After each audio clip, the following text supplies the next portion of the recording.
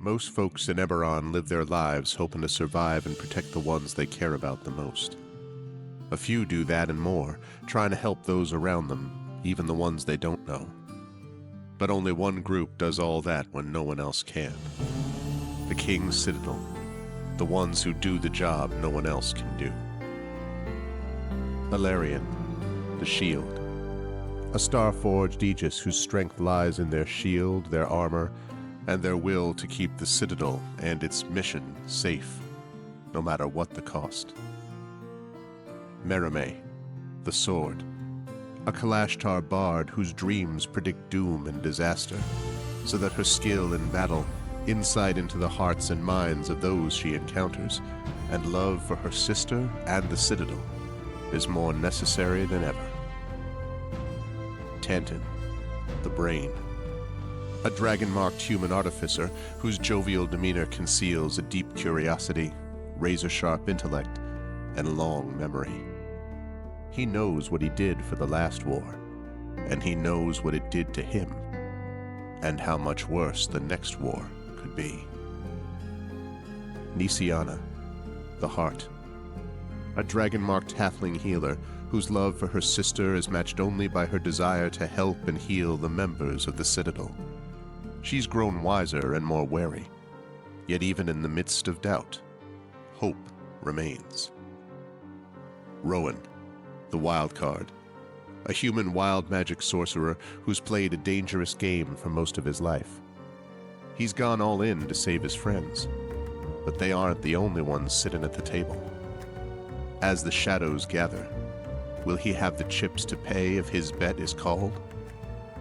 These 5 elite operatives came together to aid the salvage outpost of Salvation, where the Grey hovers nearby, a threat and a promise.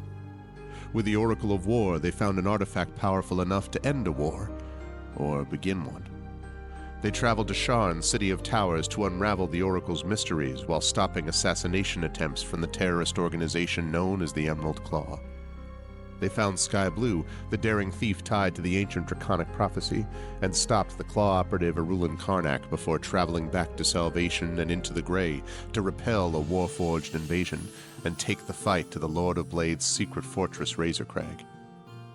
Capturing one of the Claw's most powerful lieutenants and sent to negotiate peace with the nation of Thrain, they survived another assassination attempt and saved the Thrain's leader from the continent-wide vengeance of the Undying Court, only to discover they'd been betrayed by an ally who was not as she seemed.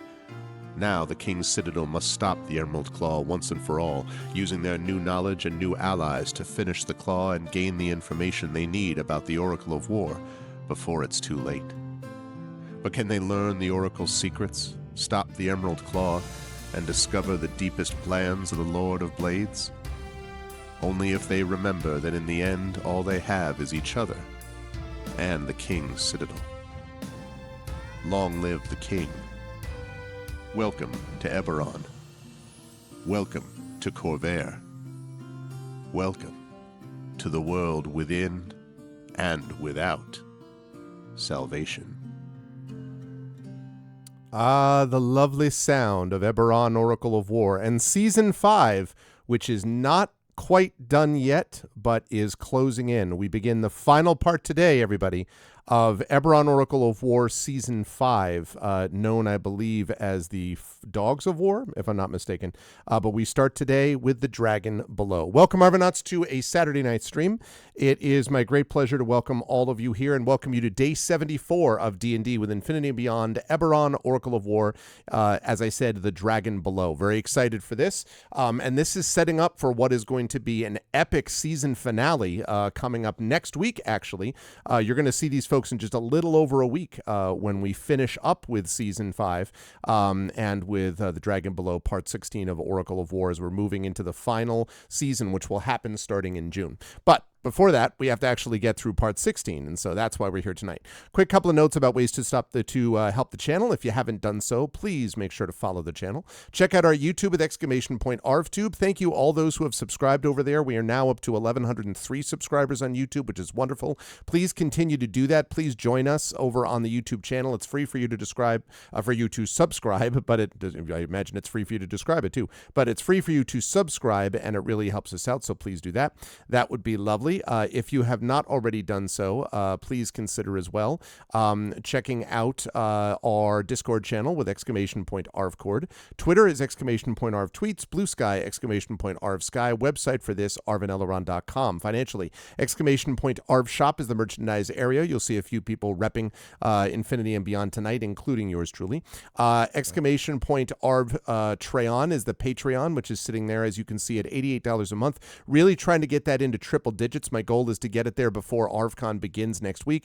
Would love to do that. It really does help out the channel. It's the financial backbone of the channel, and you can get cool stuff for yourself and cool stuff for the channel if you support us over there. So please do that. Subscribe with the Patreon. Also subscribe to the channel, where you can get those custom sub badges and emotes to use here, there, and everywhere across Twitch, and can get inspirations to help our players. They may definitely need it. If not tonight, then definitely next week. They definitely needed it last time when they were dealing, of course, with an ancient red dragon. So you can definitely jump on board to help with that. You can also get inspirations to help our players if you support the Patreon at a high enough tier. On the publishing front, Icarus, that's my graphic novel from Athos Arts. Library is my Tales and Tomes from the Forbidden Library. That's my 5e adventure and sourcebook from Alligator Alley Entertainment. And Greyshade is my Greyshade IP. Greyshade Renegade Heretic, the Grey Assassin trilogy, available there right now from Athos Arts. You can also get the audiobook of Greyshade done by our very own Trent Sparks there. And you can pre-order the tabletop role-playing game of Greyshade from our very own Brandon O'Brien, which is going to be out in August. It's going to be out at Gen Con from Alligator Alley Entertainment. Very excited for this. It's going to be amazing, and you can pre-order that right now. More details about that to come. And as always, BLM, Black Lives Matter, important to affirm and assert the significance and importance of Black lives.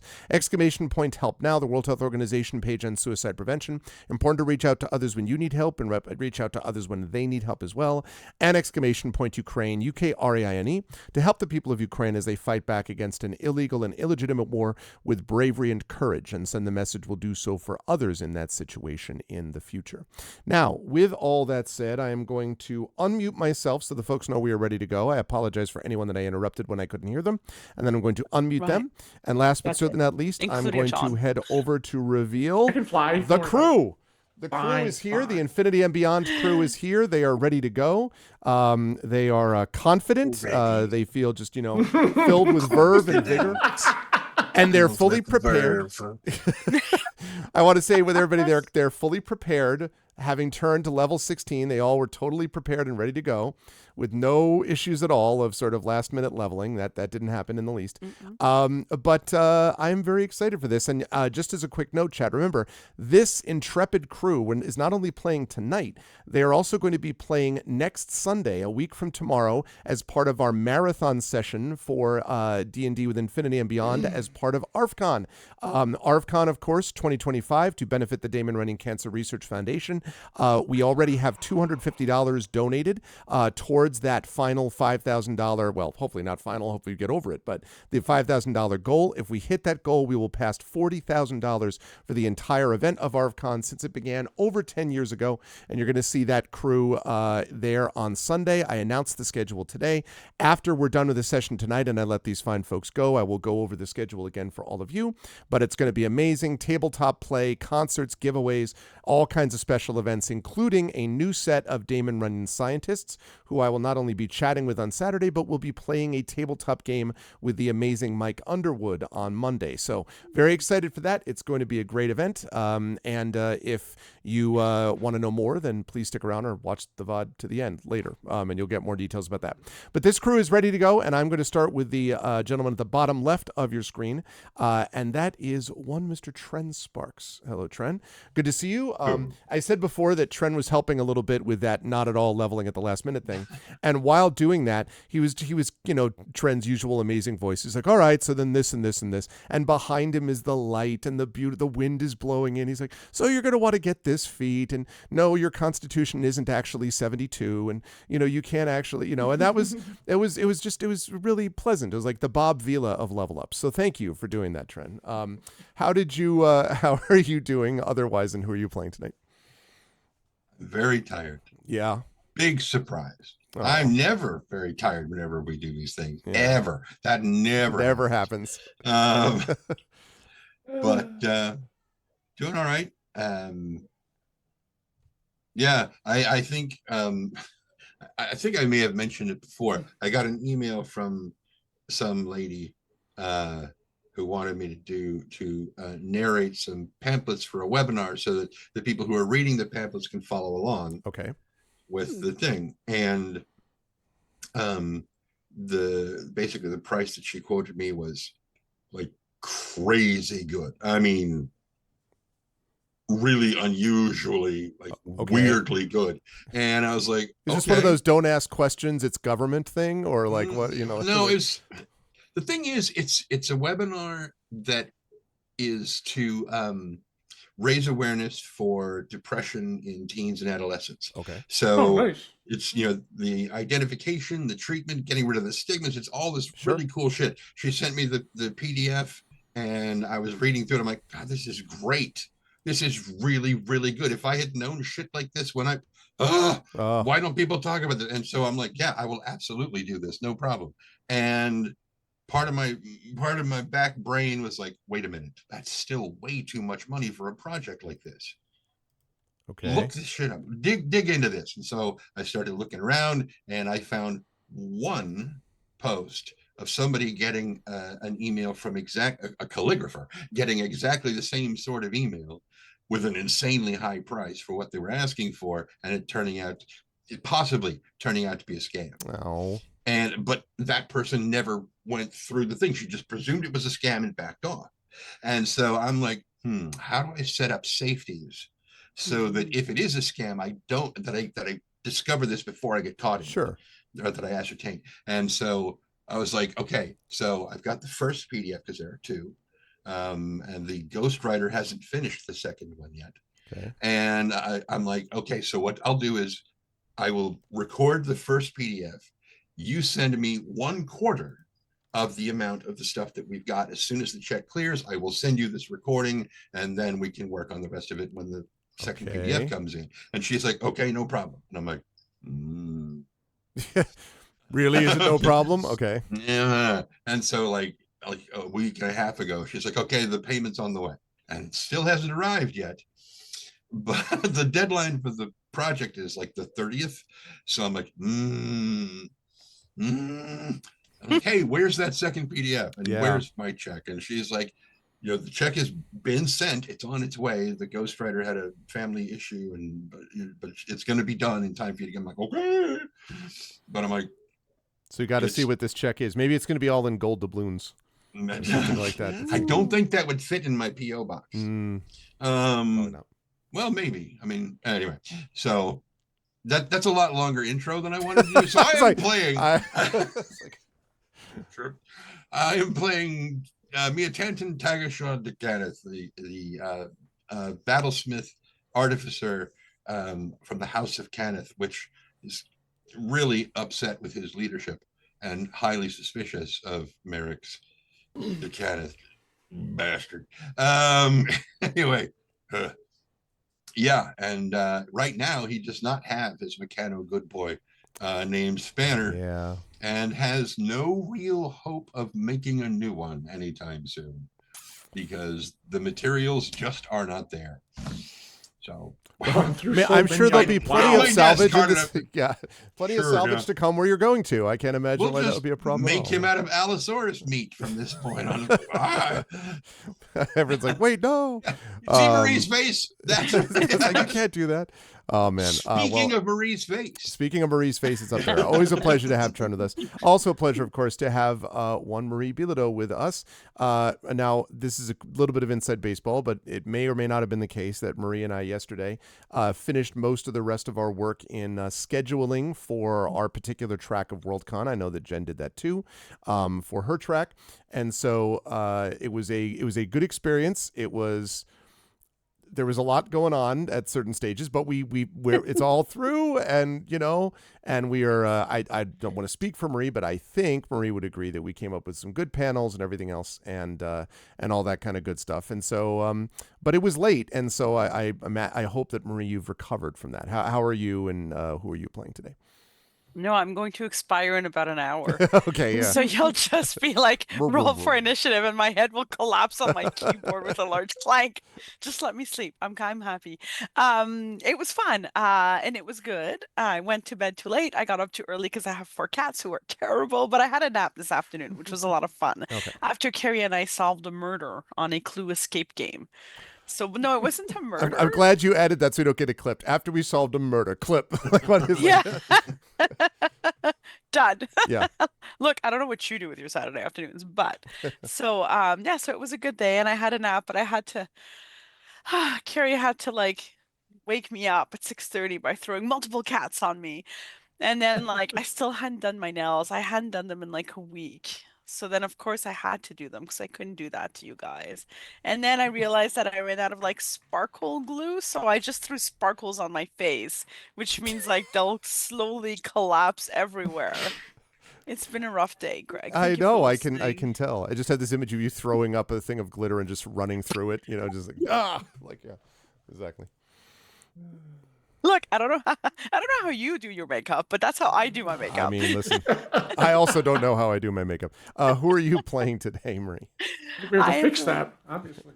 Right? I am playing Mirime Hawksmoor, freshly leveled up to level 16, thanks to the help of my friends. Popping fresh. We hold Fresh. up, yes. It's just live, hot off the presses, people. Mhm. I am a College of Swords bard, also a Kalishtar. I like to hang out with my friends. I can talk telepathically to you in your house right now, and hang out with my sister, played by Jennifer Brozak. And it's been a lot, but I think Mirime is ready to go step some things today. So let's do this. Let's make that happen. Always a pleasure to have Marie with us, and also a pleasure, of course, to have one Mr. Brandon O'Brien with us as well. Brandon, it's good to see you. Brandon, of course, as usual, has been the monthly columnist for Rascal News, of course. Has also been busy with a host of other things, including Gray Shade stuff. And so, as usual, Brandon is just got all amazing things that is being done. And I imagine Brandon would say too many things at once that are coming due. But I hope that you're managing to get some occasional rest here and there and all that kind of good stuff. What's new with you, and who are you playing today, Brandon?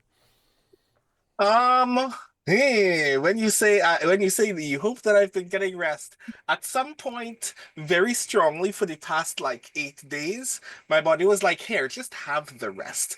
Just take it. So I was in like a fugue state for like the last week, where like I couldn't, like I was sleeping in front of my PC. I couldn't remember what time of the day Oh, it no. was.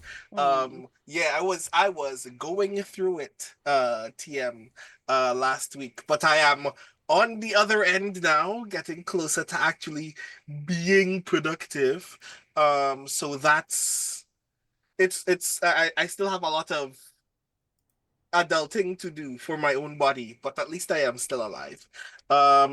In the vein of me always finding a media thing to talk about whenever I am here, this is my opportunity to let people know that a cool thing is happening on British television presently.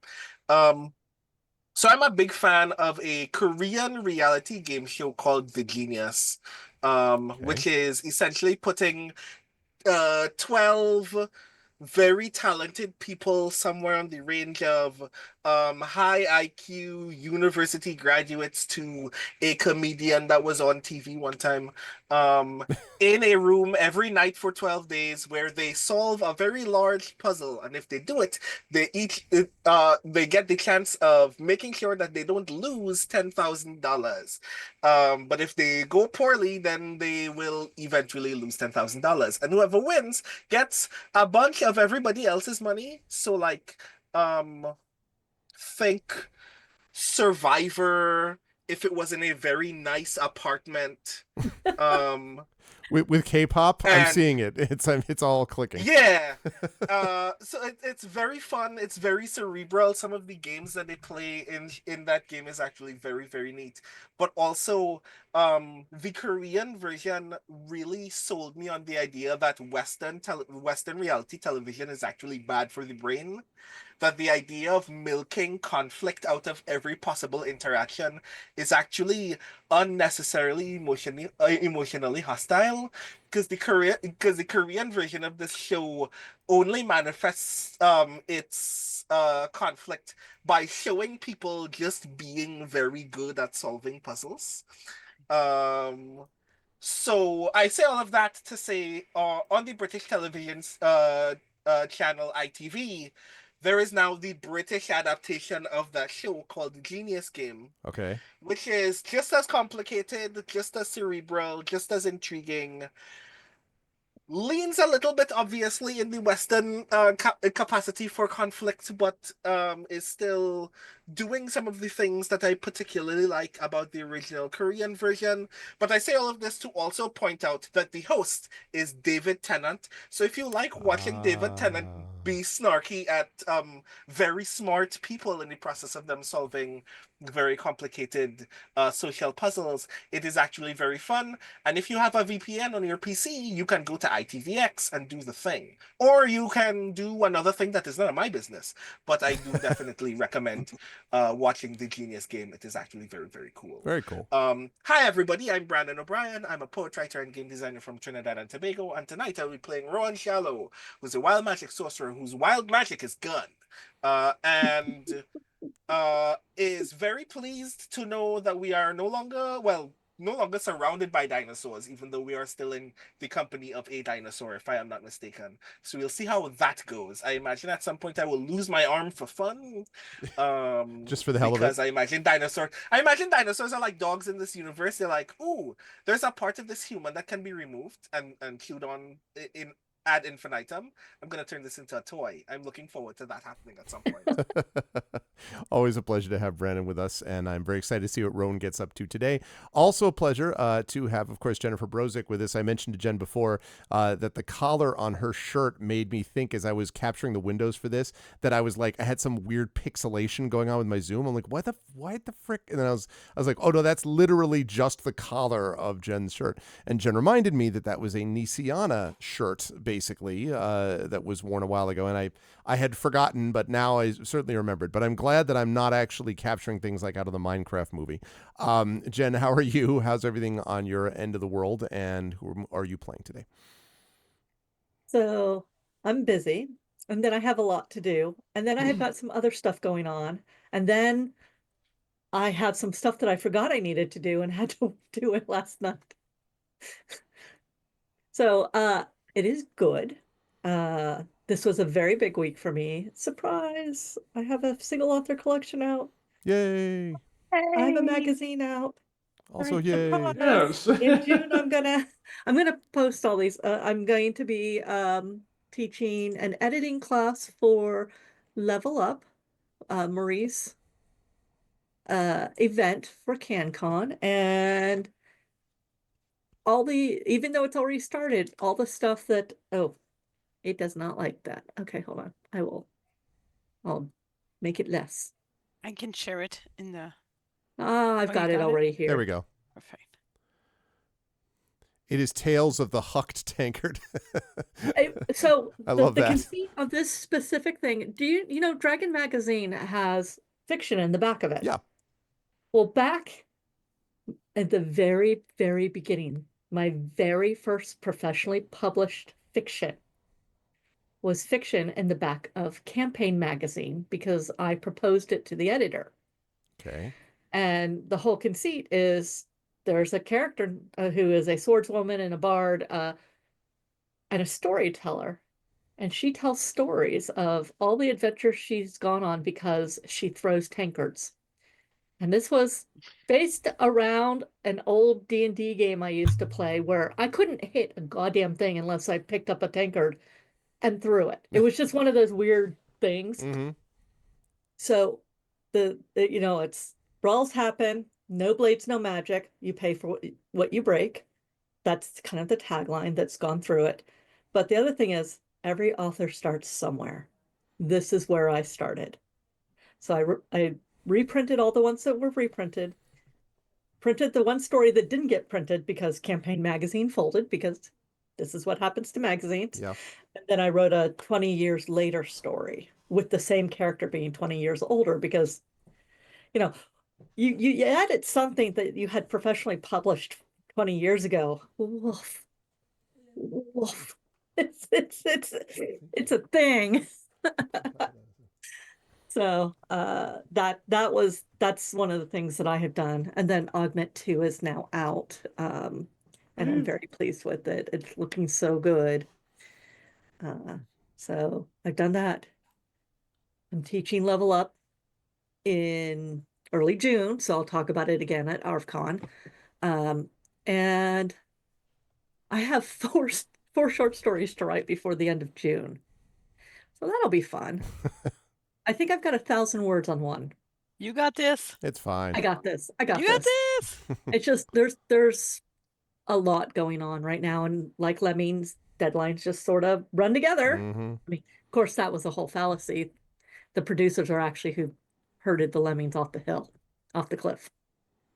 If you didn't know that, by the way. Yeah. You can look it up. I wouldn't recommend looking it up because it's kind of terrible what these people did, but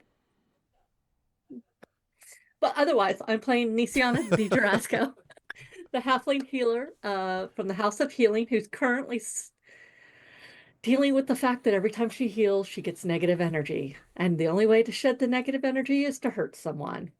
And so, and if I get as much negative energy as my hit points, I then become vulnerable to all damage. And I have disadvantage on death saving throws. This is bad. Mm-hmm. So it's not great. One of the reasons I took the bracers of archery, because I need to be able to hurt people. Heal, hurt, heal, hurt, heal, hurt. Yep.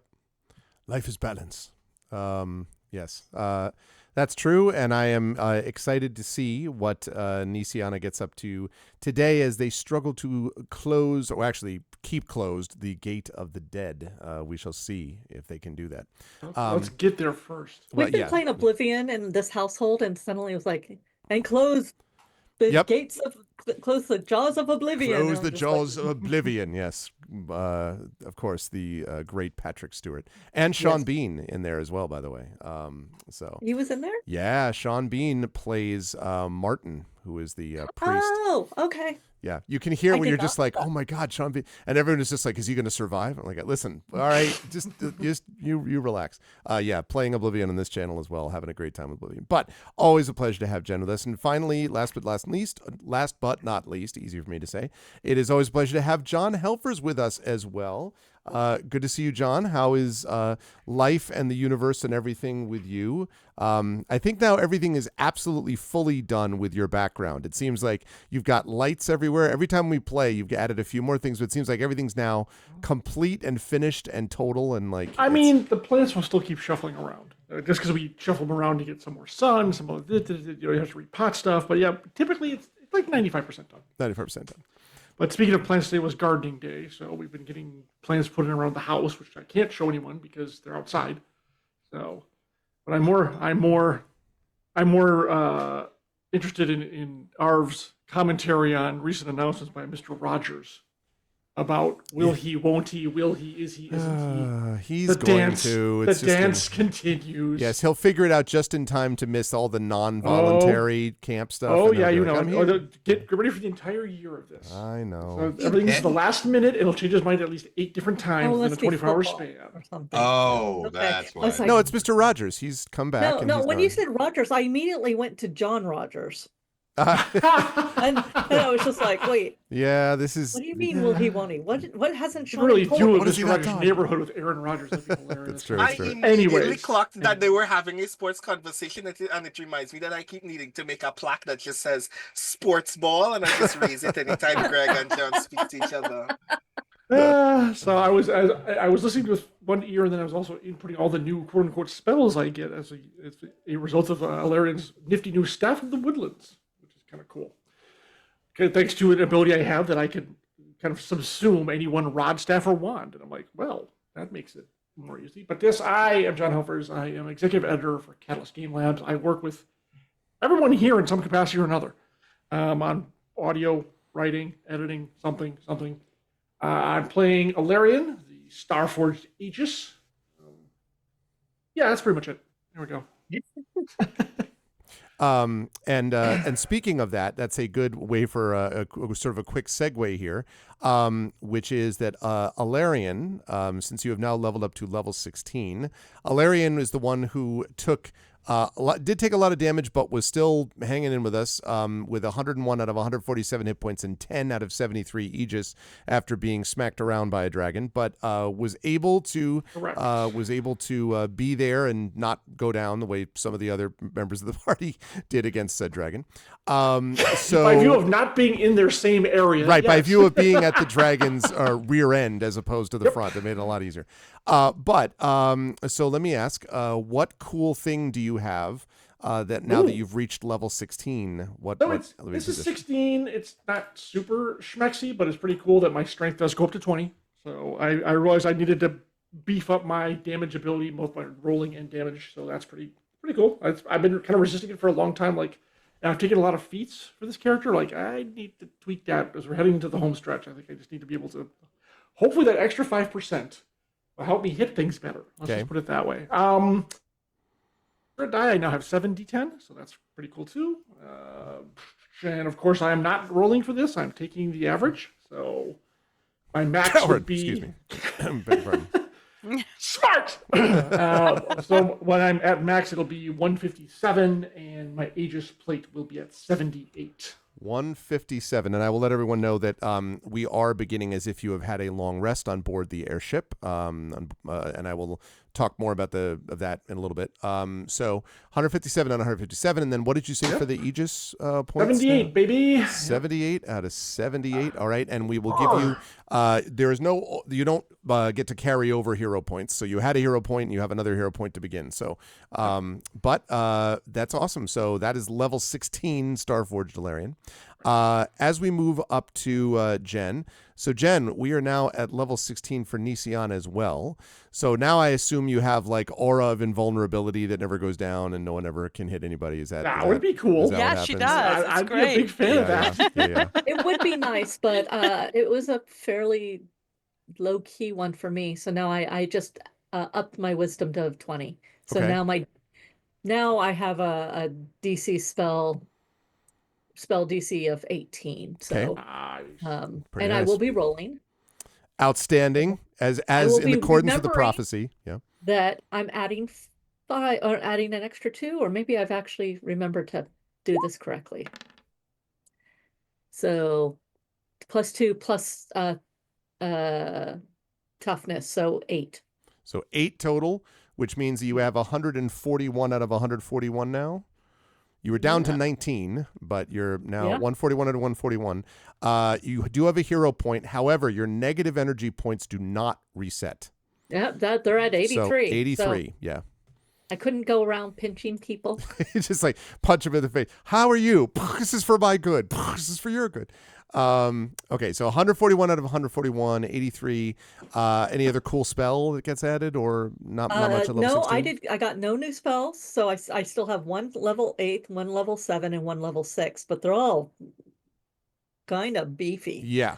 Oh. Well, I mean, we're heading into the highest tier level of characters here, just about, chat. So it's going to be crazy talk. This, just for a way of comparison, the highest that we've done in this channel before was with Infinity and Beyond doing Palace of the Red Pasha, which concluded, I believe, at 16, if I'm not mistaken. I think you finished at level 16, or maybe just went to level 17 or something like that. But it was something like that. And so now we're moving on beyond that, obviously. So.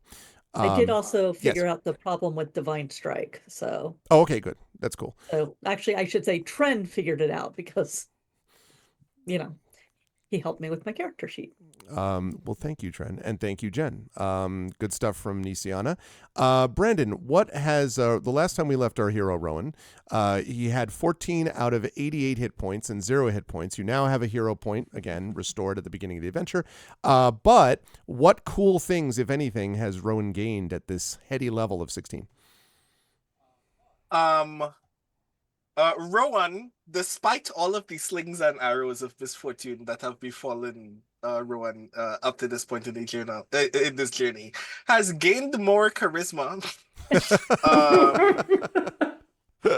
So my charisma is now 18, which is now +4, which makes my spell DC 17. 17.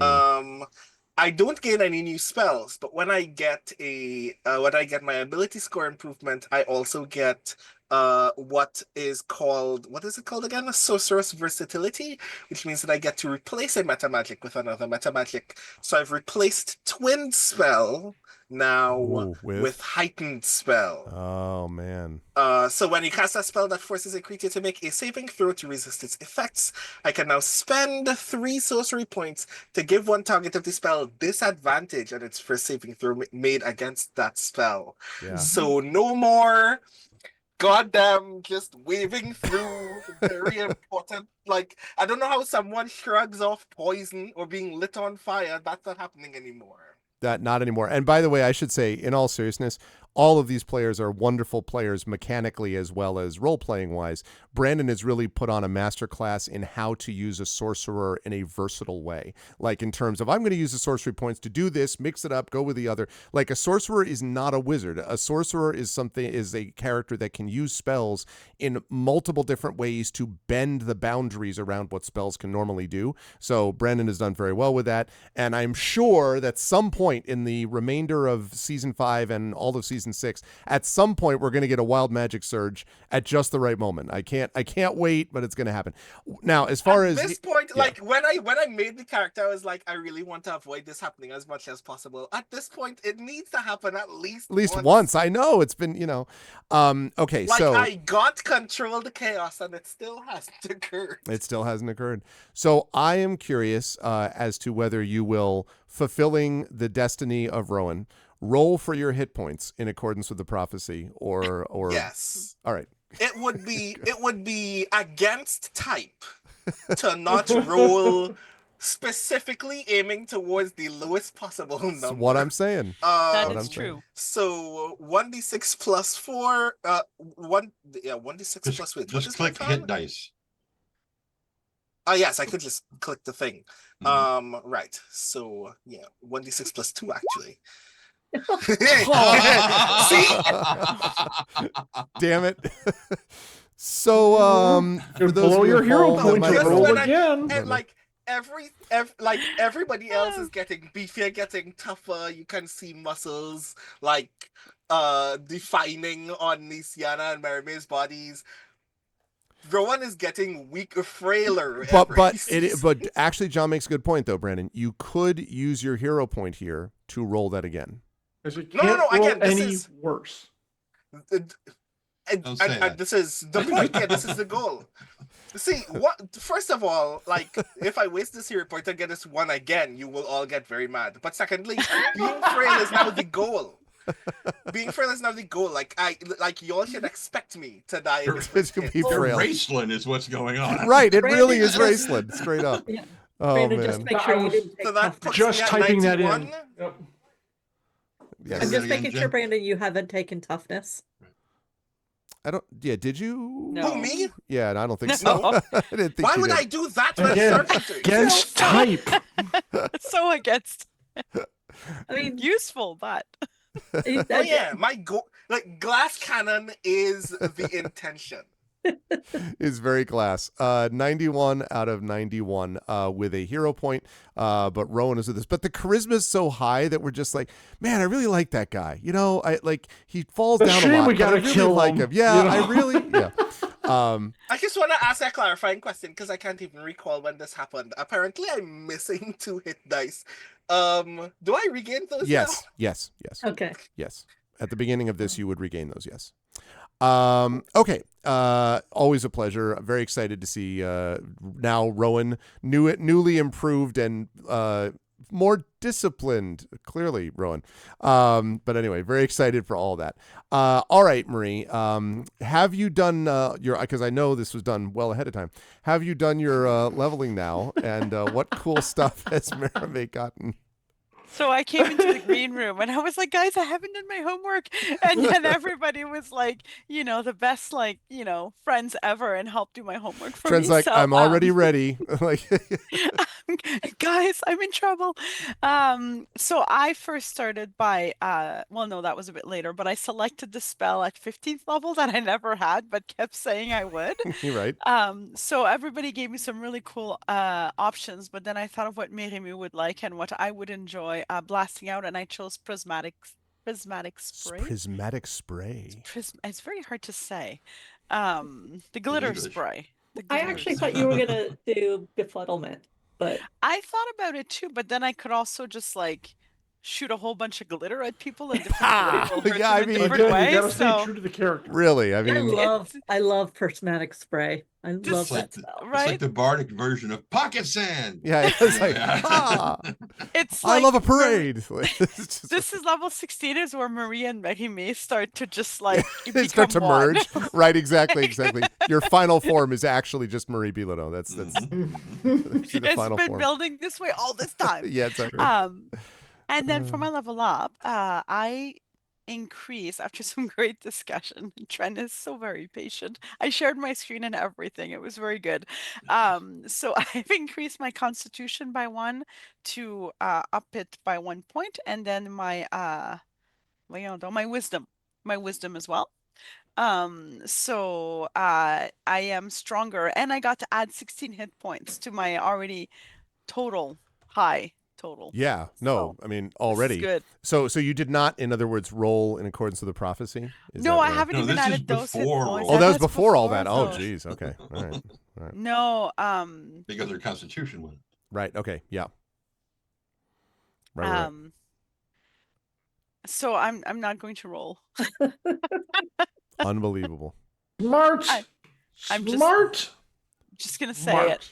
So I Right. get 5. Flourish or Plus- flourish by numbers, I wonder. Is it plus my dexterity or plus my constitution? Constitution. 5. Plus your Plus constitution. So 5 plus 3, so plus toughness. So I get 10 extra points. So I'm at 191. 191. Nice. To I be just wanna clear, that is say- more than double Rowan's number. I got you, Rowan. I got you. I just want to be real clear because Carrie just walked in here to get some art stuff that she made an amazing orange chiffon cake that I didn't talk about. So I just wanted you all to know that I enjoyed that.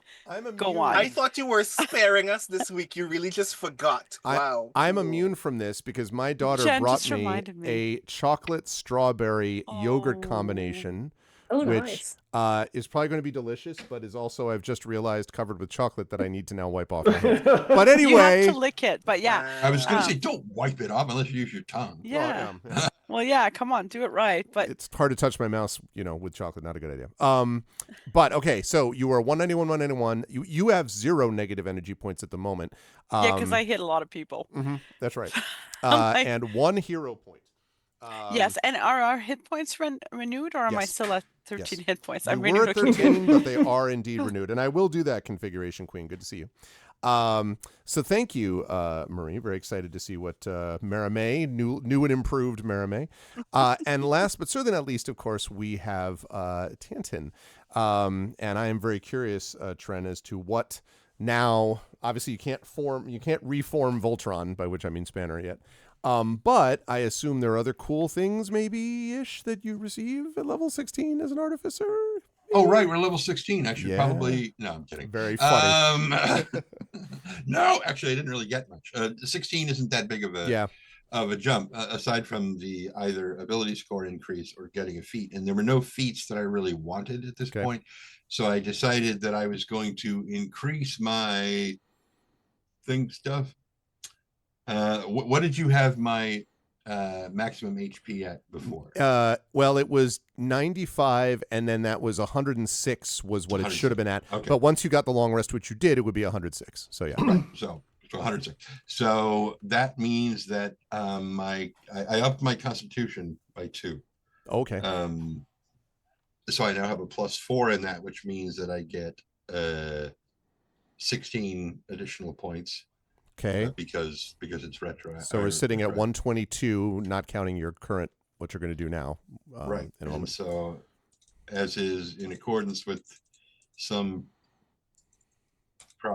whatever thing, I'm going to roll because I love rolling. Do it. Dice. Do it. Okay.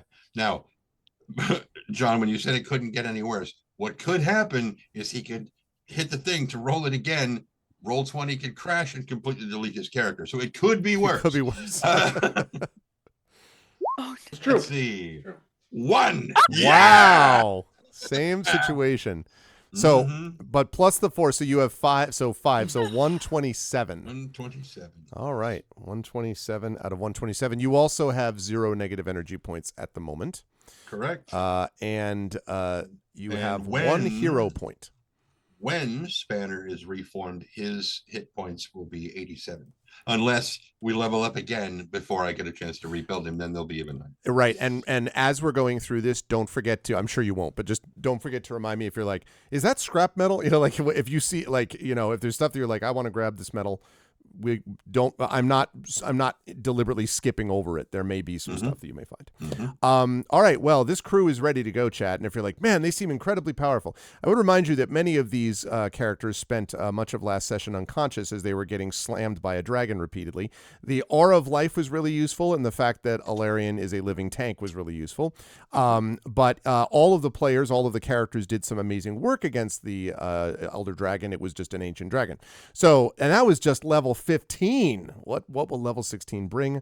Let us find out. Let's shift over here to the map as we see ourselves in the Talenta Plains. I'm going to fire up some music, and then I'm going to talk a little bit. I have a newspaper article for you all to read. A short Hot off the presses. hot off the presses.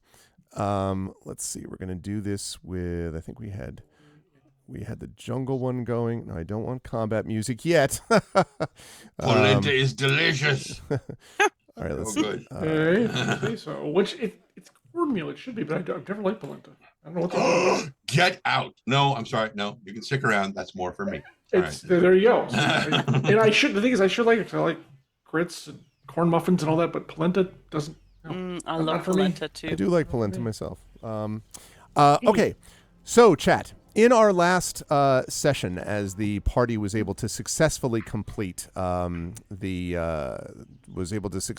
the dream dragon. Yes, was exactly. able to successfully complete Dream Eater. This just a bit of recap information. This is the part, as I've been watching Person of Interest, the skip recap, skip intro, you know, like as I've seen all these things, right?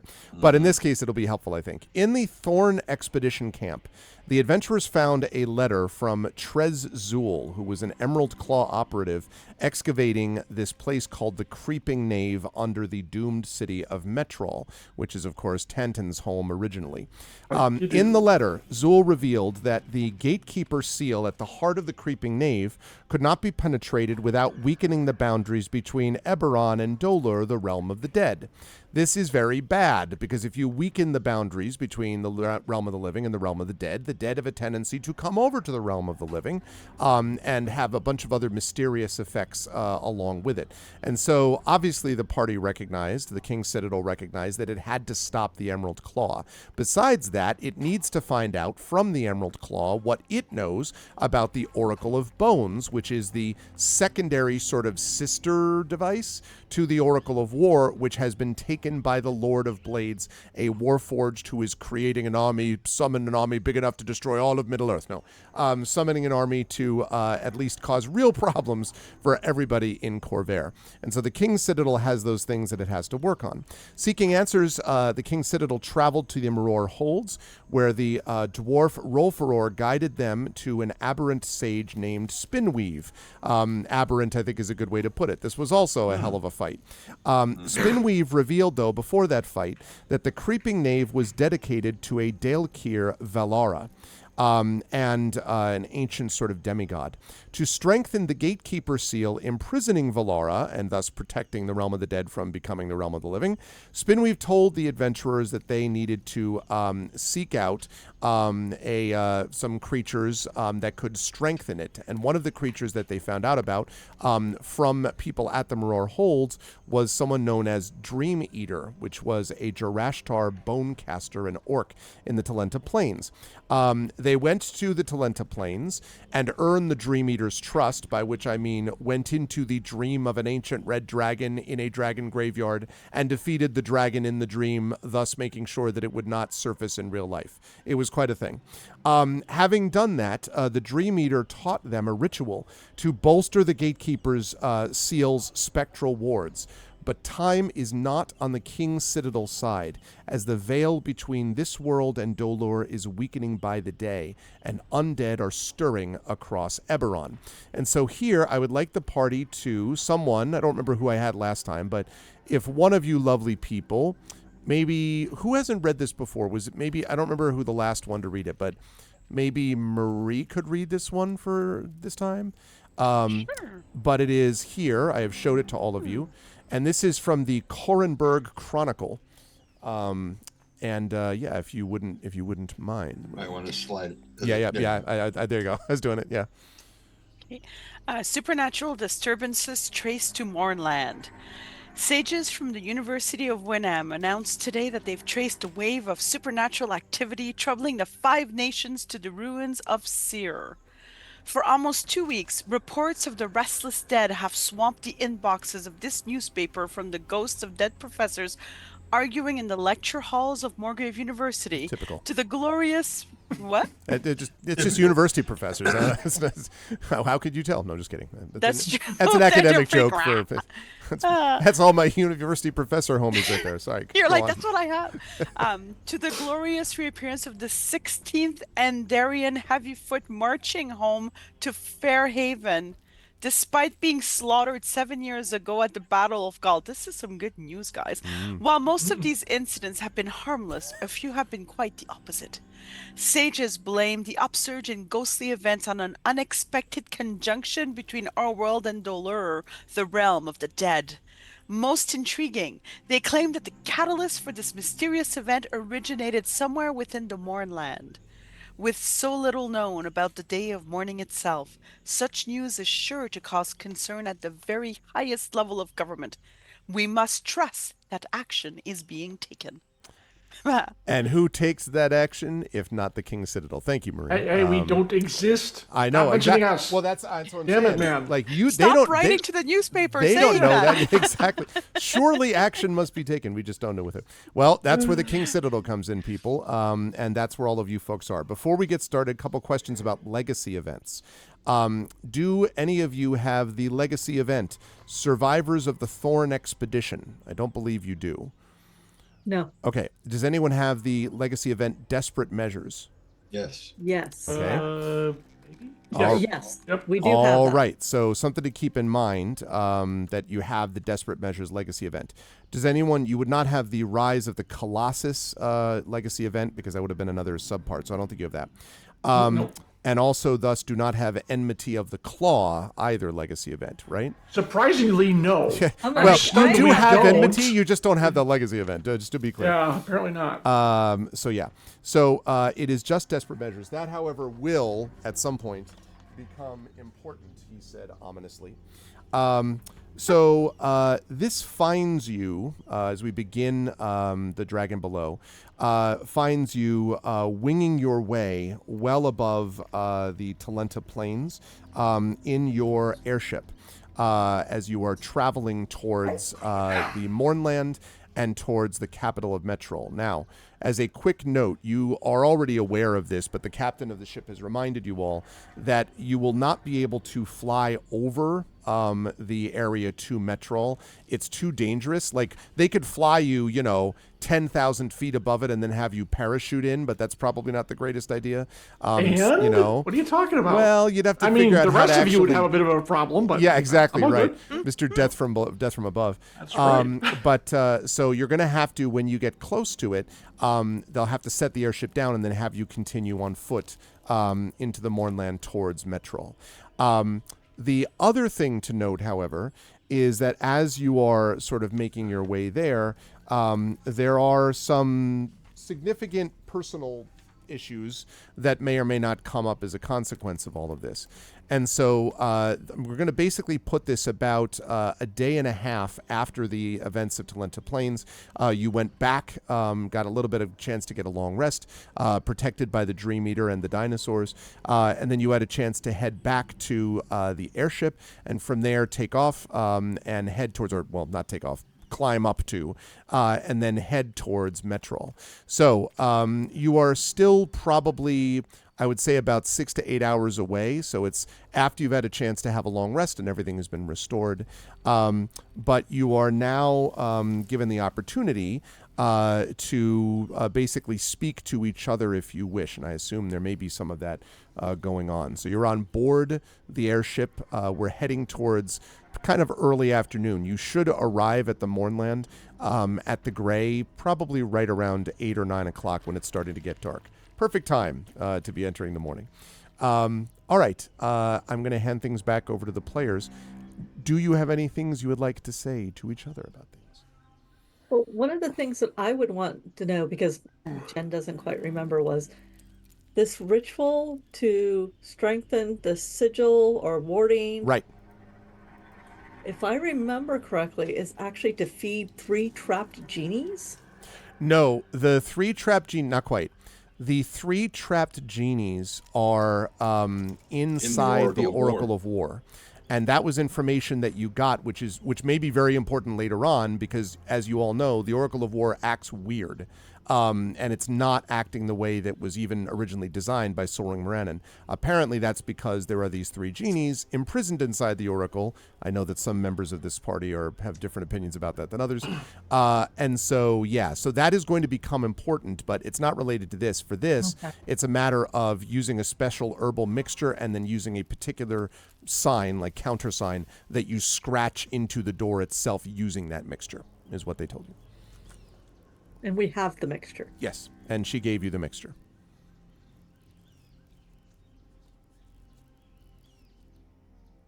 I guess the question is, do we have a plan?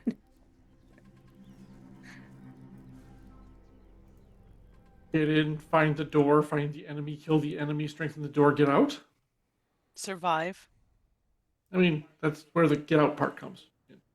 We leave. We leave in one piece. We all leave together. That kind of thing. Yeah. How do Well, we preferably leave in 5 pieces. Because we don't want to leave in one piece, because then we all got smashed in it. I mean, But how are we going to find the door? I mean, so this is a ruined city, correct? Not that much. No, I thought it wasn't slagged in battle. Something? No, not so much. No, when the morning happened, the people were screwed up, but the city was pretty much intact. Yes. That's quite right. And also I should say one quick note, which is that you may remember that back in the My Undying Heart, where you had to go get the Emerald Claw operative. He was a vampire, and you had to go in and deal with that guy. Oh, yeah. There was a map there that set you on this path in the first place that told you about this interest in the Creeping Knave and in Metrol and all that stuff. And in that, the entrance to the Creeping Knave, which is clear from the map, and also Tanton would know, is through, or at least used to be, through an old sewer tunnel, which is at the base of Metrol Station. So assuming that was going to be my next question. Yeah, and assuming Tanton is right, that stuff would not be destroyed. It may be that you're walking into a subway station like the video game Metro, and I'm sure that'll be fine. What could go wrong in that perfectly normal video game where there are no zombies isn't that or like anything? A complete kill box? I don't know what you mean. But anyway. So no yes. idea. Yes, I was not to bring up terrible nightmarish memories for Tanton, but yes, how much does he remember of the city, and did he know, and yada yada yada. So it seems like we have the means to get there at the very least. Well, we have to cross back into the Mournland, and then we have to go to Seer. And I'm watching Mia Tantan as I speak. He is port side aft, facing away from the dead gray mist. Okay. The what? The dead gray mist, the gray Oh. cloud. Oh, he's facing away from it. Yeah. And those of you who are observant will probably note that he always does that. Yeah, he never. As often as possible, he never looks at it. But what happens when we're in the mist and you can't help looking at it? He looks at the ground. Okay. Or he's working. He's always, yeah, if he's doing something. That's true. If you're doing something, you can't look at it. Good point. Mm-hmm. Point. Yep. Okay. Well, I'm gonna look at my sister and understanding that Tantan is looking elsewhere and not necessarily answering right now, unless you are answering, Tantan. Well, this is also stuff he would have told you guys before. That's true. So I'm gonna look at my sister and just say like, and ask of the group while looking at you, is the healing magic oddness going to continue? Yes. Or Until we figure this out. Mm. That's why I need to continue to use my bow or my sacred weapon, spiritual weapon. I can feel the energy within me still from the last fight, or from the last time after when I healed everyone. So I just need to be very aware and conscious of that, because is there anything we can do now to help you with that energy? That can't be comfortable.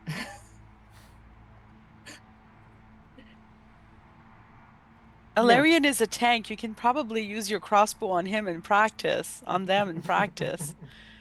I would be very uncomfortable hurting any of you. I understand that might actually be a detriment to all of us. And if you insist that I do, I still think it's a bad idea, because we are going into battle. The Mournlands will not be kind, especially with the veil between us and that realm of the dead being so thin. Yeah. I suspect there will be a lot of things for me to shoot and hit. That's true. At least I guess that's a good thing. I'm a bit torn here. My whole life is about healing others, and now I'm forced to hurt.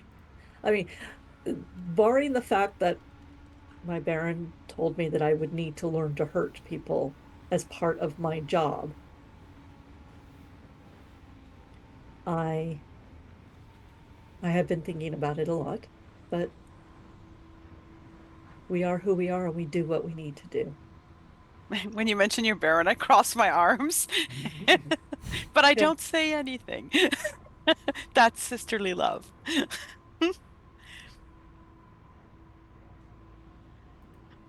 So, yeah. I mean,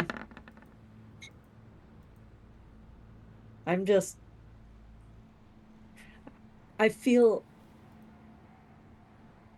we have a goal, but I still feel like we are unanchored, Rudderless. That we are drifting. We kind of know where we're going, but we have no plan, and that makes me nervous. But I don't think we can plan, except to say who's going to draw the sigil using the goo on the door. Who we need to actually kind of have a plan for that. And I kind of that, and I look over at Mia Tantan, and I'm like, and I suspect it won't be Ilarion or you. The two of you will be guarding us. It shouldn't be you either. You're already taking enough negative energy from healing. Well, nobody said that this ritual is going to hurt the caster. But I mean, so far all we've done has been responding. Since we found the Oracle of War, the only thing we've been able to do is respond. And right now, I feel, and perhaps it's unfair of me to do so, but I feel like the sigil might, we don't know, it might hurt. It might hurt you more. And I don't know that it's a risk worth taking right now. Not with you, you're already hurting from healing us. Well, you're right. We are being very reactive, and this is why I feel we need to have some sort of plan. And why that means either Rowan or Mia Tanton needs to plan to do this thing. I can do it too. I have good hit points. I mean, I feel stronger lately. You will probably be keeping things from hurting us. You That's and true. Ilarion. Yeah. And That's why I feel this going down, that we will be keeping things off of them to get it done. So it really could be any one of the three of you. You all should be ready to do it at a moment's notice, to be quite honest. well, then we need to practice the sigil. We have time. Also correct. And Mia Tanton, I know this hurts, but we need to know whether or not you can or are willing to do this ritual at the door.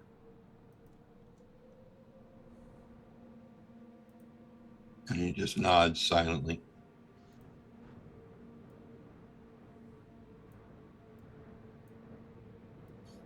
And then after a moment, he stops and kind of turns his head to the side to sort of look towards the group, but mainly keeps his eyes on the deck when he does.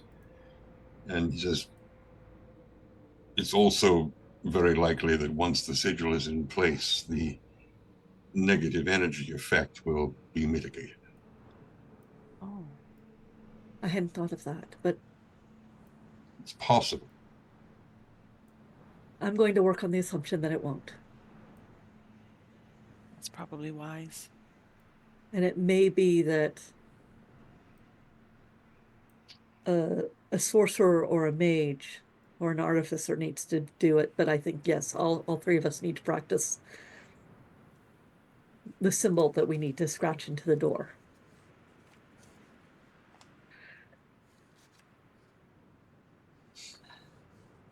And we have a newspaper to scroll all over. It's true. With ghosts appearing everywhere. Ooh. Yeah. That's uncomfortable, and we have to prepare ourselves. And I glance at Mia Tanton, knowing that he fully well knows this, because who knows what kind of ghosts we'll encounter in the city.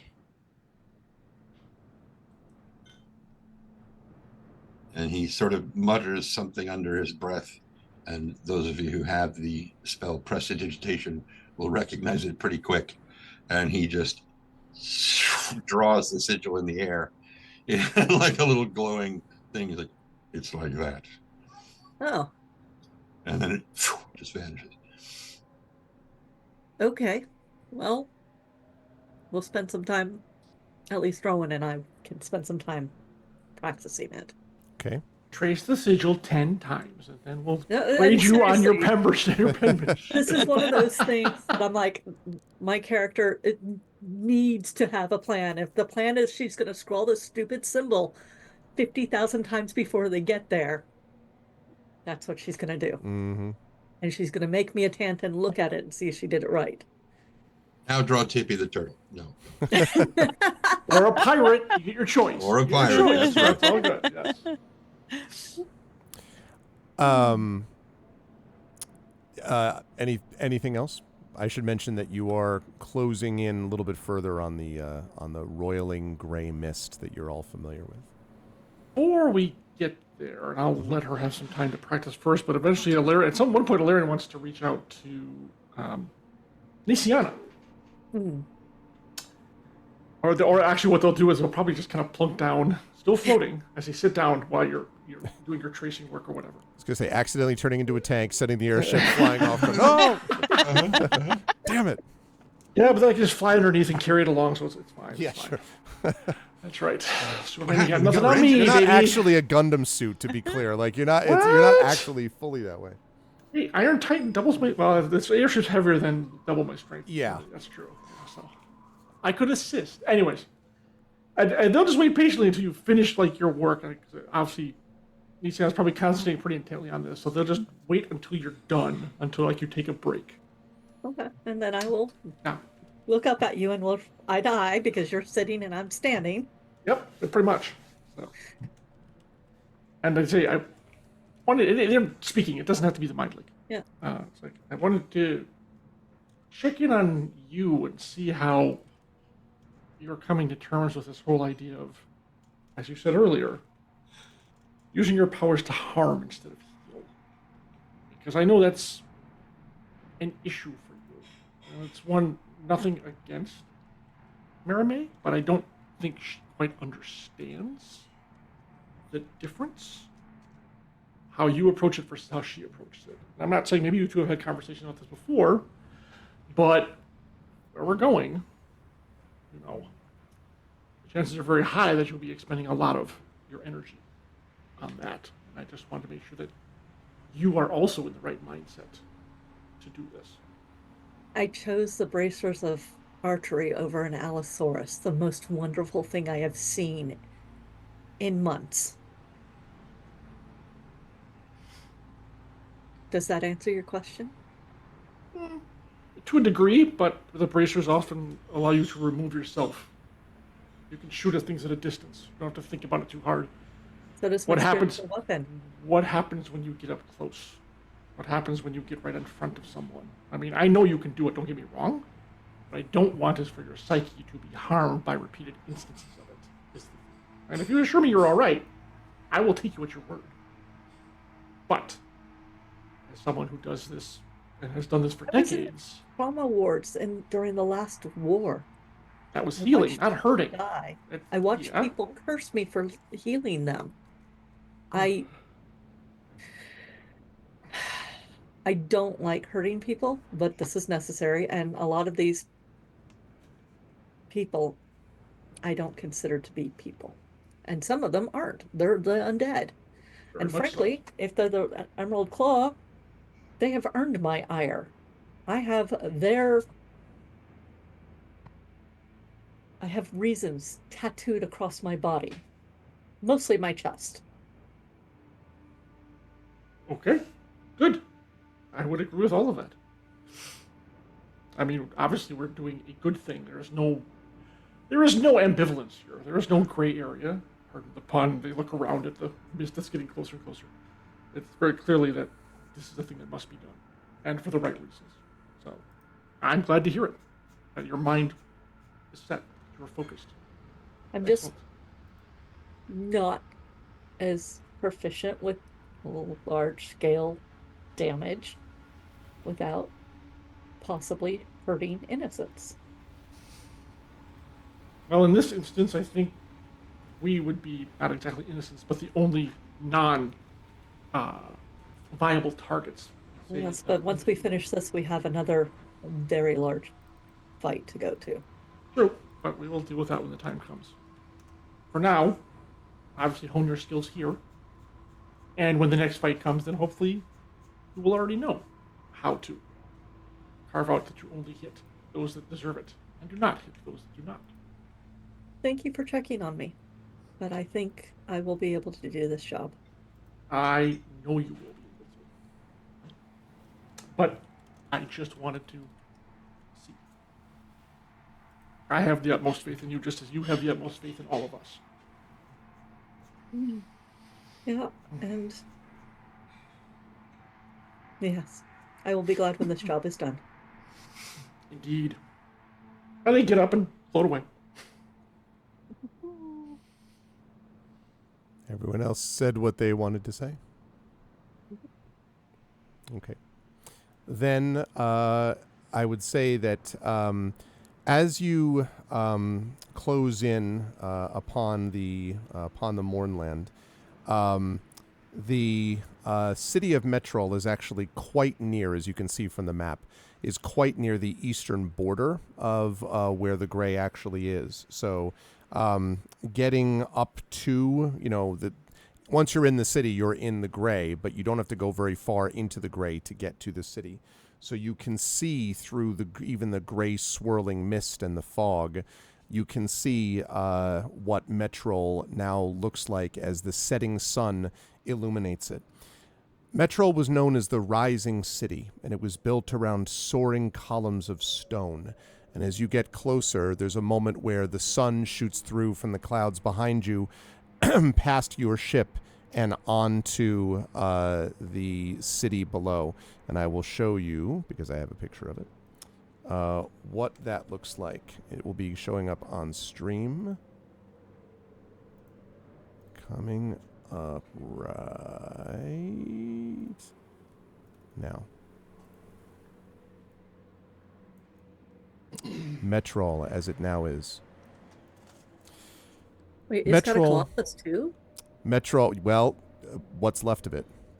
Known as the Rising City, Metrol was built around soaring columns of stone, and these spires remain almost perfectly intact, even though the crumbling city around them, and by crumbling, I don't mean they were destroyed necessarily by the Gray, but falling out from disuse, and apparently, since then, the depredations of looters, monsters, and things like that. The city around those spires is corpse still.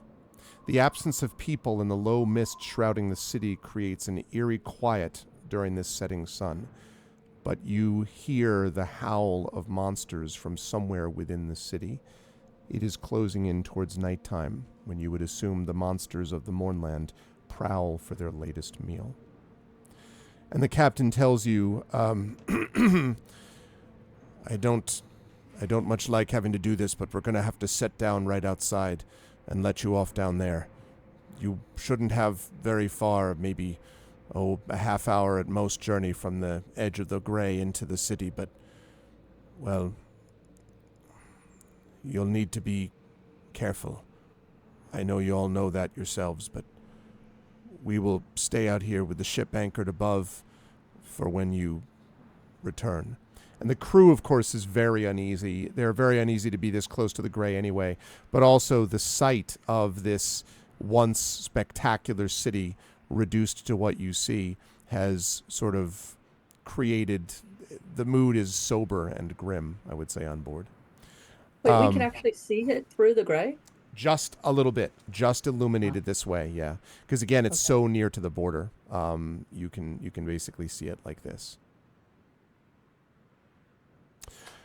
So, the ship descends and within a few minutes has arrived at its spot where it stops, and then is able to drop ladders for all of you to be able to climb down. There are a couple of source sleds as well that is on board ship that you could use as well, but you could take a source sled, you could take a Larian, or you could take the ladders. But either way, there is nothing close by here outside the Gray, but of course the roiling mist. And as you sort of descend, this image that you see then disappears because now it's too low, and it's now covered over by the fog and so on. How heavy is this, the average? Like, what are these source sleds? Is how heavy? A source sled is probably a couple of maybe 150 pounds or so. They're designed to be fairly light. They're managed not by engines really, more but by sort of magic and repulsion and things like that. Right. But they're not nothing because they have to be strong enough to be able to carry the people on the platform. And they can usually carry what, 2 or 1? Yes, 2. You can do 2, but it's tight. One of you is a hat. Yeah. I'm just curious as to whether it might behoove us to take one with, because then between myself and a source sled, we could carry everyone out of here in case we needed to leave in a hurry. I would like to drive a source sled. I had fun with them before. Also, a reminder, you can't fly them into the morning for the same reason. So, just like, I'm just letting you know, it would just be to descend to the bottom. Oh, yeah, exactly. Okay. Never mind. Because it's going to disrupt, the magic is disrupted. It might fly 10 times as fast or blow up or, that's. No, Well, never mind. then. it'd be like if Rowan made one. Okay, got it. Gotcha. Wow, shots fired. Wow, burn. I noticed he's not disagreeing with me. So A fragment of the air Yeah, you're not elemental wrong. used. That's yeah, still, see, it's learned. was Fragment of the air uncalled elemental for. used to enchant the source sled might break free and decide to kill all of you. Mm-hmm. You know what? The ladder sounds great. Like I just, yeah, sturdy rope. Good old I'm in. sturdy ladder. Yeah. Oof. Okay.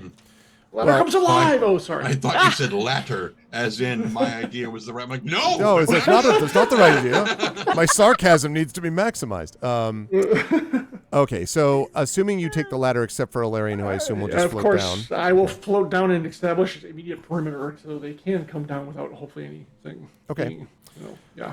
So you're able to do that, and all of you are now standing maybe a minute away's walk from the edge of the gray, and you know beyond it, again, maybe 15, 30 minutes walk to the actual city itself. And within the city, then, they have to get to Metrol Station, but we'll talk about that when we get there. Hey, Latent Passion. So, once you've reached the bottom, the ladders are retracted, the ship hovers above you, and you can now set out if you wish. There's plenty of room, obviously. You could all go, 5 wide if you wished, or in single file. It's up to you.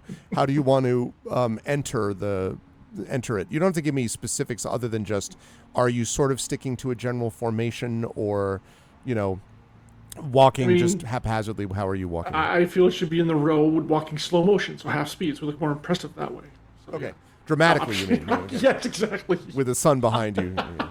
Yeah, I like it. and then the ship explodes behind us, and we don't look back at Yeah. it. There you go. There you go. You're like, just don't even. I It would was like. coming. I will stick close to my sister, and I will be like keeping an eye out and being a little bit upfront, so that if anything springs. Okay. Yeah. I think as the largest among us, I will be fully armored and shielded and go out about 20 feet, enough so I can still see them in case something happens, but so I would draw any quote-unquote attention, and the rest of you just hang back. Okay. Kind of a partial scouting-ish. Okay. Yeah. So as you enter the gray, What are no map? not yet. As you enter the gray, there is that sort of uneasy, faintly nauseating experience that you haven't had for a little while of being inside this, and then you were inside this strange swirling grayness that then passes so that everything is just a kind of dull gray. But you are now, of course, inside the Mournland. And as was promised, after about 15, 20 minutes or so, you find yourself approaching the walls, the once proud walls of Metrol. The gates have been riven from their hinges, and they lie on the ground devastated. Something did this. Presumably, a colossus could have done it during a battle. There could have been any number of things, or it could have been destroyed over time, or perhaps the explosive energy might have done some damage to it. But as Tanton, you already have mentioned, most of the buildings and the spires and so on remain intact, but there is a lot of debris and rubble and things like that, and perhaps other things. And as you cross just over into the border, you can hear this faint whisper of what sounds like a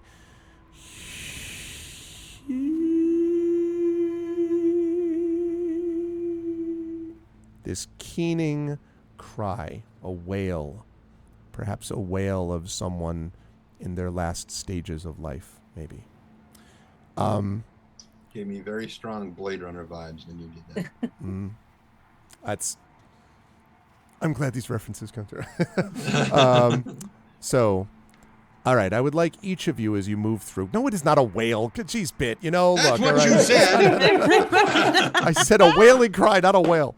It's also not Ricola. I think Grey Wall. All is of very chat is on appropriate here. timeout. Okay, no, I'm just kidding. It's like Ricola. No, it's my awesome Blade Runner reference. Shut up. Okay.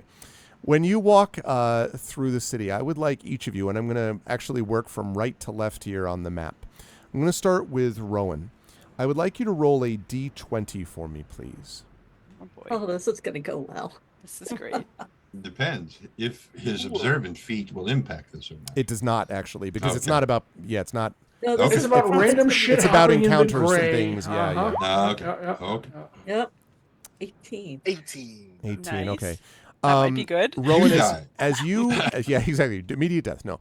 As you walk along, Rowan, you hear sort of behind and around you these what sound like whispers, and they're very close whispers, as if they're right next to you, that say, "You can't hide forever. You know they're there. You can't hide forever. Shadows, Lord of the Shadows. Shadows are going to be there everywhere you can find the bases of the things. You'll know what's there when it comes for you next. There's things that are finding them." It's like this conversation happening behind you, but clearly directed at you. And it feels like right at your neck, Rowan. Ugh. Everyone can hear me say loudly, if you're going to frighten me, at least be clear about what I should be afraid of. Mm-hmm. No one else has heard any of that whispering that Rowan just heard. So you just hear He Rowan just- say He that. just spoke out of nothing. Gonna stop and turn to look back at them? Do I see anything out of the ordinary? Oh, I hesitate to even do this. Depends on whether Rowan is doing anything out of the ordinary. Rowan is stabbing at the back of his neck. To try to get whatever. I mean, Yeah, I look at Larian dead in the eye and I go, I assume you're not seeing whatever it is I'm hearing. Yeah, figured as much. Grand. This is going to be a delightful experience all around. This is going to be interesting. I want to do Arcane Insight. Okay. So advantage on an Arcana check. I'm trying to get a read on the location, which might be a mistake. That 22. Yeah. So, I don't know if anyone's ever had the experience, if you live in the States, of walking into a guitar center where every guitar in the place is being played. So there's like a door, and then you open it up, and it's just like...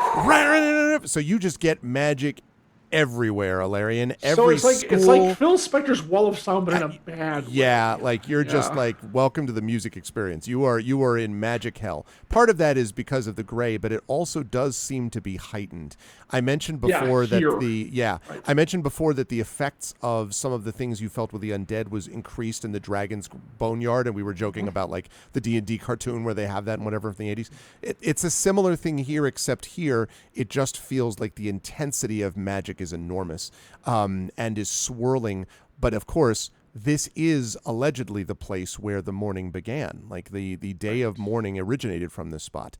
And so it certainly feels that way magically. It's just a tornado. I don't think I'm not, even at 16th level, I'm not sure I have the ability to identify this. It's not like necromantic. It's just kind of corrupted magic, basically, right? I don't know that I would even say corrupted as much as it is swirling and confused. Broken magic might be the better way That to works. put it. Okay. Yeah. And like kind of not quite stagger, but kind of like flinch a bit, which is something Ilarion rarely does. And then just kind of keeps, unless someone wants to say something, we're going to go up. Also, I trust we have the mind link going, right, Marie? yeah. Oh yeah, in the gray. Are you kidding? Yeah. Yeah, okay. And Ilarion will check in as everyone. We move on, correct? Yep. We have. If no one says anything otherwise, then we're going to keep, at least they will keep going. Yeah. Came here to do a job. Nisiana, I would like you to roll a d20 for me, please.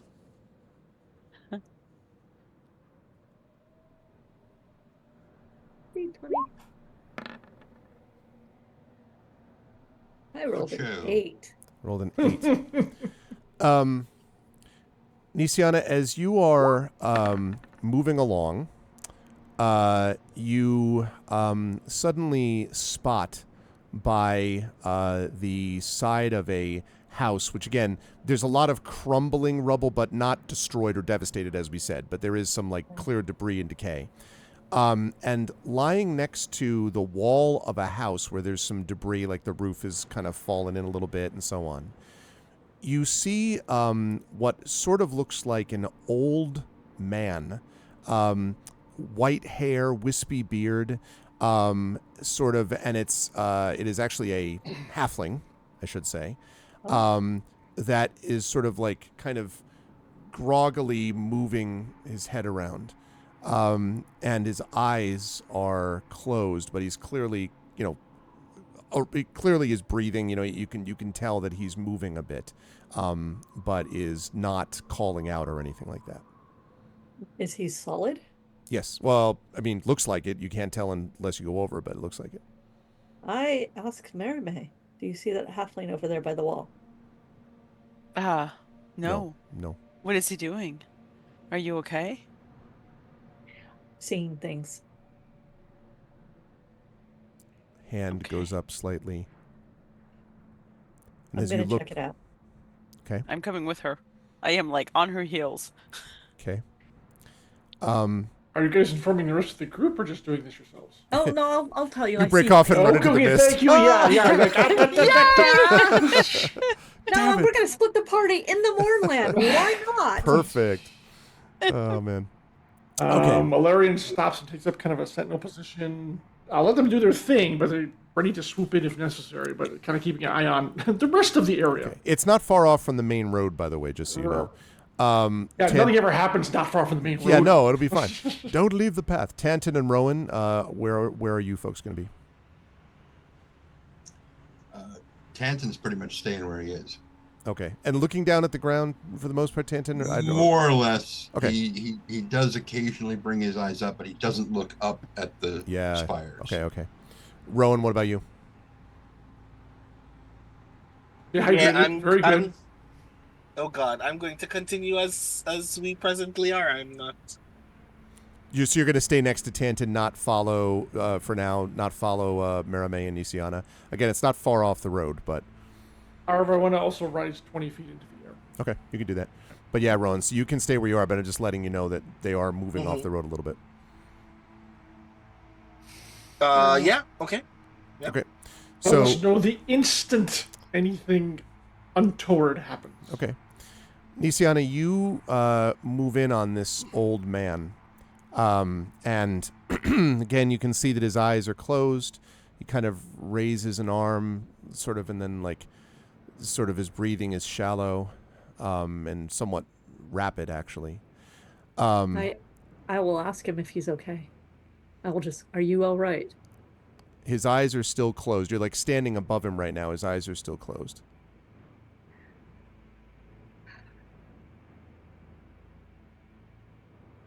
I'm going to reach out a hand and his eyes snap open. And as you reach out a hand, you suddenly see dragon tattoos flare to light around his body. And then he disappears.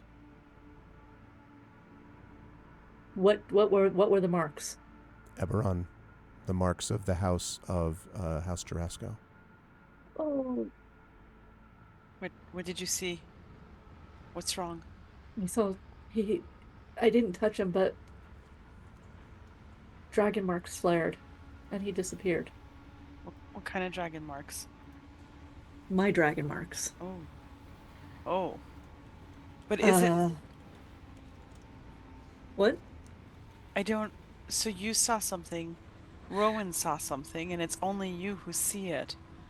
So is it... It's the morning.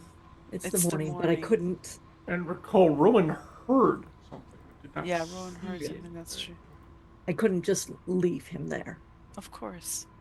I had to see. I don't know if it means anything at all, or if it's just tricks of the mind. Whenever your instincts tell you need to go help someone, I will always follow to that quest. Thank you. We should get back to the road, though. Yeah, we really should. Look around, the road is gone. I was going to say, the city has vanished. God damn it. All right. As you move back to the main road, Alarian, you said you were floating about 20 feet up. I'd like you to, as you continue towards the center of the city, I'd like you to roll, please. 1 or 20.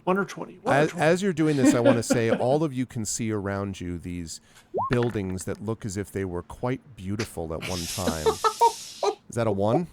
That's That's a a one. Oh, Is this I will- one where I can believe I in him? wanted it. I Oh, don't okay. think you can believe in him on this one. This is because this is not like a check. This is, this is a random table of events, but I got the one. So, as you explode. as you all, I'm going to talk about that in just a moment. My head rolls You over. sink immediately into the earth. Oops. No. As you Gain speed. as you are moving into the city, you can see that the sort of cobblestone streets at one time must have been extremely beautiful, almost glittering at some point. The buildings themselves would have glittered and shone, and yet now there is a dullness, as if you took, to jump into modern parlance for a moment, a shiny screen and made everything matte. So it's just, right, all of the shininess has been drained away, and you were looking at... Oh, 1 second. Yeah. Let me see something. Nope, I had not been to this city before it was destroyed. Okay. Okay. Just checking. That's a good point, actually. I should have asked that. Has anyone else been to Metrol in your character backgrounds? Would you have imagined that you would have Never. been there? Yeah, besides you. I don't I think so. saw a vision of it. You saw a I vision saw of it. That's right. That's right. I saw the whole vision of it as things happened. Yes. And the weirdo merry-go-round. That's right. And this is post that, clearly, Nisiana. Rowan, would you have seen this place? Would you have been to it at all? Rowan, like to the city, do you think? I don't think so, actually. Okay. So you would only have like heard about it one way or the other. All right. And Marimay, what about you? Would you have been to... I don't think so, unless I was seeking stories, but I don't think I ever went to Metrol to seek them. Okay. So. So this is just by reputation. Only Tanton, Correct. of course, would know, having been there directly. Nisiana with the vision, but Tanton being there as well would have sort of But I can seen fill in. what I can kind it of fill in was the details where it must have been magnificent in its heyday. and its heyday. Alarian, as you are walking, or no, sorry, not walking, I beg your pardon, floating, you find on the ground a little bit ahead of you, and actually the wind sort of picks it up a little bit and blows it whoosh, against a wall sort of flat next to you. So you can see it's a newspaper. Looks like an old Metrol newspaper, which is open to the front page. I'll float over there, and what the hell? I'll pick it up. It's a piece of paper, and then it envelopes me, and I don't breathe, so don't worry about it. Anyways, I will read what is on the front page. On the front page, it reads, not an old date. It reads today's date. It says the Korenberg Times, secret organization, discovered and destroyed. Starforged, found in devastated pieces within the ruins of a city. And you feel a chill sweep over you, Alarian, a chill which fills every part of your body. Well, that doesn't often happen, like ever. There's a mechanical effect to this, Alarian. Uh-oh. Okay. You cannot be healed. Wow. You have to roll a 1. Oops. Does he know that, or is it just They don't. They know that they've been hit with this cold. A cold unlike anything I've ever felt before. I Yeah. know that. Yeah. Um. Now you don't know how long it'll last. Yeah. But- No. Exactly. Well, I'm not even entirely sure what's going on. Right. Hold on a second. Yes. I stop. So first of all, I go back to the group. Okay. Do they see that I have a piece of paper in my hand? No. I ask you all. No? no? It's much like the halfling I saw. It's a vision.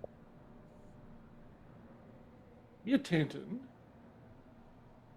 is there any way to, I don't know how to say this because we've never done it before, run what I think you would call a diagnostic on me? I relay the headline that was on the paper, and then I tell them about the chill I got, and I'm like, it's gone but not gone. I can still feel it, like it did something, but I don't know what. It was very unnerving, and I'm not sure if anyone with, or perhaps Rowan, someone with magical ability, if you could tell if anything has like, am I cursed? Has something happened to me? Am I under some residual spell effect that I don't know about? Something like that. Because, and this is very rare for me, I don't feel right after reading that headline. I should be able to.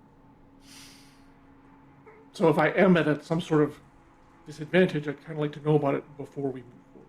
I mean, other than the idea that I might be torn apart in here while accomplishing our mission, which would also not be fun. But if that is the price to be paid. And so Tanton will take out his tinkering tools, and through a mix of magical tinkering, and actually I think his magical tinkering is an arcana thing. It would be arcana based, right? Prox, that's very funny, Prox, but the newspaper's behind a paywall. I can't see it. Sorry. I just see the first 2 lines and then subscribe here for $5.99 a month. Yeah. Yeah, so do that. Okay. I would like you actually to make an arcana check for me, Tanton. I would say I'll give you advantage on this check. You have some familiarity with this. Especially with Warforged, since I repaired them exactly. during the... Exactly. But the Starforged means it's a weird tweak, it's a regional dialect. No, Yeah. just Dimensional dialect, thank you very much. Dimensional dialect, yes. That's right. Here we go. 21. Okay. Yeah, for sure. What it appears to be is that there's a kind of sort of a field or something which is dampening the body's normal ability to be able to restore itself. So essentially it means that healing impacts would be limited. Your concern, Tanton, you're pretty sure this means anything relating to healing, including everyone's favorite spell, Aura of Life. You don't think that would work right now in Alarian?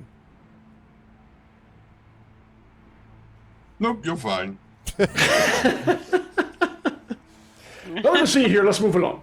Take 2 of these and call me in the morning. Okay. He just hands him some rocks. No. No, Tanton definitely passes that information along. Well, And- I react as stoically as I always do because I have no expression on my face. So I was like, but good to know. All right. Shall we carry on? Even if Spanner were here, his repair wouldn't work either. Well, unfortunately, he is not. So that is sort of a moot point. It is more the Aura of Life I'm a bit more concerned about. But what will be, will be.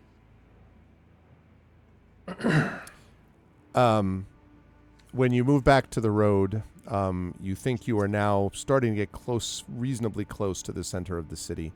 Marimay, I would like you to roll a d20, please. I'm going to roll a number that's going to be good. A good number. A good number. 6 is a good number. 6 is a good number. It's better than 1. It's true. Marimay, as you are walking along, you come to an intersection, basically, in the road, a 4-way intersection. And as you come around, enter the intersection, and glance off to your left, you see suddenly a busy street scene. There are people walking back and forth. There are market stalls, people calling out to people about various goods that they have available, and several peddlers walking along, giving people, it's like some kind of a street festival of some kind. There is music. You can smell food in the air. But when the people see you, several take sort of sight of you, including a couple of children playing in the street. They scream, and all of the people turn to see you and run, bolt away behind stalls, leaping behind barrels and into houses and slamming doors until you are looking at a completely deserted street. You are filled with a sensation. Wrong. Everyone's running from me. Exactly. You are filled with a sensation of dread, and you lose your hero point. John didn't even get to use it. Right? I lose my okay. That's Ow! You pick up an enemy point instead. Yes. Yeah. Well, that 6 wasn't that great. Okay, Although you I can still be I can't. healed, so yeah.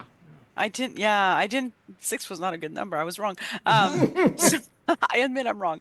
I didn't sense anybody like actually there, did I? Or is it Hard to tell. It sure felt real. okay? I guess I stopped momentarily and then I just kind of turned back and put my hand on my sister's shoulder and keep walking. I look up at her, I look kind of around. You okay? I I don't know. This place, it just gives me the willies, you know? That's Let's the just keep Moorlands. going. I know. This place is bad. We should never come back again if we can avoid it. We keep trying to stop coming to the worst place, I but it know. keeps pulling us in. I know. We need to go shopping when we go into a good city again. I want to go shopping for ribbons. Retail therapy. We'll do it. Eventually, there will be another spanner, and they will need a ribbon. Many ribbons. Yes, let's do it. And then I Some ghoul leans out of the husk of a nearby shop going, I have ribbons. And it's just mummy wrappings. They're just gross. Did somebody say ribbons? Yeah. uh, Retail therapy is necessary. Yeah, amen. Yeah, right. that is one of the things that the sisters have done is do some retail therapy. Yep. Or spanner. He can carry our bags. It's great. And Nisiana. As you return back to the road, you can see what, or I should say, Tanton, looking up a little bit, is able to see what looks like the outside closing in of the Metrol station in front of you. But before you get there, Tanton, I would like you to roll a d20. I'm going to ask you to do this. Do it! Do it! And I'm going to ask you to roll this at disadvantage, please. Oh, Oh God. no. There's one of them, which was a 15, and the second one is a 13. Okay. You die. Immediate death, no. Tanton, as you are walking along, there is a moment where you see the station in front of you, your companions are next to you. And then when you take another step, you suddenly find yourself in a street.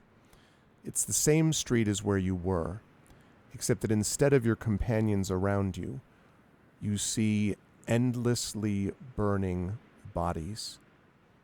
Bodies of the dead of war. You don't think you've ever actually seen anything like this in practice, but it is there now. And you can see that the creatures around you, the bodies around you, don't stop burning. It just continues. And as you walk forward, the sort of smoke billowing from their corpses surrounds you. And I should ask what you want to do. You could stop, run back, jump around, cry out. Oh, he would probably stop dead in his tracks. No pun intended. Okay. Is the smoke? I mean, I presume he can smell it.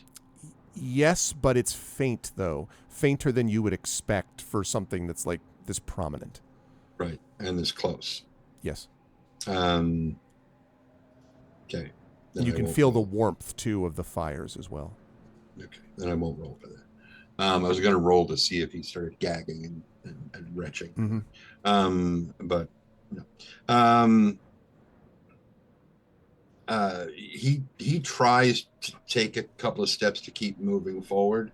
Okay. But his gait is very, very wobbly, and he's blinking a lot, and he's every time he tries to turn to look somewhere else, there's another one. Yeah. They're all around him. All around. And this so is noticeable, Tanton, to the outside? Like they very would see much you. so. Okay. And Nisiana has been keeping a pretty close eye on him. Well, you see what he's described. So, and he's weaving back and forth, not in a drunkenly fashion, but like he's avoiding things that are on the ground. Yeah. so Nisiana's gonna break away from her sister to get a hold of Tantan's hand or arm and say something as she does. It's me. Now, he does not see that, right? Correct. Does he feel the touch when it comes in? Oh, this is gonna be fun. I would say he does feel the touch, yes. He freaks. Okay. He freaks out. And he just recoils and is immediately trying not to run, because of course everybody turns, there's more of it. But he is panicked. When you recoil, Tantan, you suddenly find yourself back on the street looking at Nisiana with the bodies gone. And he drops to the ground. Hilarion! I'm see what happened and come back. Obviously, we'll kind of Yeah, I stand basically over them just- while she does her thing. He's Yep, okay. so, yeah, shield is out, and now the Star Sword is out. Like, I'm gonna is- flank on the other side just in case. Okay. she, like, did he? He is sobbing to the point of almost Okay. retching. He's sobbing. Okay. But He's- he is muttering. It's not nonsense, but there's too much coming out of his mouth for any one not conversational, but any one thread of words to complete or reach a point of recognition before he's off to something else. But probably the only things that you can hear clearly that he's saying is, they're all dead. Every one of them, they're all dead. She's dead. She's dead. She's dead. So, having worked in a trauma ward, and this is PTSD clearly of some kind, plus the Morn, I don't have anything to like calm him down. But I know. I was gonna say, this is the point where Mary May's like, I've got this, feeble mind. No more problem. No, I didn't take that, but I can do the glitter spray on you if you want. That's great. They're all dead and they're all glittery. Oh. Glitter You won't be everywhere. bothered by sight anymore. Take 1,000 psychic damage. I will use it, whatever technique I learned in during the war, like trying to break through to get him to focus on the here and now. Focus on the here and now. Look at the ground. Tell me what you see. Look at look directly at the dirt. Listen to my voice. I'm trying to break him out of the spiral. Tantan, make a wisdom Because- saving throw for me. You can do this at +2. Wisdom saving throw. We will add 2 to these. 18. Yeah. I think, Tantan, that you would hear that voice. Like, I mean, I don't want to tell you how to run your character, but it clearly is coming through to you on some level. Where it's like, it's definitely not a phantom. It's not, it's clearly Nisiana sort of And giving then- you these calming phrases. And then if he starts the sobs start slowing, she'll say things like, think of 4 tools that begin with the letter A. Think of 4 tools that begin with the letter B. Just something that focuses his mind into a very calming thing. It's kind of like the name 3 things that you see that are red. Name 3. It is actually a panic attack thing. Yeah. I was laughing at back channel stuff. Yeah, because we're not gonna go all airplane. Oh, jeez. You just Absolutely slide out. not. You gotta hold yourself. The Calm nun, down. the nun comes up, slam. Oh my god. And then she'll just keep her voice calm, modulated, just until the breathing starts to slow. Let me see here. Because as an artificer, he must have tools that are named all kinds of Oh, things. many, many, many things. I'm trying to figure out how far he gets before he hits something that's Thordex, very mommy, it's good problematic. to see you. Buenas tardes. Absolutely. Thordex, Hey, mommy, Thordex. who is the first contributor to ARVCon. $250 going Yes. to ARVCon. Oh, that's you so very much. sweet. You will see the effect on the beards, respective beards, in not too long from now. Mm-hmm. Yeah. Mhm. All right, let's see what happens. 11. I really should have decided what that was Yeah, I going was to going to be. say that. Yeah. Uh, Just roll. Well, it's on the better half of things, so It's true. Maybe. Maybe. Yeah, it is, but it's borderline. So he's going through the process of naming tools that start with A, and he goes through more than 4 because he's got so many. How could he choose a favorite? They're like his children. Not really, but whatever. But as he's going through naming, you know, anvil, whatever, alembic, and all these other things. When he gets to alembic, he kind of flinches for a second and sort of blinks and kind of shakes his head and is like, Elaine. And he almost loses it again and pulls himself back in and goes to the next tool with A and then seems to kind of right himself. But have I ever heard him say that name before? I don't think so. All right. I will not ask questions right now, but if he starts faltering, and again, I'll say letter B. Tools that begin with B. What was that name again, Tanton? Elaine? Elaine, that's what I thought it Elaine. was. Want to make sure. Let me, I can, where the hell's my character sheet? Right where it's supposed to be. I didn't want a situation sometime from now where I'm like, and you see Susan, and you're who? I'm like, Betsy, All of us lost. Gretchen? Right. Elaine. Okay. That thing with the person? Base dance. Okay. Once he gets past that and back into the thing, he writes himself much more quickly, and he's maybe halfway through. He's like on the second C, like caliper, and he's pulling himself back up, giving him something relative to his talent set that is his to focus on, makes things And much the thing easier. that Nisiana does is she puts herself in front of his eyes as he is moving, because I know he doesn't want to look around. So I'm trying to make sure he sees her until he's too tall. Okay. Tanton, one thing as you sort of rise to your feet is you feel the warmth that I mentioned from the fires. That warmth has not left you. And in fact, you can feel it sort of infusing your hands and your body. The mechanical effect of this is that for some indeterminate period of time, your attacks will deal an extra 2d6 fire damage. But every time you use an attack and it does this, you feel the flames again. Now, I don't overstate that. It's not like they're back. Like you don't feel, they don't appear again.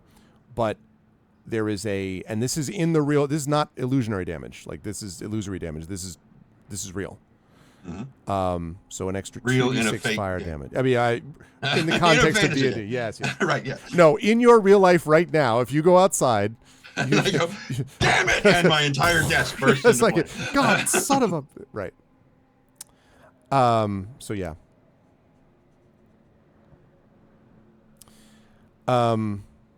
You may feel a slight burning sensation. That's pretty much right. Well, you move as you sort of join the rest of the party, and your vision clears, Tanton. You can see. We're gonna take 5 here before we. No, move I was going to on, say so that. Yeah, that's fine. I was just going to yeah. say that you can see in front of you what clearly that definitely is Metrol Station, and from inside Metrol Station, you can all hear. I hope this comes through. No, that's not what I want. That's not what I want. That's not what I want. That's not Oh, what it's I a want. party. Great. No, I don't awesome. want that. No. I've got sounds muted, so I can't hear anything. No, no, I don't want that. It was Yeah. the opposite of what most of us had gone through in the past half hour. Let's put it Yeah, that way. exactly. It's not what we wanted. Look, if the Eberron Claw wants to throw us a party to welcome us to Metrol, who am I to argue? Yeah, I know, right? I'll find this. I'll find this later on. It is a what it is a ticking clock. Just Clock is here. Damn it! I was wondering what happened to him. Right, this ticking clock from inside, and you do remember, Tantin, that the ticking clock was there was a giant clock on the inside of Metrol Station that was kind of an analog clock. It's almost sort of like a quaint, like throwback to another era that had been, refined. And it was supposedly a clock which could not be thrown off its rhythm and could not be disrupted in any way from keeping time. And you can hear those ticks sort of sounding out from inside the building. And you think, actually, I'd like a perception check from everybody. All of you can hear the ticking, but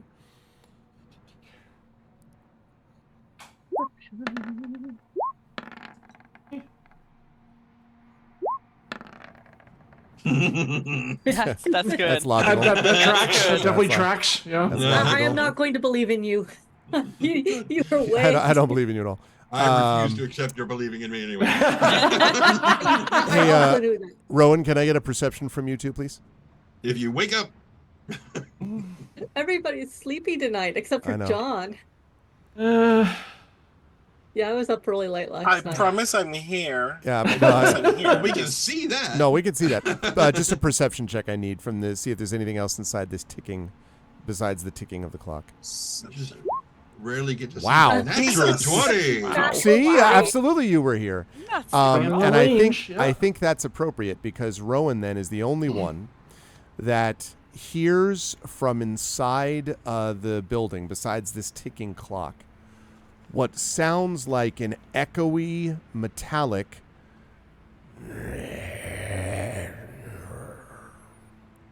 There is a metallic growl from inside the building. Which is a perfect way to take our break. You are watching Infinity and Beyond, D&D with Infinity and Beyond, Eberron Oracle of War. This is the beginning of The Dragon Below, which is the final part of Season 5 of Eberron Oracle of War, which is itself the second to last season. Last season will begin in June.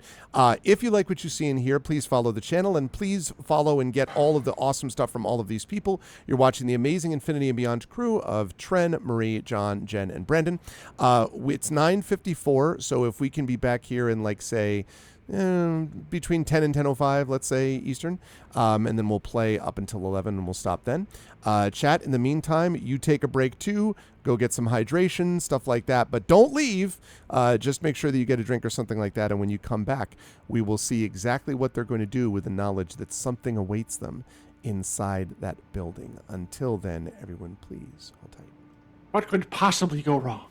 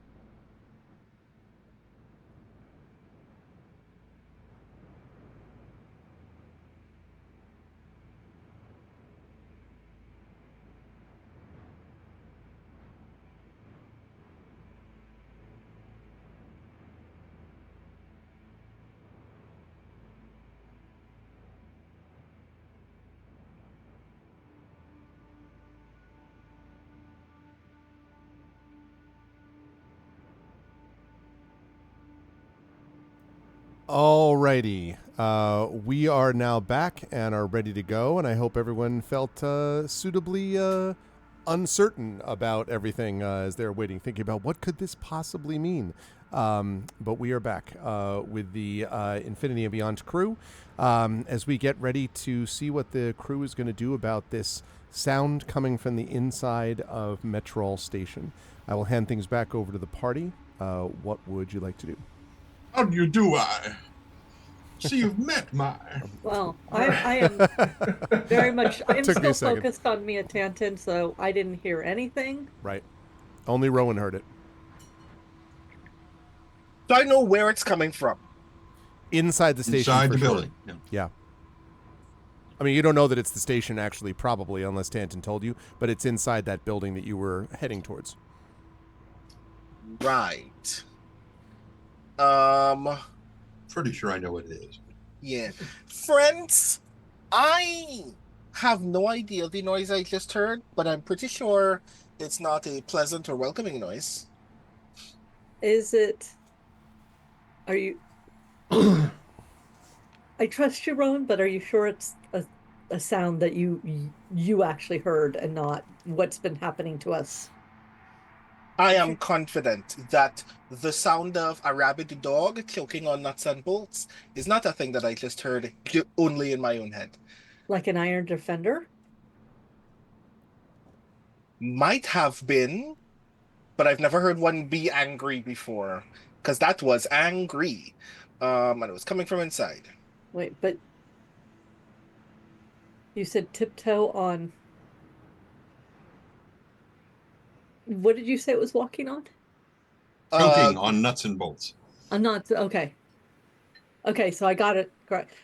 Oh, well, that's I unsling my bow because I now have a bow.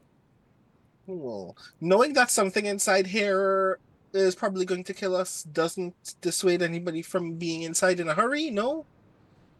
I mean, I can start Aura of Life right now, and we can go in. Fair enough.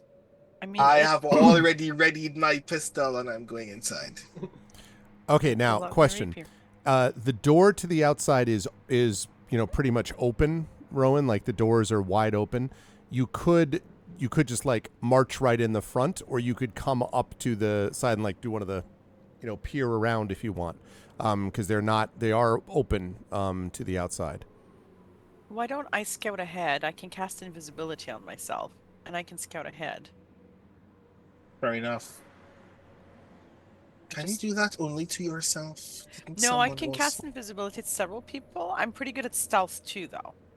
But I can cast invisibility on several people. So if somebody else wants to come, do you want to come, Rowan? Also, I do. Because Of you're course good I at... do. Okay, I'll cast it on both of us. Okay, cool. So I use a level 3 spell slot and cast invisibility Okay. on both me and Rowan. Okay. We're gonna stay back with Nisiana and Mia Tanton, just in case. But Okay. And obviously Nisiana- keep the link open, and it'll be there in a not a Nisiana flash, but pretty quick. Right. says to Mia Tanton, "Are you good? We've got something mechanically growling at us. We need you, Mia Tanton." He shakily stands up and turns to head toward the station. Well, Again, wait. trying not to Whoa, whoa, look whoa. at it, but Wait, well, you He's guys like- reach out and kind of like hold up there, big guy. Let's just they're scouting first. yeah. We are the "Oh." backup. My telepathic link goes to 160 feet now, so... Okay. We So could take up a position beside the door, perhaps, so we can be closer to them in case the trouble is the trouble. So maybe we should do that.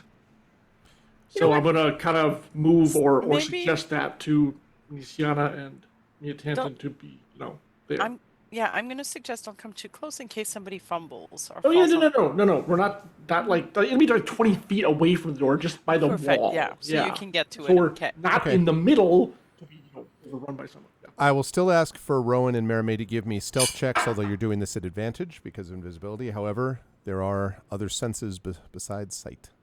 Of course there are. Mhm. Of course there are. Thank you for reminding us. A natural 27. 20. Wow. Stealth, you see. No, that's just a 27. Oh, It's the night. Okay. Yeah, Why did you roll? very silently move along from both of you combined. And that allows you to get up to the doors. And you were asking about a map before. I'm Oh, pleased to cool. bring What a you. coincidence. I'm pleased to bring you a map. Okay. Oh boy. Boy. So there's kind of a dull gray that is set in because obviously it's heading towards evening time. So if you would like to bring your tokens onto this map, that would be lovely. You are right over here. So the rest of you could be like, up I'm here if you big. want or something. Ah! huge. Ah! Maybe big. Let's All right, let's make Nisiana normal size. Okay, it should be about right. No, just kidding. Okay, there's Oh, Marame. that's small. Let me go over back to where Mia Tantin is because we're not right there. Correct, Yeah, yeah. Rowan and I Not are. yet. We're going in, Rowan. We got this. All right, I'm putting on a little invisibility thing on each of you. God damn it. Okay, now we just need Tantin. There we go. There's Tantin. Tantin striding mightily across the... I'm trying to bring myself over, and for some reason it's not working. Grab your name from the book under characters and drag it over. Ah, that's why. Nuts and Bolts would be a good name from him. Ah, Yeah. there we go. Ah, okay, yeah. It's what life size? Not quite that much. Okay. Just bringing you down there, and then you can take over your own character. Yep. Yeah, this is about. What is this right here? There are like some wagons that you can see on the outside, wagons and wheelbarrows. That looks like it might have been a stand at some point. And in fact, you can see what look like little bits of maybe like cloth or something like that, but long since eaten away. And the sort of is listing actually this wagon to one side. Okay. But it might have been a cart at some point. This looks good. Yeah, pretty. I get feel the clear vision, and so there is what looks like water surrounding this building. Is that correct? Or is this like supposed to be a lawn? Grass. It's grass, but it's sort of Dead. Well, that's the thing. Undead grass. It's more. Yeah, exactly. It is waves risen from unnaturally. Exactly. No, it's crabgrass. No, it's actually sort of a dullish green. It almost looks more static to you, Alarian, like the grass. I guess a good way to describe it would be, you'll appreciate this. Walking out after a winter storm, if you shovel off the snow, the grass below it, right? There's still grass, but it's frozen and kind of dull in appearance. Yeah, I do appreciate that. Yes. Merriman, can I have where you and Rowan, can I have where you two are placing yourselves? Is that where you are, or are you? I think so. We're just like Okay. kind of stealthily going around, right, Rowan? Yeah. Okay, so are you going to be on the other This side? Or is- you're right there. Okay, that's fine. Just want to make sure I knew. Yeah, I assume Rowan would let me take the lead Mhm. Yes, very much so. in case something comes blasting at us. So you're able to peer inside the station, and you see this. And this is not the right size. It's That smaller, very is the very right small. size. Yeah, I'm okay with them being small. Don't. And in fact, I have a picture to show you what that image looks like. Yikes. Oops, sorry. I made the wrong fix. This is what I meant to do. So I will show you a picture of that large thing. There are a few other creatures here as well, which I'll describe. But first of all, all right. I will put this on stream. The image that you see looks like this.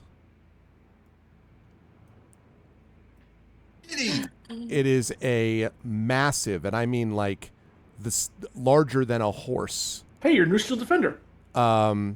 creature that is clearly metallic. It looks like it's made maybe even of steel, but the hinges and everything and the sort of the interweaving plates, the interlocking plates are so finely done and so carefully done that it moves as if it were a fully living organic creature, instead one that's obviously been constructed. And as it goes along, it sort of shifts its head, reminding you a little bit of the dinosaurs actually, occasionally, and then like growls, and you can hear, it's a good description of sounding like it's choking on nuts and bolts. It sounds a little bit like that. And it is pacing right next to the other ones that you see there. There are 3 what look like the same kind of skeletal armored creatures that you might remember that you battled back at the camp. Remember, there was the one in the camp that was like this kind of bone knight almost that had a shield. Yeah. There are 3 of those here. And they all are walking along. They look to be on some kind of patrol, quite possibly. And in front of them, looking sort of ominous, is someone that is clearly not a skeleton. It is a living creature, but you can see on its head, you can see its face and its eyes, which are not like glowing red or anything. It's a living creature, but it's a large creature with metal armor and a horned helmet. And as it walks along, you can see that it has its weapon at its belt, specifically. The weapon is a greatsword, this massive greatsword. Actually, not at its belt, on its back. I'm sorry. That's in a that is in a sheath at its back, and is walking forward. And these creatures seem to be patrolling inside. You can see there is like a little unicorn symbol, which is at the floor here, and there are these what you would suspect would be Maramé and Rowan like burning lanterns or something like that, that are lighting this building. And there are several exits out here, maybe, although it's a little bit hard to tell. And then several regions here. Sorry, I have 2 cats that are flying around at top speed because now's the time to do that. Unlike Marie's cat, which is that you just there He's hasn't been currently any upside down. floof around. You two, the combat is not started yet, so I don't know. Maybe they'll avoid a combat. How do you know? Like, Anyway. do we have to go in there, or that's the question? Well, that exactly. Or do you have to confront them? But anyway, so they are walking back and forth. One other bit of information I should mention about that is there's this ticking clock, which I talked about, that you can see on the wall, that still functions. And the roof of this sort of main concourse is at least 80 feet high. And there are these side rooms. You can't really tell what's in them, but they look to have a bunch of debris that's inside all of those. And these creatures are pacing towards the stairs as you wait. Don't seem to be pacing towards you. They just seem to be on patrol of some kind. I'm sorry, the stairs at the front of the building where they are? Correct. That's right. Okay, I just couldn't quite make it out. That's okay. right. And you think that you may see past here, there might be a little bit of an image of some maybe stairs back here too, but there's also hard to see. There's a lot of rubble and debris back here as well. But the immediate problem is the creatures in front of you. Well, I've got the Okay. telepathic link still up, so I'll just relay that to everyone, and I'll be like, do we need to go in there, or like, and mostly thinking about Tenton. Well, here's the problem. We really don't want to leave these things behind us to be summoned when we attack at the gate and they charge into our rear. So, yes, we could bypass them, but that's not really a great idea because then we risk encountering them again when we're already in possibly under much more severe circumstances. So that's my 2 cents, is that we should try to take them out now.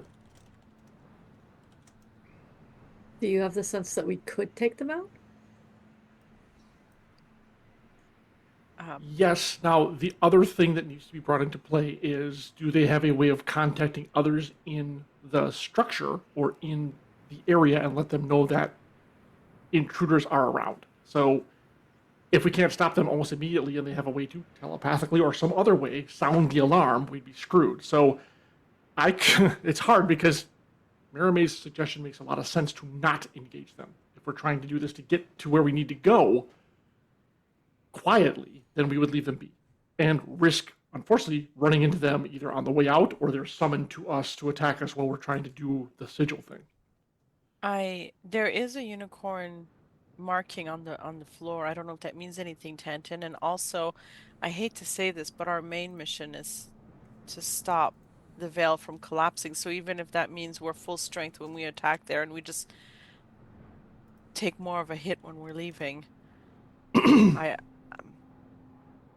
mean, we might just need to keep moving at this point and risk encountering them later. So, but perhaps we need to go through here too. Question, Tanton, where is the entrance to the Crawling Veil? Crawling Veil, right? That's what it's called. Our Creeping Nave. Creeping Nave, Crawling Veil. Come on, what do you want? Same thing. Same thing. So close. Slinking group. Exactly. Look, the slinking meadow, the rolling fog. What do you get the point? Anyways, where is that entrance that you know of? And it's in the basement under this building, right? Yeah, at least as far as you remember it. That pretty much kind of sets us up. Unless we can sneak by them, which they're clearly not aware that you're here at the moment. Right. Well, we could blast them and then hit hard. I hate to admit this, but I have a lot of negative energy right now. Oh. So if you hit something that she would like to offload, I think is what she's saying. It might be a good thing for me to spend. Clear that away. Yeah. Get it from me. Just one thing I want to note, by the way, from Mermaid, I'm not attempting to dissuade you. I just want to be clear that the 3 Bone Knights and the Champion and this huge, you've never seen anything like this before, this massive steel thing. So it's clear that these are obviously guards on patrol. This is a big, this is an impressive guard party if you're going to leave someone behind. This is nature's way of saying do not touch, is what I'm saying. So Be aware that it is. But you all just took down an ancient dragon. I mean, And like that. last time we dealt with one of these Bone Knight things, Rowan took care of it instantly. That's true. No problem at all. That's true. That's true. There's a roof on this building, though. So is there any other way we could go around them, perhaps? Yeah. I mean, I'm fine with going around them. I'm just. Well, if everyone's made invisible, and you can somehow sneak your way past them, I can fly, so I would just go up to the ceiling and do it. But again, if it's the basement of this building, then we're definitely going to encounter them coming out, and we might be in a lot worse shape. Well, this is Metrol. This was a place filled with artificers. They created things that could do more than see normally. Agreed. Or heck, maybe they can smell. Who knows? They might have dark vision. Dan in chat suggests you just chuck explosive at the massive steel thing. And we'll solid snake it. Yeah, that's it. Right. Yeah. Look, I vote we put up to a vote. I'm for attacking. Let's just do it that way. So that's my pick. I think we do not need to leave them behind us. I think we need to take them out here while they're unaware of us. But then we'll give an alert to the rest of the building and have a harder time going to close. Assuming that we don't the veil. I just pose that as a possibility. Assuming we can even sneak by them in the first place, which, let's face it, is questionable. I agree with your sister. These things often see into realms. They may spot us the moment one of us steps inside the building. Well, we do have the element of surprise, so Rowan could no one unleash is in there, something big. so Rowan could throw some very, very large things at them, spell-like things at them. And then we follow up with just not dying, but let's try. As could you, Marame. Oh, I know. I mean, for all of us. But let's. This is a good time to throw a bunch of very big area of effect spells. Oh, I thought you meant don't die. Yes. I mean, I like that you said follow up with not dying. It's like follow that up with not. And if you could remember, don't die. Don't die. Don't die.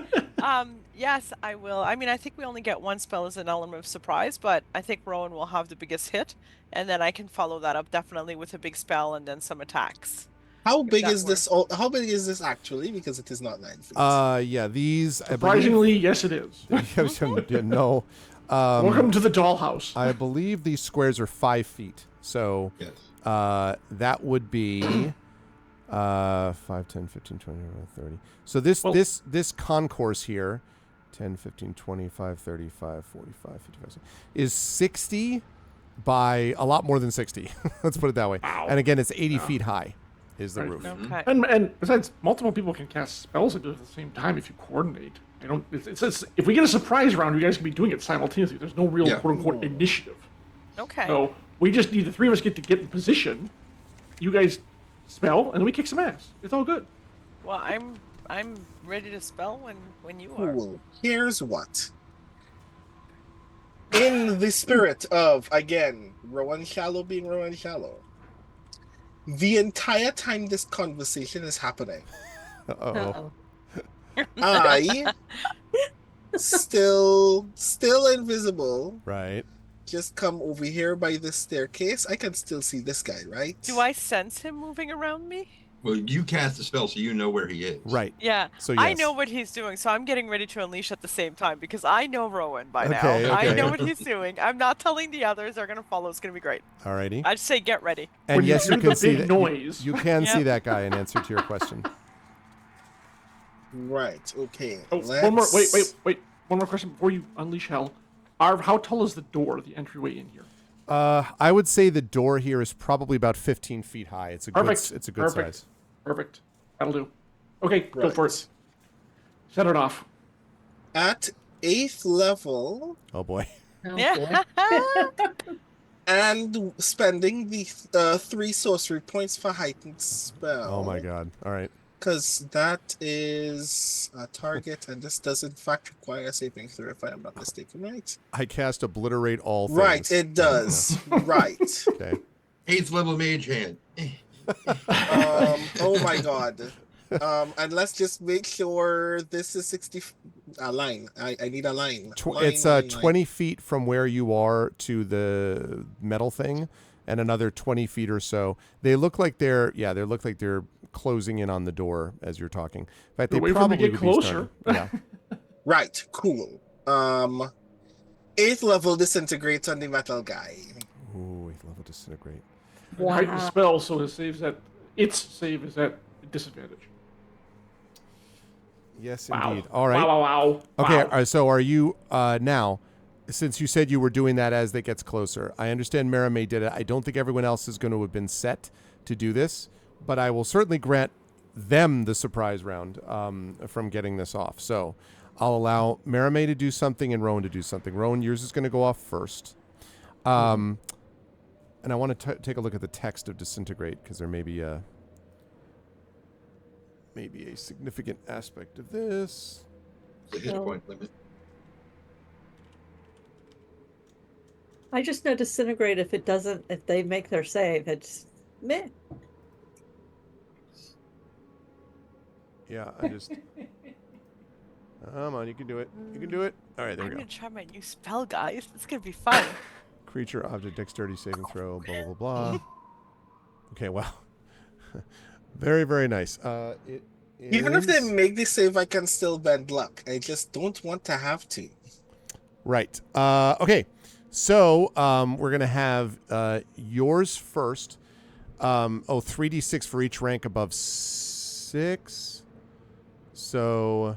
Right, so it would be Oh, wait a second. 16d6 plus 40 force damage and a failed save. Only that? It would be a total of 16d6. Wow. Okay. All right.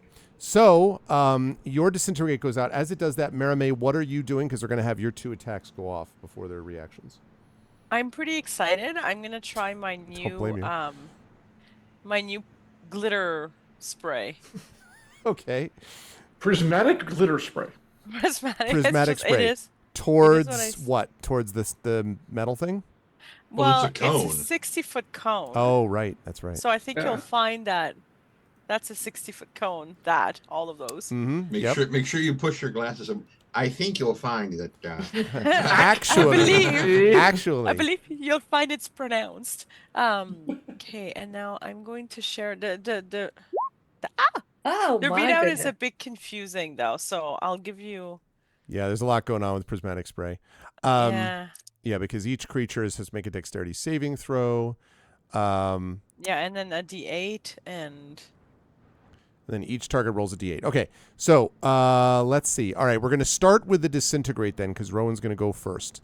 So, Rowan, you are going to shoot this out. I am going to say it's going to make this dex saving throw at disadvantage since it sprang out of apparent nowhere.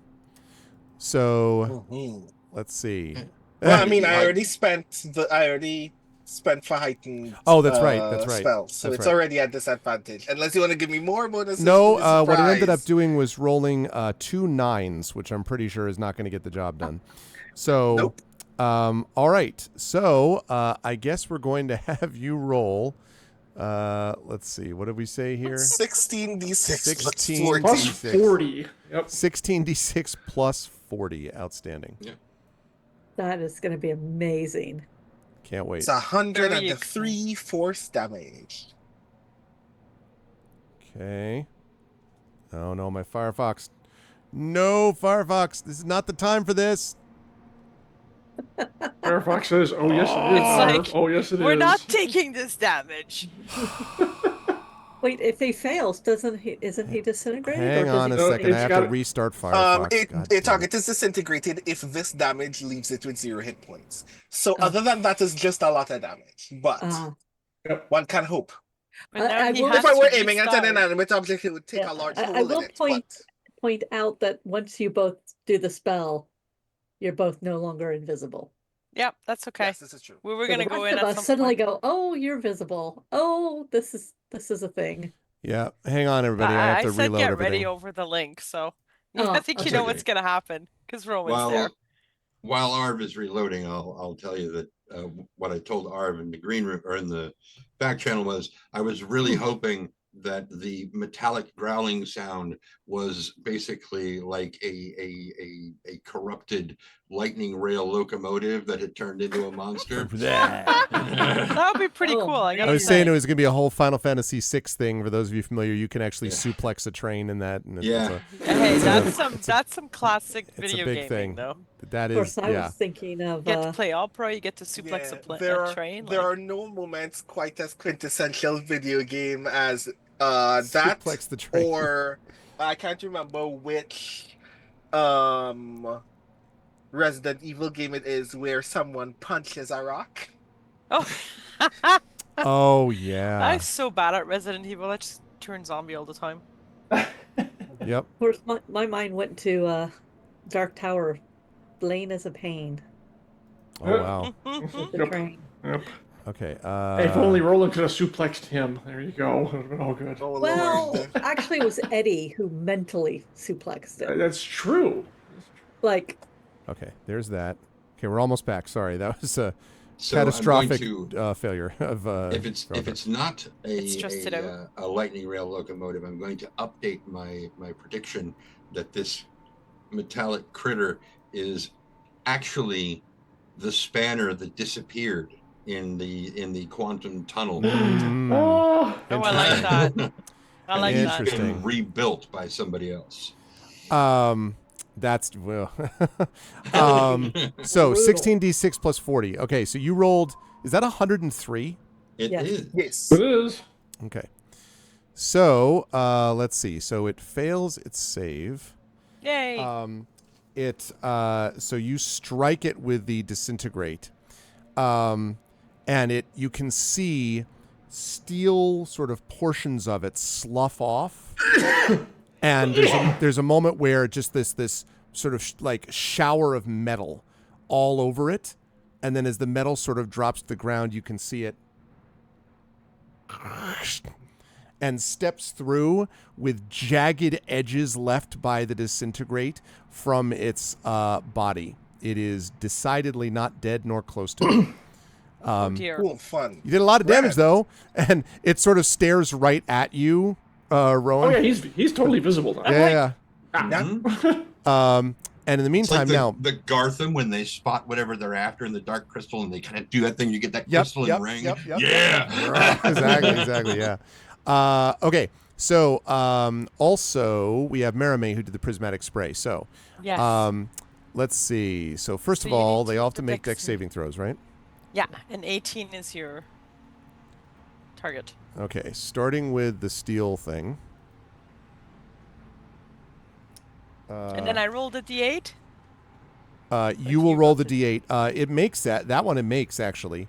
Maybe because it's now away at the same time. It's like maybe the disintegrates fair. throws it out of the way. But that's okay. okay. I'll still take half damage, so. Fair You want to do Can something? I use my reaction at this moment? I don't think you can use a reaction on, because it's because Merime's spell went simultaneous to you. I don't think so. Very fair. So I would have bent luck, but I cannot. Yeah. This one, okay, and then let's see. You said dexterity, right? What's the DC for that again? 18. All right. So the steel thing makes it. The first bone knight does not. The horned creature in front does not. The second bone knight does, and the third bone knight does not. So basically, this creature and this creature both make their saves. So now, I thought the big guy did not make it. This guy made it. Right? Oh, I beg your pardon. I'm sorry. Yeah. Sorry. Okay, cool. It was that bone knight. Or no, you're right. The second one, right? The middle bone knight and this guy make it, and the other ones don't make it. So let's go. Start with the steel one. Go ahead and roll and see. You'll roll the d8 to see which color ray affects it. 8. Okay, 3 is fine. It's a 3. So 10d6 10d6 lightning on a but failed save, so half. So 10d6. Let's see what that does. Okay, let me just get the advanced roller going. 10d6 roll. See, it says repulses all lightning. No, just kidding. 43, so you get half that. Okay. Repulses all lightning. It does not say that. It's metal. It likes lightning. Clog. So it does 43, 21. which means half, except that this you can see just sort of sparks around the outside. You think it resisted some of that. It did take some of it, but it was not as much as you might have expected. It is fully aware of your presence, though, now. You'll be happy to know. Yo, peace out. Okay, so there's that. I will do which one do you want to do next? Next one would be, I guess, this guy who did not make his save. Okay, so he gets indigo, so he's restrained because he failed. And then he must make a Constitution saving throw at the end of each of its turns. If successfully saves 3 times, the spell ends. Okay. And then it turns to stone if you fell 3 times. Oh wow. Okay, so he is temporarily restrained and possibly worse. Okay. Yeah. Haha. Sucker. Okay, who do you want to do next? That was fun. So next one will be the horned creature in front. Okay. So he gets a 7. So he's blinded, and he must make a wisdom saving throw at the start of my next turn. To see if he... Oh, let's see. If it fails that save, the creature is transported to another plane of existence. No, actually, he has a they get to roll that saving throw again. They have a feature that allows it. Oh, and they do even worse. Never mind. So is indeed blinded. Okay. Okay. Did you say if he fails the next save, he's transported to an alternate dimension? Yeah. Yep. The next save? Yeah, at the start of my next turn. Oh, wow. All right. And if you succeed your save, it ends blindness. But if it fails, it's transported to another plane of existence of the DM's choosing and is no longer blinded. Okay, great. So, I can see, but you're now in hell. Congratulations. So, trade-offs. Yeah. Okay, so this one is I like now this spell. blinded. Yeah, you should. Let's see. This one is... Actually, I should have used this for invisibility instead, and for blinded rather than use something else for that. Okay, so you're no longer... that. Okay, all right, That's so he's the blinded. facial, huh? All right, now this one... Too. Exactly, yeah. This is the one who did make the save. Correct. Okay. So he gets 4, so he gets 10d6 poison damage or half as much. So we'll roll that. Ooh, that was not 27. That's a lot of ones. And of what ones. kind of A lot damage? of ones. A poison. Poison. And he takes half damage. You might not take any of it. He takes half of that. Actually, you get the impression that doesn't seem to disturb him too much. That's fair. So 27. Okay, so it takes a little bit, but not very much. And okay. the last one? Which is down here. Did not make their save. 1, so you get fire damage. Okay. So you get the full Nice. damage, There 30. we go. 30 Unless, damage. of course, okay. he's resistant Nope. to fire. He takes the fire, eats it, and becomes 3 times. He's ghost now. He's now There's Ghost his Rider. final form. Yeah. But guys, Becomes I'm Nicolas blinded a Cage and Ghost guy. Rider, and yeah. All right. And restrain one. Don't forget the restraining part. Yeah. That's I'm right. pretty That's right. pleased. That was fun. That was good. And there's glitter everywhere. So. And the one in the horned helm, sort of clutching her eyes, says in what is clearly a female, or at least a higher female presenting voice, and says, "Enemies, get them!" And I would like, please, initiative from everybody. Let's fire up some combat music. There was something that Tanton was going to do. Oh, I'm sorry. Go ahead, Tanton. I apologize. He pulls out an engraver's tool and puts a little rune on Nisiana's bow, and it is now magic weaponed. Outstanding. Nice. Wow. All right. Okay. While not people that are screaming one. on inside, you're like, Mm-hmm. I like it. Wait, Well, initiative. this is why I pulled the bow, and I'm like, well, I guess I know what I'm doing. That's smart. Okay. Okay, so Click button first. Yeah. He's got a 21. switch. Tanton's got Nisiana, a click initiative. 20. Okay, Mermaid's I ready. apparently am ready. 16. You are. Okay. Oh, and you're really ready. You just want to beat Let- them up again. Alarian not as ready. Apparently not so much. Okay. The, And the, let's see. the melee will go last. But I get to adjust my tactics to whatever's going on before me. So Is that's what you're doing? You're just preparing, know. you're like rubbing your chin. That's- Okay. Okay. So let's see. So that reminds me. 100. Nope, I did not grow a beard today. That's right, because the Well, the dwarven kind. Yeah, I the really dwarven should have kind, her yeah. base level character. Have Oh, her do also, me as the beard. I need Bearded a one. wild magic surge from you, Rowan. Oh, yeah? do you? I do. Please don't turn me into a frog. You did just attempt to disintegrate a creature.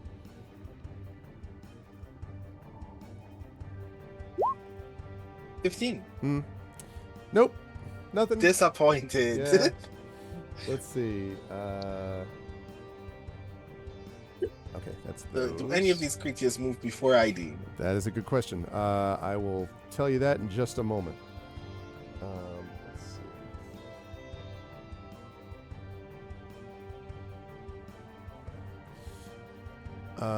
Right. So. Okay, and let's see. So we got Rowan at 21. We have Tanton at 20. We have Nisiana at 18. We have got Merame at 13. And we have Alarian at 9. And then we have this bad guy at Redacted. And You can tell. We won't tell. that's right. Rowan, what's your dex? My dex Just curious. is. Gee, I don't know why you're curious, but I'll allow it 15. Your raw dex score is 15? Okay. Yeah.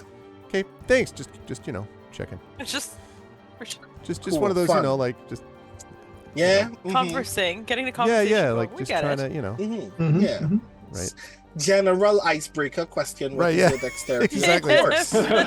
What do you do? Where are you from? And what's your Exactly dexterity? right. It's just like. Okay. While we're on that subject, Nisiana, what's your raw dexterity? Again, I'm just 16. curious. Okay. Thanks, Maybe. appreciate that. Must be very proud of that, Dex. Just saying. Okay. Wait, what? Worked very hard. to trouble. get that Nothing at all. dexterity. Oh, Wait. man. What do you mean? I must be very proud of that dex. I'm sure it's fine.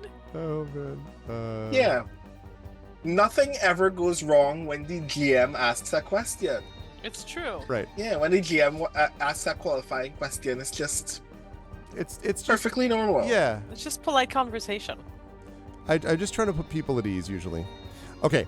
All right. We will begin with the top of the round. And as it turns out, it's a strange coincidence, Rowan, but it turns out that the metal thing goes first. Oh dear. And so the metal thing, it looks at you, roars, and then the roar gets louder and louder and louder until it is beyond deafening. It is bone rattling. I need both you and Merime to make Constitution saving throws, please. I just brought my constitution up. Yes, you did. You know what? Nope. I don't Oh, like that I at got all. the same. Oh. 11 and 11. All right, both of you. That equals 1,101. It's actually a really good roll. I am definitely doing Tides of Chaos. Okay, all right. I was going to say, go ahead. You could do that. It's not going to help Merime, but I'm just gonna stand Yeah, I'm there. very sorry. No, it's okay. I can take it. Marime's going to feel the tides of chaos. 15 does not help. Does not help. I won't be aware of myself soon enough. So don't. If only I had a hero point. You Oh, you have a hero point, Brandon. You have a hero point. do have a hero point. I do have a hero point. I'm going to spend that hero point and do this one more time. Hey, hero point. I think that's a good idea. And it went worse. No, This is what I told No, you. wait. Well, Josh, hero point is a D6. You roll the it's a D6 and add it to your save. You don't re-roll it. You don't re-roll I it. see. Ah. So I you do wouldn't like a have 5 or a suggested a 6. reroll. Yeah, no. D6, 5 or a okay. 6 would be 15. ideal in this situation. So Okay, Does well, we 17, is tried. 17 better? Is 17 good? Not enough. Still no? Oh. Cool. So- Both of you are going to take 23 points of thunder damage. Okay. So that's that. Oh, sorry. And that's let's see. So you're at I mean, 168, Merime, I think. Yeah, 168. Both of you drop your weapons. Now, in the case of Rowan, I'm obviously not going to have you drop your arm because that's silly. But anything you're holding, which for Merime that includes your rapier, etc., drops to the ground. Both of you are stunned. So the stunned effect is a charming little thing. I thought you'd all like to know about it. When you are stunned, a stunned creature is incapacitated, cannot move, and can speak only haltingly. Incapacitated means that they cannot take actions or reactions. When stunned, creatures automatically fail strength and dex saving throws, and attack rolls against these creatures have advantage. You know, we had a good first round, Rowan. Fun. So that happens to me very first thing of combat, and the next turn is mine. You. Now you're going to Grand. get a chance to try to. I'm going to put a little lightning bolt to reflect your stun status. You'll be happy to know that you can try to make that save again at the end of each of your turns. But yeah, so it's going to now move up very close to you, basically to within melee range. It is not going to attack because that stunning roar took up its action. But you can see that it has claws and teeth and seems ready to use them. So Rowan, it's your turn and you are stunned. So you can do nothing except make a saving throw. You got this. I'd inspire you, but I can't. Which saving throw is this? This Constitution. is a Constitution saving throw. Okay. Here's what.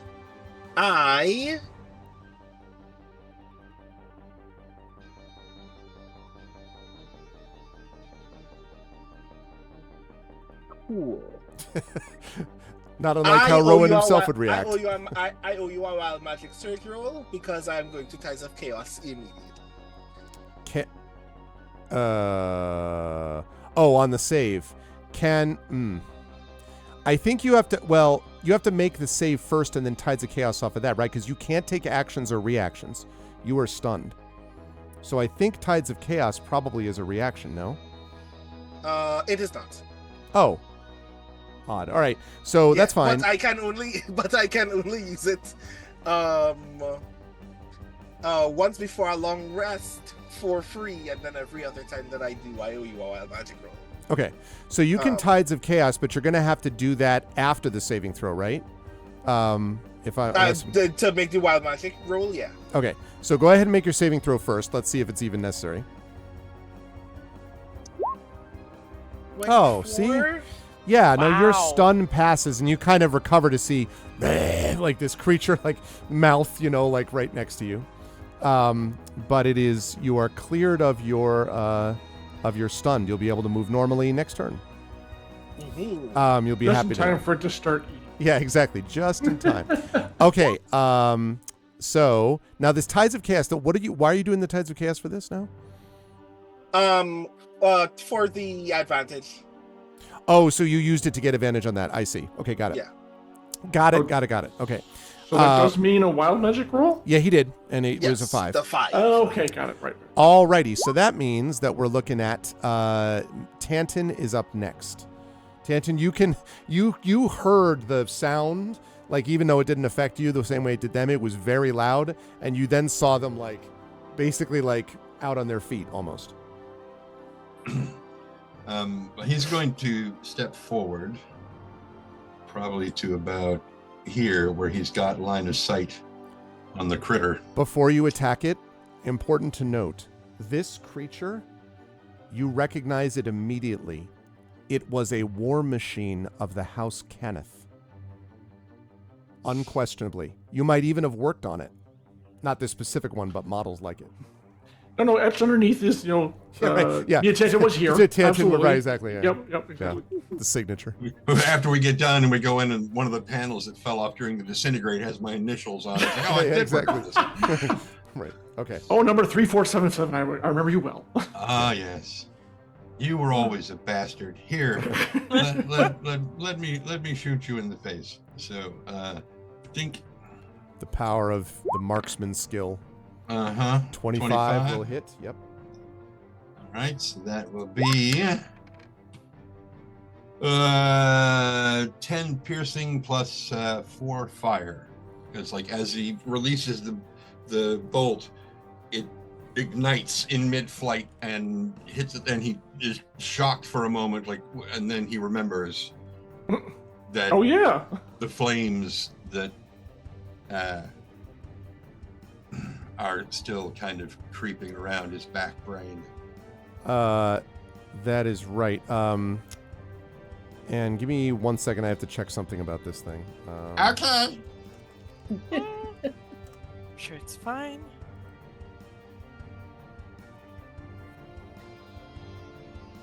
Okay. All right. As I say, just checking for things. Right. Okay. So 10 piercing, you said. Yes, and 4 fire. Okay. Hiya! That's right. 4 fire. Okay. All right. And we'll take that. And we will go again. My second attack. Again. Hit it again. Natural Oh, let's go. Wow. Sting. 20. And You aim for the right screw. Yeah, I was You're gonna say there's a section There's a where thing, the panel is missing. And Yeah. it's like smoke. Anyway, so that'll be Is that max damage? Yep. Max damage whenever he gets will it. be. So It will be. 8 plus 3 plus 11, 1 11, 12. plus no. What was the last number you said? 12 so far. 12 plus 12 points of fire. 24. So 24. Okay. Okay. Takes all of that. Okay. And he's going to start trying to think back to remember if a lot of times when you had to work on these things, there were verbal commands to get them to not attack you when you started trying to take them apart to work on them. Because that way they would recognize you as a mechanic, not an enemy. Right. So he's going to see if he can recall any of the commands that he had used back then, but it was a little while ago. So Gotcha. Okay. And you're staying where you are, Tanton, or are you moving? no, he's going to stay there. Okay. All right. That's going to bring us to Nisiana next. Nisiana, you've seen this situation. Not great. Yep. Well, I'm going to first pop Aura of Life because I've got to keep my people alive. And then Except I'm for going Valerian. to move. Exactly. Oh yeah. Mhm. Let's see. No, wait, stop. Cancel. What am I doing? Oh, I'm moving me. Okay. 1, 2. So each one of these squares is 5 feet? Yes. I'm doing an estimate. That may not be quite right, but So I can only move to. Oh, why is. What thing do I need to move? Oh, there. So I can only move to about there? 5, 10. Yes. Where'd you start from? Right next Just to. behind Valerian. 5, Yeah. 10, 15, 20. I think 25. You probably could go one more square, I think. Okay. There. And I have Aura of Life. Okay. And now I can see the badness. Yep. I think Not that's all I wonderful. can do. All right. Good stuff. Now, the Bone Knights go. Now, the first one we'll start with the one that's restrained. It gets a chance to take a saving throw to try to end the effect, right? And it gets 3 of these chances. Yeah. Okay, let's see. Although it is just restrained, isn't it? Yeah, it is restrained. So, which is a weird condition. Yeah. You can't so- move. And Your speed attack. is 0. Yeah. And you have disadvantage on dexterity saving throws. But this is a constitution saving throw. All right. The creature, which is restrained, points at Rowan. And as it speaks, you can see as it speaks, you can hear again the voices that I mentioned when you first entered the city. So we told you that it would come and be there on time. Anytime there was going to arrive. Now it is time. You're going to feel it. You'll feel it. You'll feel it the time. So you can feel the whispers. I need you to make a wisdom saving throw, please. You Fun. got this.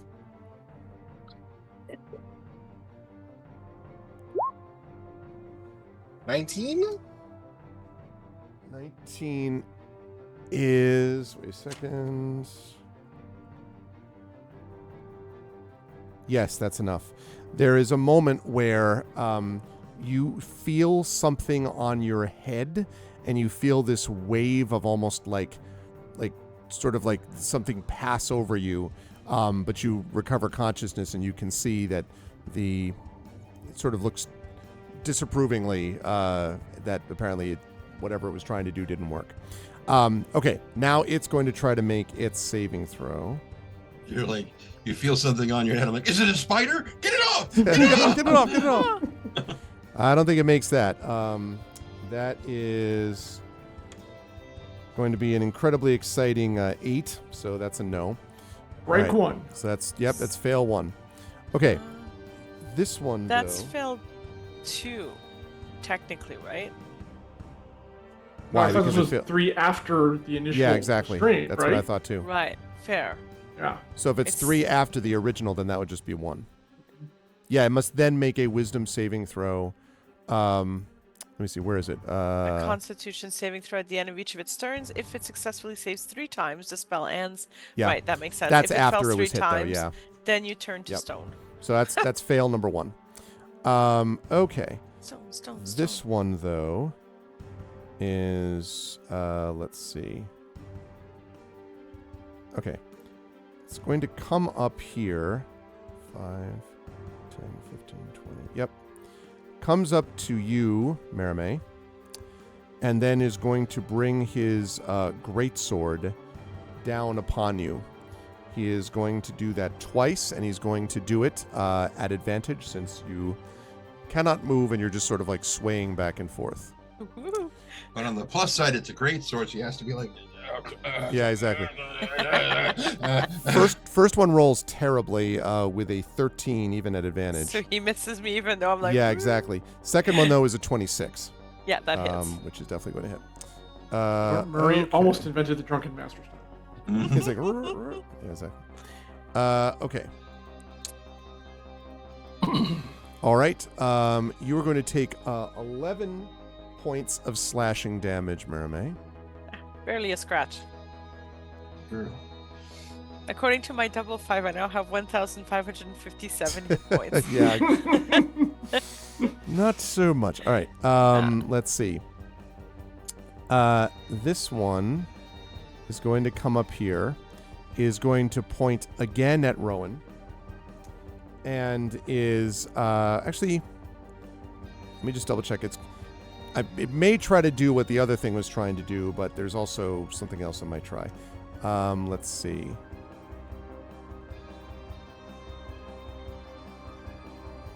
Come on, find my thing. Okay. Okay. So the below his almost, you can barely hear it, but mutters something in some arcane language, and you can see his sword glowing a little bit. And then he will come up next to Merame and will also attack. Again, we'll attack twice, get advantage each time. That's a 17. Nope, that misses. How about a 23 on the second attack? That hits. Okay. So, in that attack, you are going to take... You're going to take, let's see, 12 slashing damage, but also, as you do that, or as it hits you rather, you can see that there is also a sort of radiant burst. And He stuns me? double stuns, no. It is a radiant burst, and it's going to do additional damage to you. So you're going to take an additional... I feel I'm radiant enough that wouldn't actually hit. another 8 points of radiant damage. I could be wrong. And you're now Hey. glowing with a white light. I'd thank him if I could speak. What does that bring you to? What are you at now, Mermaid? 137. That's what I thought. Okay. Good. All right. Those were the Bone Knight's turn. Okay. Mermaid, it's your turn. On your turn, you have the incredibly exciting desire to be unstunned. So I do, but before then, your blind knight guy, on the start of my turn. on the start of my okay. Yeah, it has to make a saving throw before he gets transported to another plane of existence. What kind of saving throw? by the Jesus, way? prismatic spray is that wisdom. strong? Depends on which beam. That particular beam, yeah. Yeah. 14. He Nope. fails, so he's Damn. transported to another plane of existence. Wow. Bye. If he has if the creature that is on a plane that is in a home plane is banished home, the other ones are usually cast into an astral or ethereal planes, but you can send him wherever. He's your This butt up. guy whoop, pops into Kryn. And 3 years later, shows up in Ravenloft next to Weller. Oh, what are you doing? He'll show up in our next campaign. Yeah, exactly. So you thought you were rid of me? What? This is I don't even know Dragonlance. who you are. Shows up in Kryn. All right. Well, he has vanished, and no one knows for where. Is that permanent? Yeah, he's gone. That is hilarious. It's not just like plane shit where it's like 1 minute. That's a hoot. He's gone. So now he's not blinded anymore, Greg. Yeah, exactly. Oh, that's great. Yeah, it's like He's got that going for her. Absolutely. there's a whole sort of Yeah, a she's spin-off series that involves just Yeah, it's the him good just place. coming to in the woods in another plane. yeah. He's What just like just happened? what? And it's like a whole story about how he becomes a baker. He's like, I don't even remember. All right. I really She like hung that. up her horn background. helmet for good that day. What? Could you transport a party member that way? I mean, I guess. All right, Merame, you have to Yeah. now make your saving throw for. Okay, Being and what stunned. kind is it again? It is. Was it a dexterity? Constitution. Constitution Wisdom? saving throw. Constitution? Okay. You know, I still feel like I accomplished a lot. True. I don't even need to move to banish people, so You're like, I'm still stunned. Actually, let me make sure. Yeah, no, still stunned. Oh, Marimay says she's stunning. It's very different. Very, yeah, very look different. at how I glow. Exactly. There's glitter everywhere. It's very fetching. Right. Alarian, you were up. I was so looking forward to beating up on the blind person, but I guess I'll go after Necro Metal. All right, so what looks like an incredibly acrobatic anime leap, but really is me flying. Why not? 60 feet, fly over here, above their heads, above the Bone Knights, land behind this guy, and I'm going to hit him twice. Okay. Oh, wait a minute, right here, so I can get flanking. Screw that crap. So I believe that's an advantage, correct? Yeah, although are you assuming Rowan? Because you're not going to get flanking from Marimay. She is stunned and Yeah, I'm incapable. assuming Rowan, because this guy looks like he's about to jump on him. I So just yes. want to make sure we were clear that Rowan is in melee range. That's all. I Yes. think that was clear from the last time. Yeah, I know, I Thanks know. for reminding me. All right. I It's just not like letting I you know. didn't know. Well, no, nobody meleeed Rowan. Just, came up to Okay, 28 for 9. Yes, we'll hit. Okay. And 28 Oh. for 9. Okay, yep, 28 for 9. Your attacks count as magical or no? Oh yeah, yes, it's not a plus to the sword, but the sword itself as a beam of light basically said is it can hit things that need magical items. Got it. Thank you. Yep, you're welcome. All right, you hit it twice. Very nice. Choppity chop. Okay, and then that is going to bring us to the top of the round. On the top of the round, this thing Turns around. vanishes. Turns around. What do you Well, mean it vanishes? how rude. Rowan, it's your turn. Wait, what? No. And Tanta's like, well done. Oh, wait, no. What's it supposed to do? It's like Vader. Marimay's like, it's, yeah, that was me. That it's was me. Vader That's poking right. Kenobi's cloak, right? Like, wait a minute. That's not. No, stepping on a metal plate. I'm sure it's Okay, fine, so right, chat? these I'm are- sure it's fine. These are 5-foot squares. Yes. So.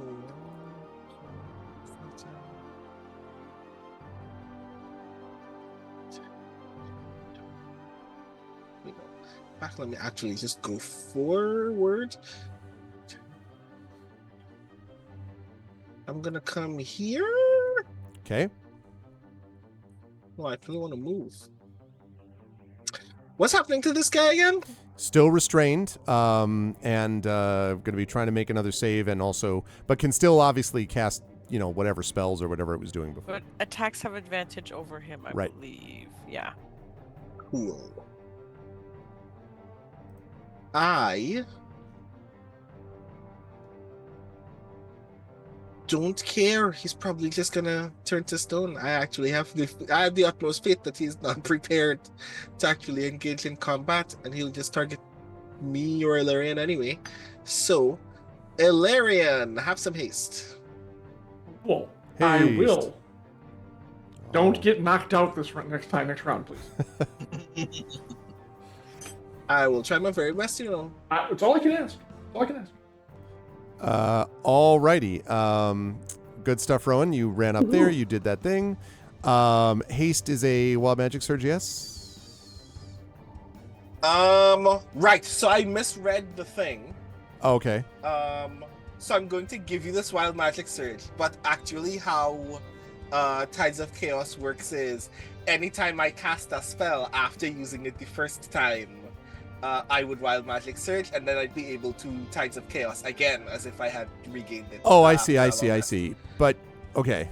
But you still don't. When you cast a spell, you would have a wild magic surge regardless, right? Or is that not a tide? Is that only Tides of Chaos? Because you're a wild Depends on magic the sorcerer, level. so. God, it would have been for that or for another thing that I cannot recall. Because probably so not yeah, for it doesn't matter cantrips, to but me. like I'm haste, gonna yeah. give it to you anyway. Okay. Right. So let's roll 1d20. 11. Oh, I saw the one, and I was like, That's 2 ones. That's 2 ones. That's 2 ones. That's double wild magic. Okay. Right. Okay. It'll happen. Tanton, you were up next. Nisiana's on deck. So Tantan's going to step up. Yeah. Okay. And you're going to take a shot at one of the two guys in front of Okay. There, Mary. Let's see which one. We'll go with this guy up. Yeah. Okay. And so, think. Ooh, I thought that was going to be a 1. 18. Miss. Okay. They block it away. And then, think. 26. That hits. And that will do Hey, Shadow. 11 points of piercing, 8 points of fire. Okay. So, sorry, 8 points of piercing. No, 11 and piercing 8 fire. 19. I got it. Got it. Let's see. And those are all And- magical. He was in sufficient line of sight to see that thing disappear. Yes. So does he remember if they had stealth capabilities? I don't think. I'm not going to make you roll for this. You recall that one of the unusual abilities of these creatures is that they had the ability to, number one, appear to be in 2 places at once, but also, if necessary, the idea was to take these creatures, have them appear behind enemy lines. You're pretty sure this creature is capable of plane shifting.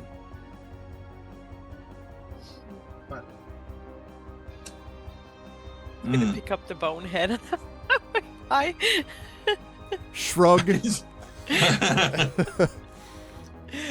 So with what's left of my my turn, I'm going to pass that information on through the link. Is Say the link that- still active? I mean, you being stunned, it doesn't negate it, does it? That's true.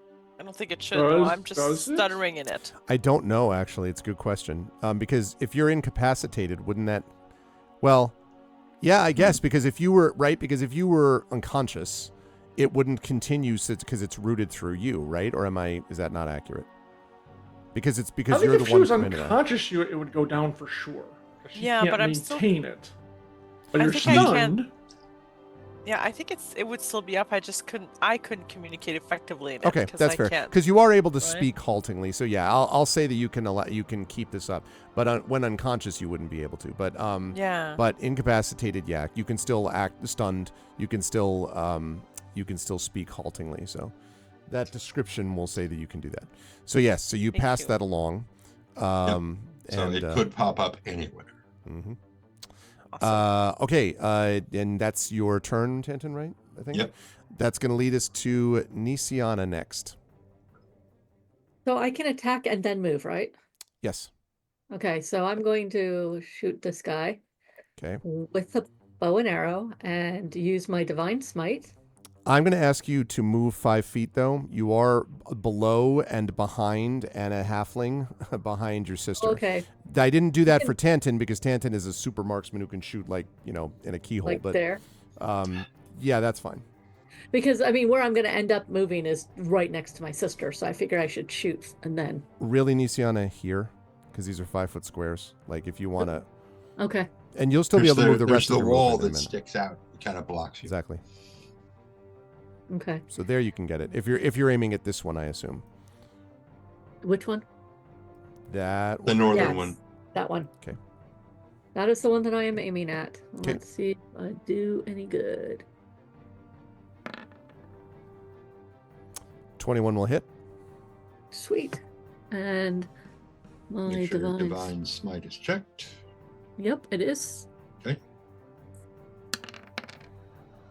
So it's magical with divine smite and piercing. So 16. 16. Okay. Which means there's that. And then you also get that reduced from your negative energy points. So Right. Right. so Right. it should right. be 66 now, right? No, 67. Yeah. 83 minus 16 is 67. Yep. Okay. All right. Okay. Good stuff. And then I'm going to move up to right next to my sister with the intent of using my dragon wings to protect her because I can see that she's still. Yeah, still pretty woozy. Yep. Okay. It's like she's got a concussion from something again.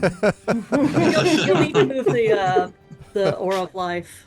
Oh, okay. Like that. Okay. Right. So it is the Bone Knight's turn. This one up top is going to stare at you again, Rowan.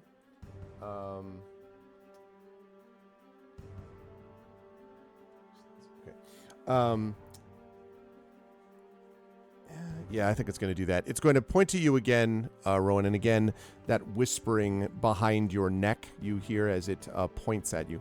I need you to make a wisdom saving throw again, please.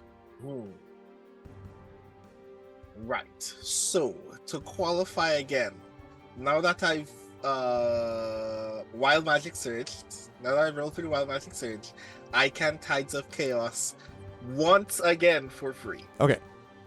Sounds like a plan. So advantage on this saving throw. Advantage. Okay. Con, right? Wisdom. 17 Uh, was not enough, right? 17 is enough, yes. Against Cool. this. So again, you feel that same weight on your head for a moment, but then again it passes. Okay, now he's going to try to make his saving throw. And that is... Ooh, what's the DC again, Mermaid? 18. Yeah, that's what he got. So he Hey, does save from his Benluck. restrained. Okay, yeah, that one you can definitely do that. All right, so Ben Luck means again, remind me, you do a million of these things. I spend 2 sorcery points to roll 1d4 and apply it as a penalty to that saving throw. Oh, Which means that's that it doesn't matter what I roll. That's right. Yeah. Okay. that's So then brilliant. he fails it. Nice. So that's the second. Let's just see for fun, though. Yeah. if he Please be fails the one 4. more. Let's just do Yeah. one. But But that's it's enough. perfect. That's Thank enough. you. Good thinking. Bent luck just enough. Okay, so he failed it. That's 2 failures for him. I feel like I'm still contributing. I've only done one thing. Okay, let's see. This one is going to attempt to hit twice. It is going to strike down with furious anger, but first, it is going to whisper in that strange language, and you see its sword glow again. On its first attack, we are looking at a 22. Yeah, that would hit. S- Would it Minus hit? +4 to her armor. Oh, that does no longer hits. Okay, Thank No. you. and then the second one is a 17, which I don't think hits, right? Nope. Okay. Alrighty, Oh, thank so you. that Till one the end of your misses. next. To the end of. Is it my next turn? I can never remember. Okay, and then the one below is going to do the same thing. Yeah, Murray, you have +4 to the end of your next turn. Awesome, thank you. Which is next, but still, I am very Fine. pleased. Thank you. Wow, and then That- the second one is 21, which is a miss, I think, because of the extra Yeah. armor now. Yeah, that's And saving my then- ass. Thank you. And then a 13, which definitely misses. So they Nice. all miss everything because of that extra Fail. armor boost. Even though I'm 1, just 2, like, 3 strikes, you're out. Yeah. 1, 2, 3 strikes, you're out. Oh, reaction. Bugs Bunny. Reaction. Bugs Bunny. It's a beautiful thing. All right, Yes, That's Mermaid. I was awesome. also going to throw a reaction on it, but I didn't need to. That's right. oh, thank you. I appreciate everyone's help. Mermaid, Next your turn, turn. if we don't take these things down, yes. Okay, so your Benum's already vanished, so we don't need to worry about that. I'm going to do a Constitution saving throw, Greg. Okay. I love to see those. Well, Ow. I'm just just not stunned. You're stunned. And I can't use a- Groovin'. I can't use Can I a do bonus is action, there something I right? can do? Is there lesser restoration I can do? You would need something which could clear the stunned condition. I'd have to look whether lesser restoration does that or not. But in the meantime, yeah, Mermaid, you can't take any action, including bonus actions. I'm just gonna hang out. And I'm yeah, doing lesser good. restoration does not affect that. Blinded, deafened, paralyzed, or poisoned, but not Nope. stunned. Okay, let's see if greater restoration will do it. Mermaid's just stunned. While you're If checking you that out, guys can help boost my like I don't know if I can do +4s or whatever. I might be able to save it too. I don't know. Alarian, in the meantime. Yes, sorry. Okay. Well, okay. Assuming this guy's going to turn to stone, and if not, I am sure Rowan has the situation well in hand. So I'm going to give this guy. You forgot one thing about that quote, Greg. You forgot the great vengeance, so I will deliver it upon him. Great vengeance. And But I furious don't. anger. I don't get it because he's not really fighting. I don't get it at. It's going to be a normal fighting. Okay. Hit a stunning roll. It is bit. Unless you want to give it to me at advantage. No. I had to try. Even the drunken master thing. Oh, but I do get 3 attacks. I am hasted. Thank you, Rowan. All Okay. right, attack number 1. attack the first. Ooh, off the 3 to a 26 for 12. That is a hit, yes. 27 for 10. On the same one, right? Oh, yeah. And non-natural 20 for 10. I come up and just wail on him 3 times. Okay, bam, yeah. He takes all of that. He's starting to look quite messed up now after all of that damage. Okay, and that brings us back to, that's you. That brings us back up to the top of the round. At the top of the round, appearing behind you, specifically behind Nisiana, is this. Oh, no. And next to him, on his back, in fact. Of course. You're just mad that she got taken away. Just When you said a plane of existence, and I looked and it said plane shift, I'm like, outstanding. Well, that's exactly what it Oh, did. we didn't know where to go. Zip. He has a link to this creature. Oh, They Wow. We've learned this is going to be a something. problem. are. They're going to get Look, guys, I in. can't keep jumping through this door all the time. I need to get unstunned real fast. Yeah, come on. Snap out of it. Well, and I do have a question for the group because we're over time. So what I wanted to ask was, we could stop here and restart during ArvCon with the end of this fight, or I don't know how much longer. I mean, you're wailing at the Bone Knights, so you're doing some serious damage, and you've done a lot of damage to the steel thing, to this steel predator.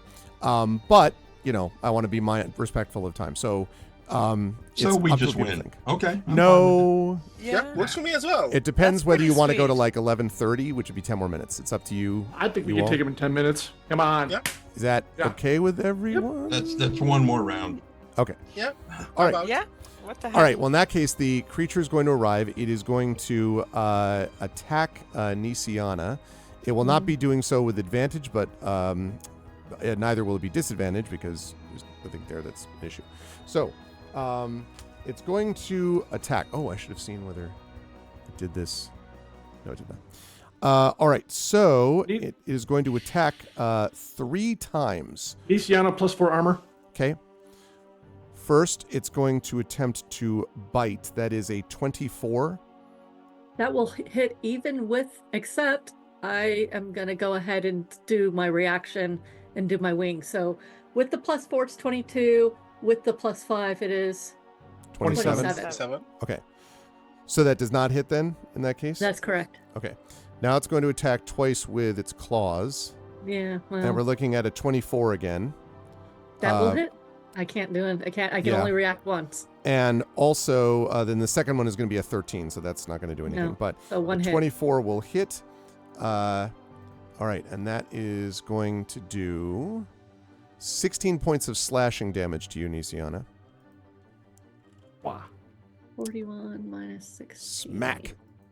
Or slash, I guess. That puts me at 125. All right, Rowan, you are up next. You're looking at a restraining Everything guy. that is actually juicy is taking place That's right. out of my they line keep of leaving sight. us. Yeah, exactly. Quite annoying. I'm feeling rather smug about the plane shift pickup service. Like it's legit though. It's totally says plane shift on self and As can, long as I it's, need- can the occupy link. a bounded Yeah. creature. And I was like, all right. I need to get unstunned. I want to hit things. I was going to do something else, but now I have a thing in my face. I really need No, to it's fair. do You gotta damage. worry about It's true. yourself. Sorry, Rowan. It's cute. I just saw the thing in chat. I'm gonna move here. Okay. The Bone Knight sort of Damn. waves at you feebly as you go by. It's just, I imagine that he's just like weirdly still attempting to point at me the entire time. Yeah, he's like, you, this is going to work sometime. I Oh my am God, going that to. is crazy. Yeah, we're just gonna throw a 7th level spell into this thing. Absolutely. Right.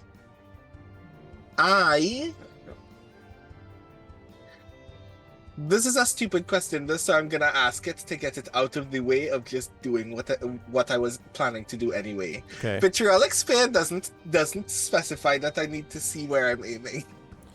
Okay. I mean, if you're aiming here anyway, I mean, it would, you know. If it's I a mean, I was sphere. gonna aim on the other side of the wall, but yeah. Mm-hmm. Yeah, figured. I am going to. Everything would be too big to fire directly into the staircase. I'm Yes. going to exhibit restraints just this once. Because it does say you point at a location within range, so you have to point at. You can't be like point through the wall and then have it like home in on the other side. You know what I mean? So I would think Fair. I would think you'd have to be able to see where you're pointing at. As I'm looking at this. Fair enough. Right. So, in fact, okay, cool. But it's a 20-foot So- radius, by the way. You don't need to worry about that. I mean, the only problem is that you have all your friends there, but otherwise. No, yeah, my friends matter. That's true. It turns out that I love them and care about them a great deal. Oh, Mary Not would react to Rowan that, would but she's do stunned. that to any of us. At least not yet. Right. So, first, as a bonus action, I am going to spend a first level spell slot. Okay. 'Cause I don't even have any first level spells in it. To regain 1 sorcery point. I'm gonna do that very slowly for the rest of this combat. Okay. And then, Concentration. barring much else I can do, I guess I'm just gonna shoot this guy. Okay. Bone Knight number 2, the one closest to me. Okay.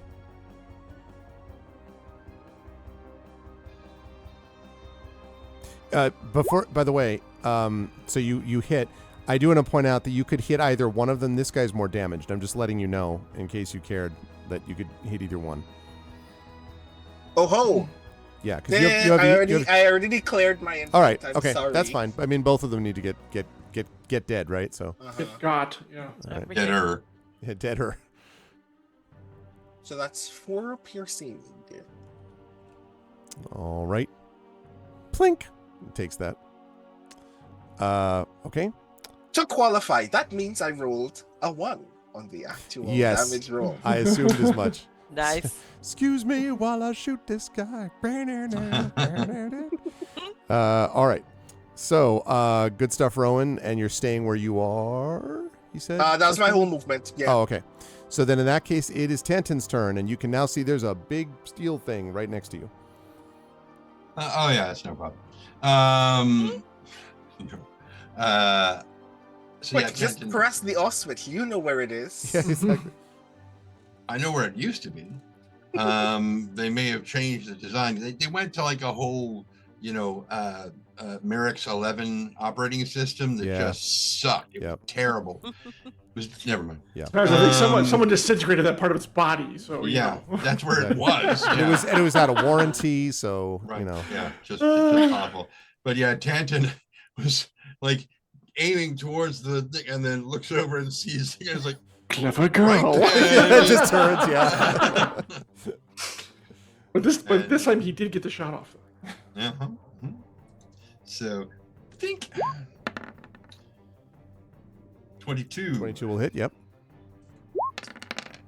for 10 points of piercing, 8 points of fire. Okay. All right. He's going to take that. Looking pretty, starting to look pieces flaking off and starting to look pretty badly hurt now. I'm very, very badly burned. And a pink. Again, 22 Again, will hit. for 6 points of piercing, 8 points of fire. Yeah, looks very hurt now, but is still All right, you two still got this. together. Any recollection of verbal commands? The problem is that the verbal commands were often specific to the unit, and so unless you worked on this specifically, which I mean, I don't know, we could, you know what? Just for the fun of it, why don't you roll a D100 for me, And I will say that if you roll between 1 and 10, this is a unit you worked on. Let's put it that way.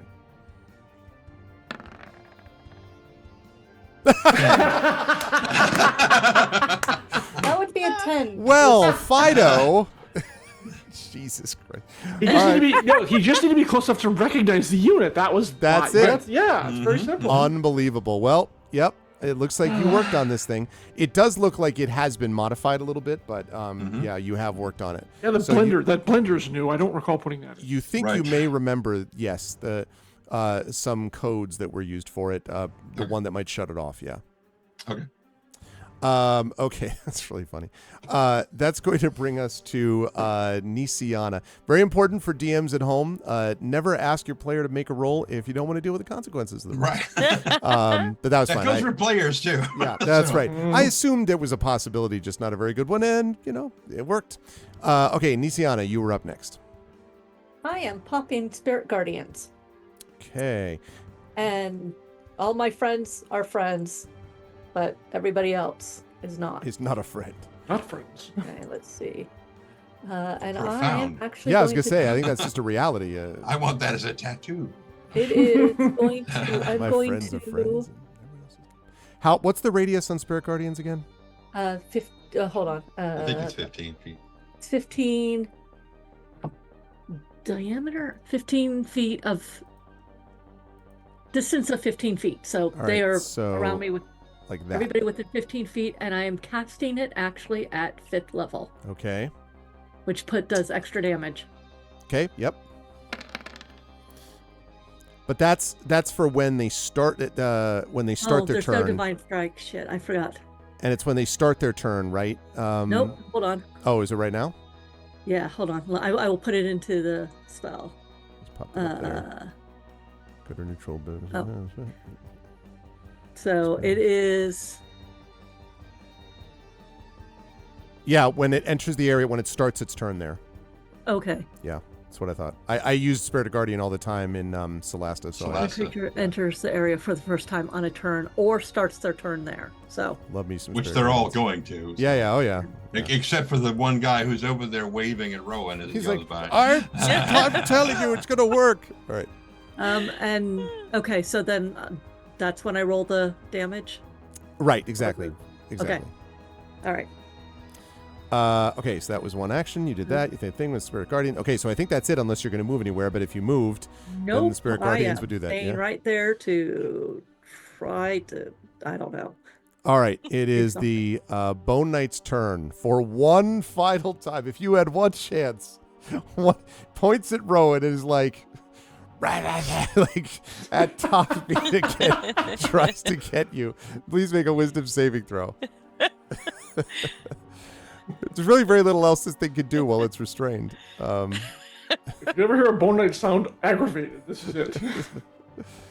Wisdom saving throw. Damn cheap imported crap. That's why I buy a scroll from China, damn it. Let me see. A 16?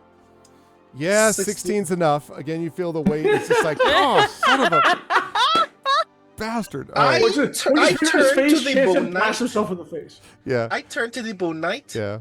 and wave gleefully, knowing that he's about to turn to stone. He's just so angry. And then he misses his save. So he's just like, he's like, and just like stops. Oh my God. Oh, it's hilarious. That was just I not, love it. didn't I'm work. so glad you took that spell. Oh, God. Wah, wah. You know that he was at full health too. You never did any damage to him. He just sat there and just turned to stone. It's like, Well, ineffectively trying to do whatever the hell he was doing. God to damn Rowan. it! That's hilarious. Work. All right. So I just want to qualify as well how hilarious it is that Mermaid essentially did so much, accomplished such a great deal in the large scale of this combat that has been just stunned the whole Stunned time. the Yeah, entire time. the entire time. Imagine if I could have hit more than once. Exactly. I think that thing had to freeze the last time, like looking at its own fingers if the finger's not working. Yeah, it's just like stuff like that. Yeah. Yeah, exactly. All right, the first of the Bone Knight is going to attack Nisiana. Again, is going to be at advantage. Is going to do so with twice. So we are looking at, first of all, a 15, which I'm sure is going to miss. Yes. Then there's a 20. Do I still have the 22? You wouldn't yes, unless you do till the end of your next round. 22. So no. Wait, she's attacking Merame or Nisiana? attacking Marame. Oh, I thought you Yeah, said so- Nisiana. Sorry. No, Marame. And then, Yeah, no, that hits. So let's see. Yeah. And that is going to be. Except he started his turn. He has to take damage. Oh, that's right. Okay. He might do So- 11 damage, but hold on. Hold So on. go ahead and roll damage first. He might not get a So- chance because he's pretty hurt. How do I? Oh, I just hit Spirit Guardians. I think that's right because you did that before, I believe. Well, hit it and let's find out. Yeah. Worth And it's I- going to and- put it into the chat again. Okay. Submit. Yeah. I did Okay. it. So it did 15 radiant and the higher cast another, so 29 radiant. 29 radiant. Damn. Yep. So everybody in that I'm gonna say everybody in that. Yeah, that This is the that roll. obliterates him. Well, they have to make, and there's no saves. Oh, they have to make There a is a wisdom. save. They have to make a wisdom saving throw. All right, hang on. And that gets rid of some of your negative energy, doesn't You it? can Jack? just assume it failed, Arv. That's perfectly fine. We're looking at a 21. That does save, and so they take half damage. So they're taking 14. That still kills them. So it doesn't matter. They were So pretty. does They were that, does pretty that take away from my negative energy? Yay! yeah, I would think so. Yes. Okay, so that puts me to 53. 53.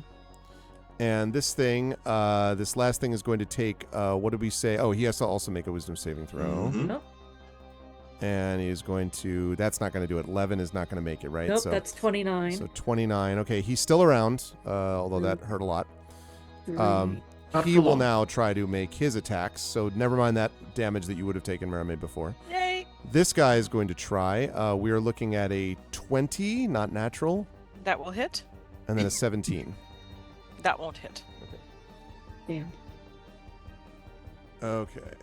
So we're looking at a total of 11 points of slashing damage. Okay, so I'm at 126. Right. Okay. That's going to bring us to Merame, who is currently stunned. I'm gonna make a Constitution saving throw. Would and you I'm like to gonna join make the it. rest of the And party? you're going to make it. Well, So close. Can you guys help me? Stunned. This is- I can help you. Let's see. But I want Thank to. you. But I want to beat up things. I Don't know. make me well, it's your choose. turn. It's your turn, Lauren. You can decide right now. I Alright. would also like to beat up Counterpoint, things. wouldn't it just Alright, be hold on, so hold on, funny hold on. for Oh, it's a bonus Mermaid to action, just okay. wake up and everybody's already dead? Okay. Which one did you say was obliterated? There were two of them. The one above it. The one above Oh, it was, okay. yeah. All right. So Mermaid, this is a bonus action, so I can do it and not miss anything. Yay! You get everything. You can. That's right. So I give you shared spirit. So you grant one ally within 30 feet the protection ability of my Aegis armor. So if you are getting hit, you can spend I'll allow you to spend a die. You roll a D10 and add that to your armor class. Okay, that Oh, lasts for thank one you. turn. You get +1 to your AC anyways, and a D4 soul die. However, so one thing I have is I can roll a D10, a spirit die to add to any saving throw. So next round, let's remember we Yes. have this, and hopefully we'll do it. I would have done it last time, but I was busy beating on the guy, and I didn't know it was a bonus action. I would have done it earlier, so sorry. No, that's okay. Now we know. Thank you. I appreciate it. All right. Anyways, beating on him, which is my plan, and it's a good plan, and I love it. So Star Sword. 21 for 9. Yep, we'll hit. Okay. Can you believe in me? I absolutely. Luciana? Oh, is this the same round? As what? No, it's a new round, I think. Oh, it is a new round. I no, do it's believe not. you. No, it's not. No, it's not. Oh, Oh, I go last. Because If Balerion you goes didn't, you last. didn't. That's fine. That's fine. Don't worry about it. Third attack. I would like to have believed it, but it 15. has Not no gonna hit it, I don't mechanics. think. Nah, she's fine. She can take it. I'm not gonna kill. This blow will not kill him, so I'm not gonna blow a spirit die on it. All right. Well, I'll hit him once at least. That's something. Okay. That's 2. Okay. Now it is the horned person, the champion's turn. So they're going to take the damage. They're going to make a wisdom saving throw. Maybe they're going to try to. But That all the player travel is left and weakened, and it kills them. 15 is that enough? No, it's not enough. They need a 16. All right. So they're going to take all the damage, and I think this you roll separately now for them because it's his turn. Oh. So You want me to roll? Okay. For the Spirit Guardians again, yeah. Okay. Spirit Guardian. 5th level. Submit. It is 13. 13 points of damage. Okay. That puts me down to 9 negative energy. Cool. Wait, what? Nice. You were Because Oh, I see. Because you were at 53, but I must have missed one that you missed the did. 29 that I 29, which would have put you at 24 negative energy. minus 30, and now 24 So minus 30. So you have 11. Yep, you're right. Oh, 11. Okay. Yep, okay. I can math. All right, so they did that. Now the one is going to move and is going to attempt to attack you, Nisiana. Okay. Is going to attempt to hit you 3 times. +4 again. Okay, so 22 is my... So that is let's see, that is an 11. That is a 27. That hits. And a 10. So its second one hits. And that is going to be 20 points of slashing damage. Ooh. Really Okay. cuts into you. I believe I need to make a constitution And con saving throw, yep. con saving throw. Succeed. Well, we'll see. Oh no. Nope. No, I did not. Okay, the Spirit Guardians go away. Okay. Well, they were Well, good while they lasted. They did their part. Absolutely.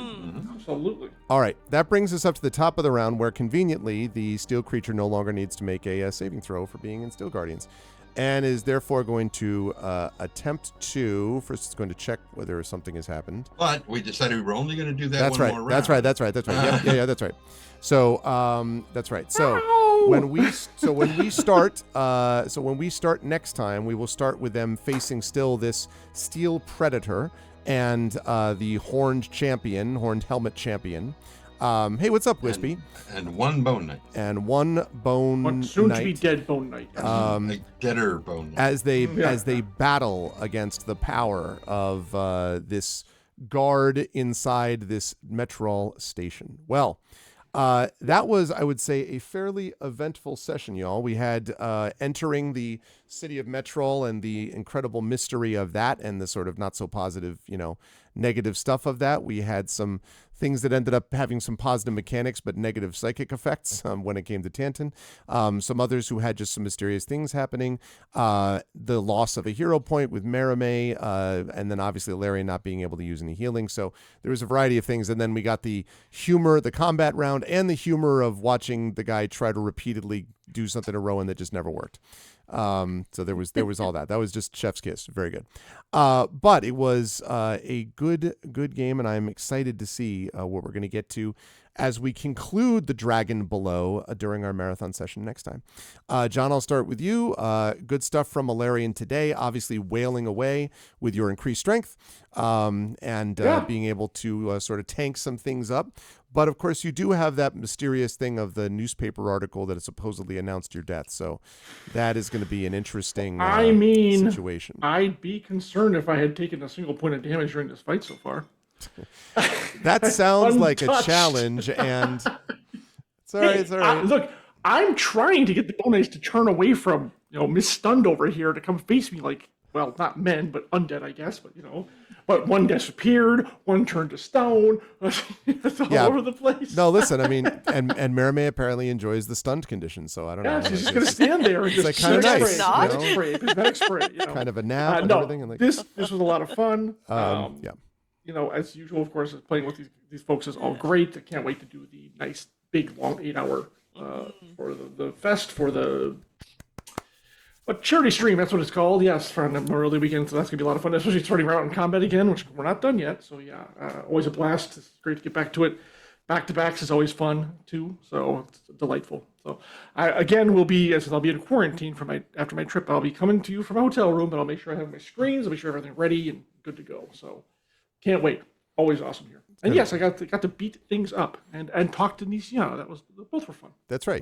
And do it in that order rather than beating up Nisiana and talking that to some would, other that good, would which not would be be not. fun. Yeah.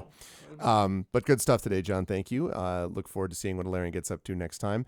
I would say Jen Nisiana had a very eventful session as well, with a lot of not just the Spirit Guardians. You got a lot of negative energy reduced, so there was that. On the negative side, if you'll pardon the whatever, you got a lot of you got wailed on a fair bit with damage and stuff like that. It could be worse. That's right. That's right. I mean, listen, you're only facing a champion and a massive steel war machine and a bone knight. So I mean, it could be worse. I'm gonna trust that. Of course, Trent's not here, but I'm gonna trust that Mia Tantan's gonna take on the one thing. So I'll focus on the champion. Mm-hmm. And it's gonna be interesting to see what happens there. But also, I thought it was interesting. Each one of you saw something, of course, that was troubling in some way. And in your case, seeing the old halfling with the dragon marked, clearly the healing dragon marks, and then seeing that vanish. It might be playing tricks, but the Mournland has a way. The Gray has a way of sort of bringing you face to face with some of your greater fears, I guess. And this might have been some of approach to that too. How'd you feel about today? Where will the fine folks find you next? I had fun. I mean, we're getting wailed on, and I don't like this giant metal thing that I'm really hoping Mia Tantan can figure out how to do something about. But I will be here next week on Sunday, and I will have a couple of Tuckerizations up for the raffle. Very exciting. For those who are, I will write that up for you guys. Reminder that I have 2 new releases this week. And I will, if you are a writer and you would like to do some leveling up of your skills, there is 6 seminars going on. Yes, 6 of them left. Nice. Yeah. And that's it. Woohoo. Good stuff, Jen. Very excited for next week. Thank you. Always a pleasure. Brandon, again, good stuff from Rowan. I just it does crack me up repeatedly that he just could not. He's just like, why won't you die? Except in this case, it was like, why won't you just listen to me? And you were just like, no, I'm not going to do that. But also, again, a lot of good use of these items that disintegrate.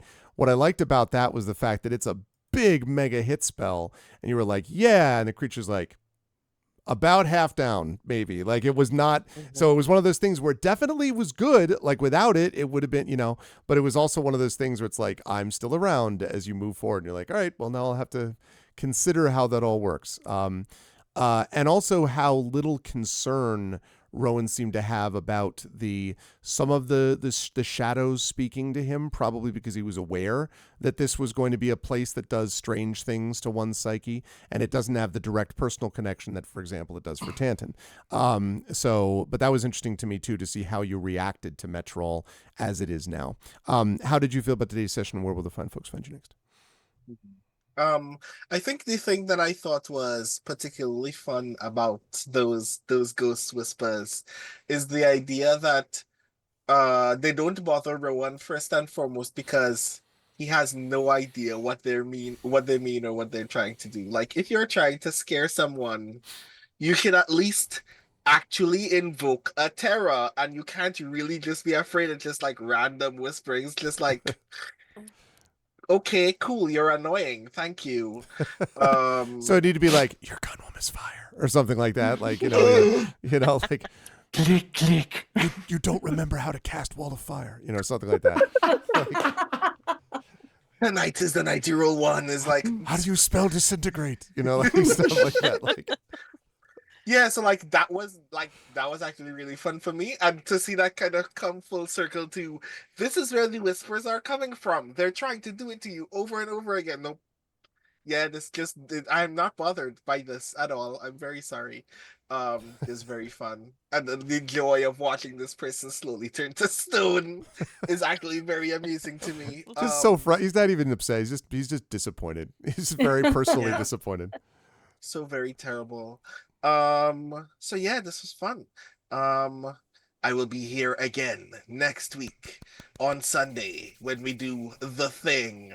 I need to figure out how I'm actually going to keep my eyes open for 8 hours straight, but I am very excited to actually we are. This is a reminder to everybody because Greg keeps reminding us we are inching ever closer to the end of Eberron, and at some point we need to discuss what we're gonna do after that. And I'm very excited for us to not only continue to barrel ever so closely to that end, but to the potential experience of us being able to play the finale at Worldcon if all things still go well, and have that be our like trigger point into whatever happens next. So at this point we just need to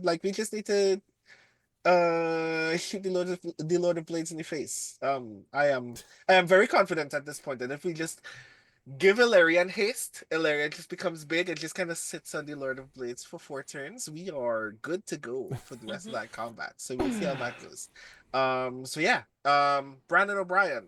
You can see me almost everywhere on the internet at this point. It's true. God, I'm writing so many things I can't even remember what they all are. I'm on The most important one's Grey Shade. Worldcon That's blog. the most important one. I'm on the Seattle Worldcon blog. I'm on Rascal. I am doing things for Augment Magazine that you will see very, very soon. And of course, Grey Shade, you will see an update from us about Grey Shade very, very soon. Because suffice it to say that when this stream is over, I'm going to pour myself a cup of tea and get back to finishing 2 more mini campaign adventures for the book. Yeah.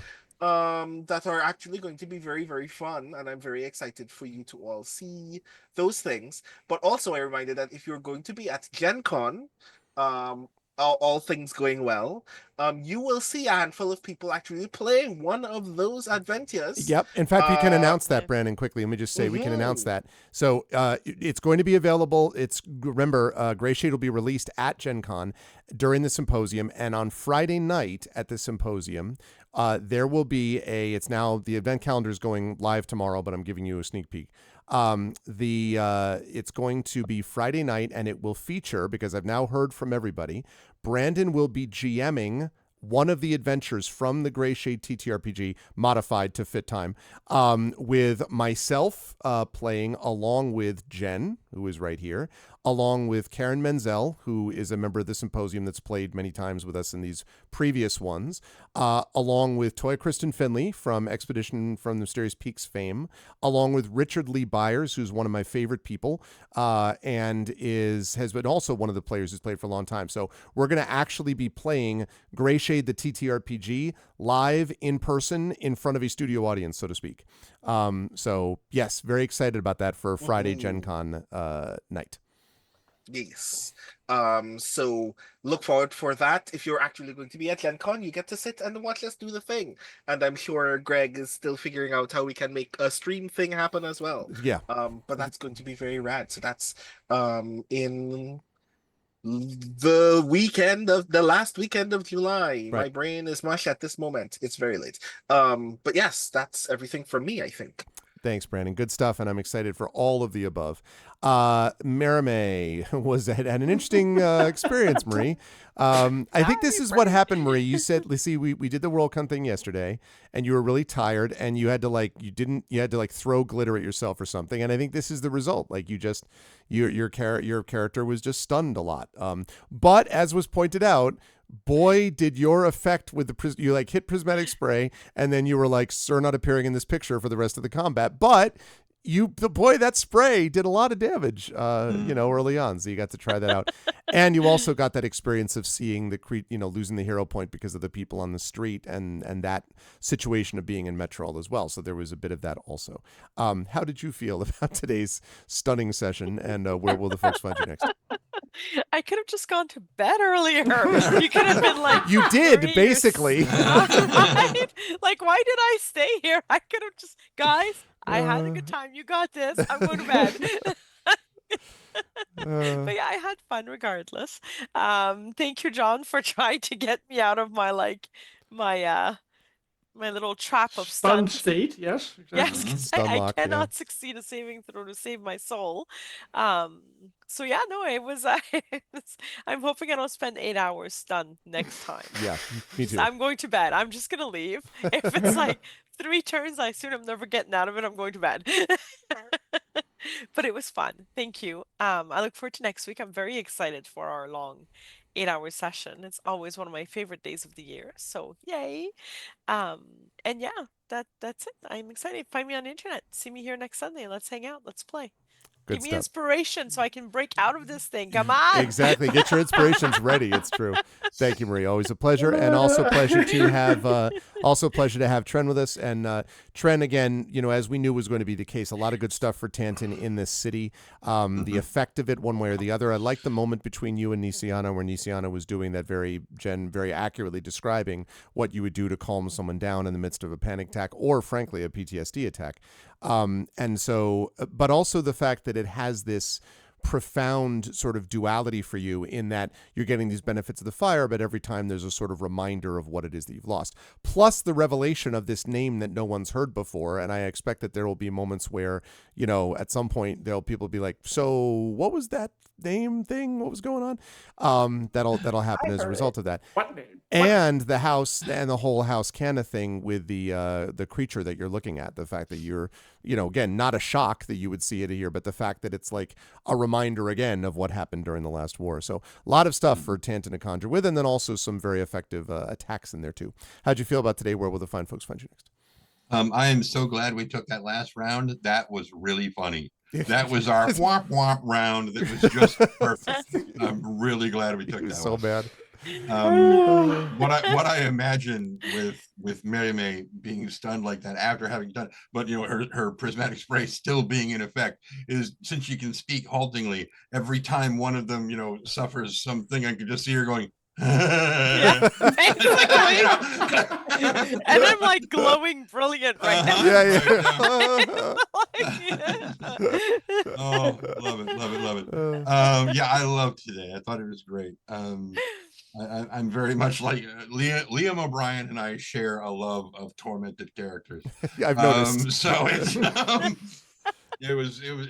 it's a lot of fun. Let's see. If nobody else can manage to get Mary May out of her stunned thing, Tanton is now close enough to use Flash of Genius to give her a +5. Nice. I'll read it all. Flash, I'm stunned. We might need to team up on that one. Yeah, right. Exactly. Wonder Twin powers. We don't look like each other. Whatever. Yeah. So where will people see me next? Right here in a week and a day. Doing the 8-hour thing. I'm gonna have to line up. I'm gonna have to get up. Yeah. To be presentable at 9 a.m. I don't know about that. I don't know about being presentable. I mean, I don't care that much. Well, it'll be the bell curve, right? Like Chen will be tired for an hour, and then it'll be like awesome for 5 or 6, and they'll be like, all right, now I'm starting to. Yeah, exactly. But right around 4 o'clock, you'll be at your peak. Yeah, because since Thordax Mommy did the donation already, I intend to have a lot less face fur when we start. Right. So nice. I will have that set up before we, in like a day or 3. I'll probably start doing it so I can fine tune it as we get closer. I can't wait. I may be stunned from that. We'll have to see. Maybe what the effect has on me. Like 40 points of psychic damage. Like, that's gonna be mine. That's gonna be mine. I'll just keep my COVID mask on while we're doing the thing, and it's just like, no, trust me, I did it. It's just buried. I swear. Yeah. It's going to be great. Every year we do this. It's awesome. I find it amusing that last week I got a check, not a check. I got a letter in the mail from Damon Runyon saying, "Hey, do you want to make a donation?" I'm like, guys, we're funny you should mention that. Yeah, but it should be fun. Speaking of donations, Greg, did you get a package from me recently? That sounds like a no. It might be coming. Yeah, it must be coming the next couple of days. I was gonna say no. All right, the t-shirt is on its way to you, so it should be there. It'll definitely be there next week. We sent it to your house in the Caymans. I mean, This was. I'm vaguely remembering. Remember, the t-shirt that I'm wearing there. Yes. But I bought one previously that was too small, but the company said just keep it, we'll replace it. And I'm like, well, what am I going to do with an extra shirt I can't wear? I'm sending it to you to give away during Oh, it's the the giveaway. stream. That's right. I will add that to. I do remember now. No, I haven't gotten it yet, but that will be a giveaway item as It'll part probably of the be there giveaway tomorrow, or I should say Monday or Tuesday. So Slick. I sent it like last Tuesday. So yeah. So don't enter that giveaway if you are not we. Yeah, exactly. Otherwise, I can do it. Thank you. I forgot about that. That's going to be great. Yep. I am very excited I for almost this forgot crew. to send it, so yeah. And again, as I've talked to them about, I've talked to the other groups as well. Everyone has been clear about it's all nice to raise money for cancer research, but really it's about bragging rights for who raises the most money. So I'm just saying, like, who's actually going to get that. And I think I am going to give this group a $250 leg up because after all, it is these two gentlemen here on the bottom left and right of your ziggurat here that are doing this. So you have $250 to begin with. So, will you get the most money raised? We shall see. But genuinely, thank you so much as always to the amazing Infinity Beyond crew. Chat, can we get some love for I&B? Thank you to Trent Sparks, to Marie Bilodeau, Brandon O'Brien, Jennifer Brozick, John Helfers. I will see you back here next week, folks, for the finale of The Dragon Below and the finale of Season 5 of Eberron Oracle of War. We'll be level 17 then, won't we? After you finish it-ish, we'll see. Okay, so but we anyway, have to level up again. Keep that in mind. Bye for now, folks. It doesn't matter. They're coming at me too fast. I'll see you next week. All right. Bye, folks. Everybody. That is going to do it for us, but don't leave. Don't everyone else leave, because I do want to talk a little bit about the announcements here. First of all, great session tonight. Really enjoyed it. Had a ton of fun. Well done by the crew. Now, I wanted to take a moment to quickly announce what the schedule looks like. I announced this already, actually. I announced this on social media, so some of you may have seen that, and I also posted in the Discord. But for those of you who are not on those things, first of all, get on those things. But as well, I wanted to mention what the schedule looks like. So ArvCon will begin on Friday the 23rd. Day one of ArvCon will consist of the Arvocalists. And this is going to be a different thing for the Arvocalists. It's going to have Zach Clay, GM to Critical Role, GMing a tabletop one-shot for myself, which reminds me, I have to put a note here, which is to remind myself to respond to Zach, because he asked me a question this morning, and I remembered I have to respond to him. Okay. But Zach is going to be GMing a one-shot TRTBG. For me, I'm going to be playing, along with KP, Rem Alternus, and Indy. So 3 of the Arvocalists plus me will be GM'd by a 4th Arvocalist, Zach Clay, doing a one-shot adventure. That's going to lead off day 1 of ArvCon, 9 p.m. Eastern, Friday the 23rd. That's a new thing for us, so we're excited about that. I always try to throw in a new twist if I can. Saturday, the 24th, at noon Eastern for day 2 of ArvCon, will be an interview with the Damon Runyon Cancer Research Scientists. And let me just pull up my blue sky, because I actually have the names of these folks. Very, very cool. Let me just pull up that thing up. And by the way, please do spread the word about this. A lot of people have been doing all these notifications and following and all this stuff. There's a community D&D thing that I will mention as well. So you're definitely going to want to check that out. Let me just repost that. Okay, where are we doing this thing? There's this. There we go. Okay. So I will be interviewing the scientists. First of all, Dr. Sang Woo Spark. Actually, no. That's not it. It's Park, not Spark. Dr. Sang Woo Park. So I'll be interviewing Dr. Park, Dr. Brendan Floyd, and Dr. Catherine Triandafilu on their work for Damon Runyon. First of all, I love doing that anyway, because these are all cancer research scientists who are doing incredible work. You all know my feelings about Damon Runyon, which does amazing work. But I do want to say beyond that, that these also are the same 3 who will be playing as part of a tabletop role-playing game session later in ArvCon. So I'm going to be interviewing them at 12 o'clock. That's going to run for about 45 minutes.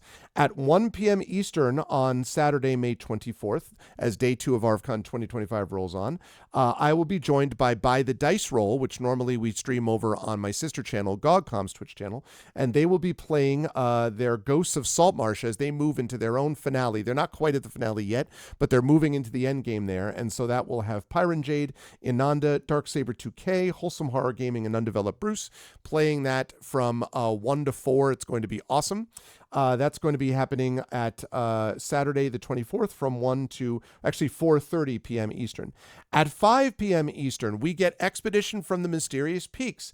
And so I will be joined by Rhiannon Held and by LaShawn M. Wanick and by Zach Clay again and by Toy Kristen Finley. And they are going to be joining me as we continue Expedition from the Mysterious Peaks with a big moment because we're moving into the Centurion. We're moving into the ship, which is a big deal if you've been following that campaign. So I'm super excited about that. I am also excited to see that there are graphical assets incoming. That's what I love to hear. Thank you so much, Shadowed Mage. Shadowed Mage is doing the splash screen and graphical assets again for this. And again, Shadowed is awesome, as everybody knows. So thank you. That's going to be happening from 5 to 8 p.m. Eastern. At 8:15 p.m. Eastern, we have a concert. Now, normally we have 3 to 4 people for this concert. However, Zach Clay is going to be DMing this time, and he's also doing Expedition, so he's not also going to do the concert. So he's not doing the concert. Chrono Wolf cannot do the concert because he'll be away this time. He did the concert last year. And Kilgore Trout, who usually does it, is having surgery, which is not talking out of school. He's been talking about this publicly. Gallbladder surgery, and that's happening, and then he will be in recovery from it. In fact, I think it's happening at the end of this week, and it's great because it's going to be a big relief to him, and I'm, obviously wishing him the very best. Why I know Play Fortnite. What's up, Optic Nerve? How you doing, man? Good to see you, bro. So anyway, but he obviously will not be able to do the concert either. So it's going to be Indy, who was not able to play last year, is able to play this year. He will be doing a full-out concert. In fact, probably an hour rather's worth, 8:15 to 9:15 p.m. Eastern. So my good friend Indy is going to be doing that. I'm very excited for that. So Indy will be with us Friday night and then Saturday night doing a concert. So super pumped up for that to happen, that concert. Then at 9:30 p.m., it is Tabletop Shenanigans with Waterdeep and the Shadow Crew. So Community D&D will be happening at 9:30 p.m. on Saturday. And as has been announced, as Shadowed Mage has announced just now, every $20 raised during the Shadow Crew time slot gives one of the players a free reroll of any roll. It could be an attack roll or a skill check or a saving throw or even a damage roll. You add extra chaos to the shenanigans and stop by to donate. You could change the outcome of our story. Now, it seems to me that this is a thinly veiled attempt to get the Shadow Crew a leg up in the all-important who raised the most money during ArvCon challenge, but I will allow it insofar as it raises more money. I'm joking. Obviously, this is really awesome that they're doing this. And so, yeah, it's going to be exciting. You should do it. It's a great campaign to watch anyway. And so even more awesomeness is a part of this. So that's going to be great. That's happening again at 9:30 p.m. on Saturday of ArvCon. That is 12 consecutive hours, chat. 12 hours starting at noon p.m. and ending at midnight or a little bit beyond the day after. 12 consecutive hours of entertainment on this channel. It's going to be awesome. I cannot wait. So there's that. Hopefully someone can remind me to cut my recording into 2. Although I probably don't need to do that because I need to make sure that I do. This is the only time I run into this is during Subathon and during Arvathon and during ArvCon, is I need to make sure I don't do 12 consecutive hours of recording. I need to stop at some point and do a second one. So I'll try to remember. Anyway, so there's that. Then we go on to day 3 of ArvCon on Sunday, which, as we've just said, is a marathon session of this very group, Infinity and Beyond, playing Eberron Oracle of War, as they conclude Season 5 of Oracle of War with the conclusion of The Dragon Below. That is going to be taking place from 12 to 8 p.m. Eastern, so I am very excited for that, featuring the folks you just saw, Jen and Tren and John and Marie and Brandon. Then on Monday, day 4 of ArvCon, at 3 p.m. Eastern, day 4 of ArvCon 2025 will bring back those 3 scientists I mentioned, which is Dr. Sangwoo Park, Dr. Brendan Floyd, and Dr. Catherine Triandafilo for a TTRPG one shot GM'd by the incredible Michael Underwood. So and Optic was part of Infinity and Beyond, so it continues to exist. But yeah, so Mike Underwood is going to be back for that. He was not able to do this last year, but they're back this year, and they're going to be GMing a one-shot for the Scientists. So I'm super excited about that. I should also mention that I thought this was amusing. So Dr. Park has to use the name. One of them has the name The Real Sangwoo Park. And then there was Sangwoo S Park, and this one that we're going to have is Sangwoo S Park. Why? Because not only do both of them have the name Sangwoo Park, but both of them are cancer researchers.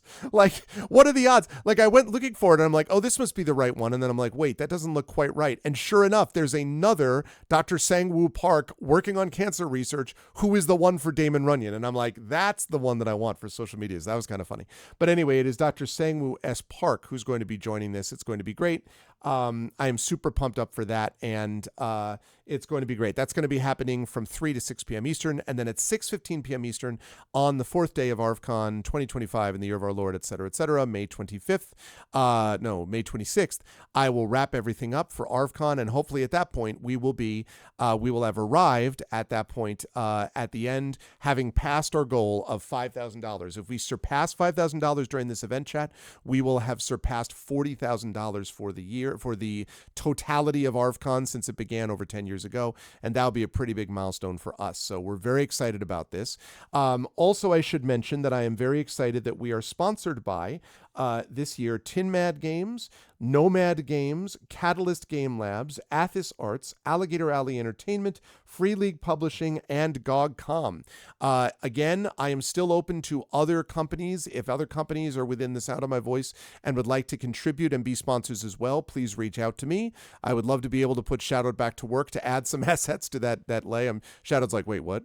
And all that. But please let me know. And regardless of that, be aware that we've got that going on. Also, we have 3 donation items. I'm not going to pull these out to show them now, but I will later in the week. The top donor is let me start with the third. The 4th donor, actually, I think we're going to drop all the way down to the 4th donor now. The 4th donor is going to get an Infinity and Beyond modern shirt, which is that one that John is sending to me. So the 4th top donor is going to get that shirt, which I think is pretty cool. 3rd top donor is going to get a prize pack that will consist of Icarus, my award-winning graphic novel Icarus, the award-winning Grey Assassin trilogy that I wrote, Grey Shade, Renegade, and Heretic, and will also feature a set of dice, plus a board game of Vikings, the board game, and a board game of Super Camelot. So 2 board games and 4 books and a set of dice will go to the 3rd top donor. 2nd top donor will get the amazing photograph sent to us by Prince Justin of the Mississippi River. It was really gorgeous. I'm excited about that. I feel like I have reached out to them before. Optic, but I should double check back on that. I've reached out to some others, and I'm still waiting to hear from 1 or 2 more, but in any case, but that's a good thought. I should think about that. But other people can let them know, hey, guess what? Let me just look at this. This splash screen. Hey, that's what I'm talking about. It looks so gorgeous. I'm just going to download that bad boy right now. Very nice, very nice. Thank you so much, Shadowed. And I'll settle up with you on Discord. Goodman Games, I don't think this is their bag. I've tried them before. Goodman Games also is they have had not a great public week, Optic, without getting into details. You should look up and take a look and see. They've had some issues recently. So, but again, that's something to think about. I will consider other possibilities to look at too. So anyway, that is the 2nd donor, and then the top donor is going to get the amazing photographs sent to us. Both Prince Justin's is on metal and smaller, and then a large photo of Drew the Damager sent on metal as well. And so we're going to have, in addition to that, a bunch of giveaway prizes and games and a whole bunch of things going on, which is really exciting. And we're even going to get a couple of Tuckerizations, which means that your name will be added to short stories done by the amazing and awesome Jennifer Brozek. So we got that as well. So very excited about that. It's going to be great. It's going to be cool. Can't wait for it. That, however, is going to do it for me for tonight. But again, mark your calendars. The more we can spread the word, the more people we can get in here. We had an excellent turnout tonight. And if we can get turnout like that continues to go up at that same level, and we can get more people in as a result, for ARVCon, I would love to see it. Big numbers in ARVCon helps the channel, which is great, but even more important, it helps get our donation levels up and gets more attention to Damon Runyon, which is super great. I'll talk more again about the significance of this to me personally. Most of you have heard this story by now, but I'll talk more about why it's so important to me, because it is, when we get there. But so that, however, is going to do it for me. However, we are going to do a raid because we have a decent number of people here tonight. And let's see.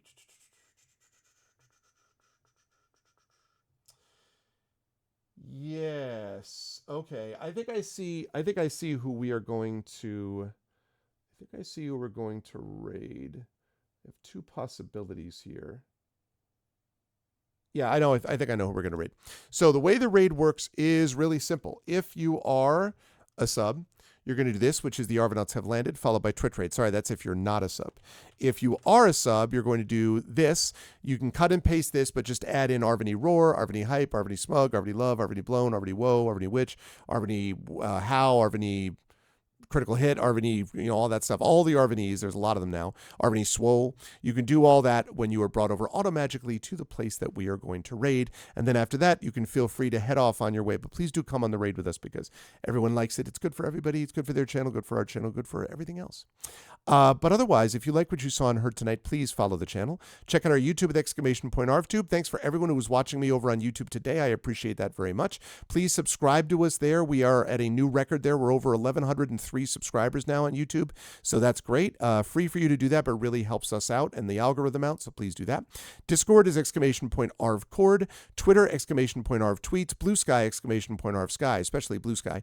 Website, arvanelleron.com. Financially, !ArvShop is the merchandise area. !ArvTreon is that Patreon. Want to get that into triple digits again before ARVCon is my goal. So I really hope we can do that because you can get good stuff for yourself and good stuff for the channel. ArvTreon for that. You can also sub to the channel, as several of you did today. That really is helpful as well. You get those custom sub badges and emotes to use here, there, and everywhere across Twitch. And listen, chat, there looks like there's going to be some roles that have to be made, and so you better get those inspirations ready. You just heard how much role-playing stuff we got coming up, tabletop stuff we got coming up over the next week, so you better be ready with your inspirations, and that means any support that you can give would be much appreciated. On the publishing front, to Icarus, my graphic novel from Athos Arts, Library, my Tales and Tomes, The Forbidden Library, that's my 5e adventure and sourcebook from Alligator Alley Entertainment, Grayshade, my Grayshade IP, featuring the Grey Assassin Trilogy, Grayshade, Renegade, and Heretic from Athos Arts. You can get that at that Grayshade link. You can get the audiobook of Grayshade from our very own Trent Sparks, who you just saw, and you can get the pre-order the tabletop role-playing game of Grayshade, which you just saw Brandon O'Brien talking about, designed by him and by the amazing folks, published by the amazing folks at Alligator Alley. That will be out at Gen Con August of this year, so you can pre-order it now to guarantee your copy. And as always, BLM, Black Lives Matter, important to affirm and assert the significance and importance of Black lives. Help Now, the World Health Organization page on suicide prevention. Important to reach out to others when you need help and reach out to others when they need help as well. And Ukraine, UKRAINE, to help the people of Ukraine as they fight back against an illegal and illegitimate war with bravery and courage.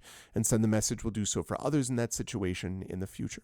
Thank you to my wonderful mods. Thank you to Prince Justin, Shadow Mage, Triffity Mats, The Rising Tides, the best mods in the business. They will be busy during ARVCon. They are all awesome people. They are the best. You should also, much love and thanks to my wonderful Patreon supporters and subscribers, Prince Justin, Shadow, Triffid, Rising Tides, Nonstop, Wispy Song, Thordex Mommy, Bit 101. Thank you so much. And thank you to my wonderful viewers. Thank you to Dark Still Spork, to Deviator, to Dr. Hugo Z. Heckenbush, Dragonspear, who was lurking back there, Light and Passion as always. Thank you to Mrs. Dunsel, who's a subscriber. Thank you to Ona Marin. Thank you to Optic Nerve as always. Always a pleasure to have Optic here. Thank you to Radio Johnny Panda, of course. And thank you to Zalvi. And special thanks tonight Again, to infinity and beyond, thank you to Tren, Marie, Brandon, John, and Jen for everything. You are all awesome. Stick around for the raid. I will see you folks back here Tuesday at noon Eastern for Beowulf Age of Heroes as we continue that campaign with Witches in the Worm with Tari Tunes. And then I'll be over on GogCom's Twitch channel later that day with Pen and Pixels playing some Expeditions Rome. And on Thursday, it's Oblivion Remastered. Let's go. More Oblivion coming up. And then ArfCon on Friday. Can't wait. But I'll see you folks on Tuesday. Everyone have a lovely rest of your weekend. Please stick around for the raid. And thanks to the Infinity and Beyond crew. I will see you folks soon. Everyone, please be good to each other. And bye for now.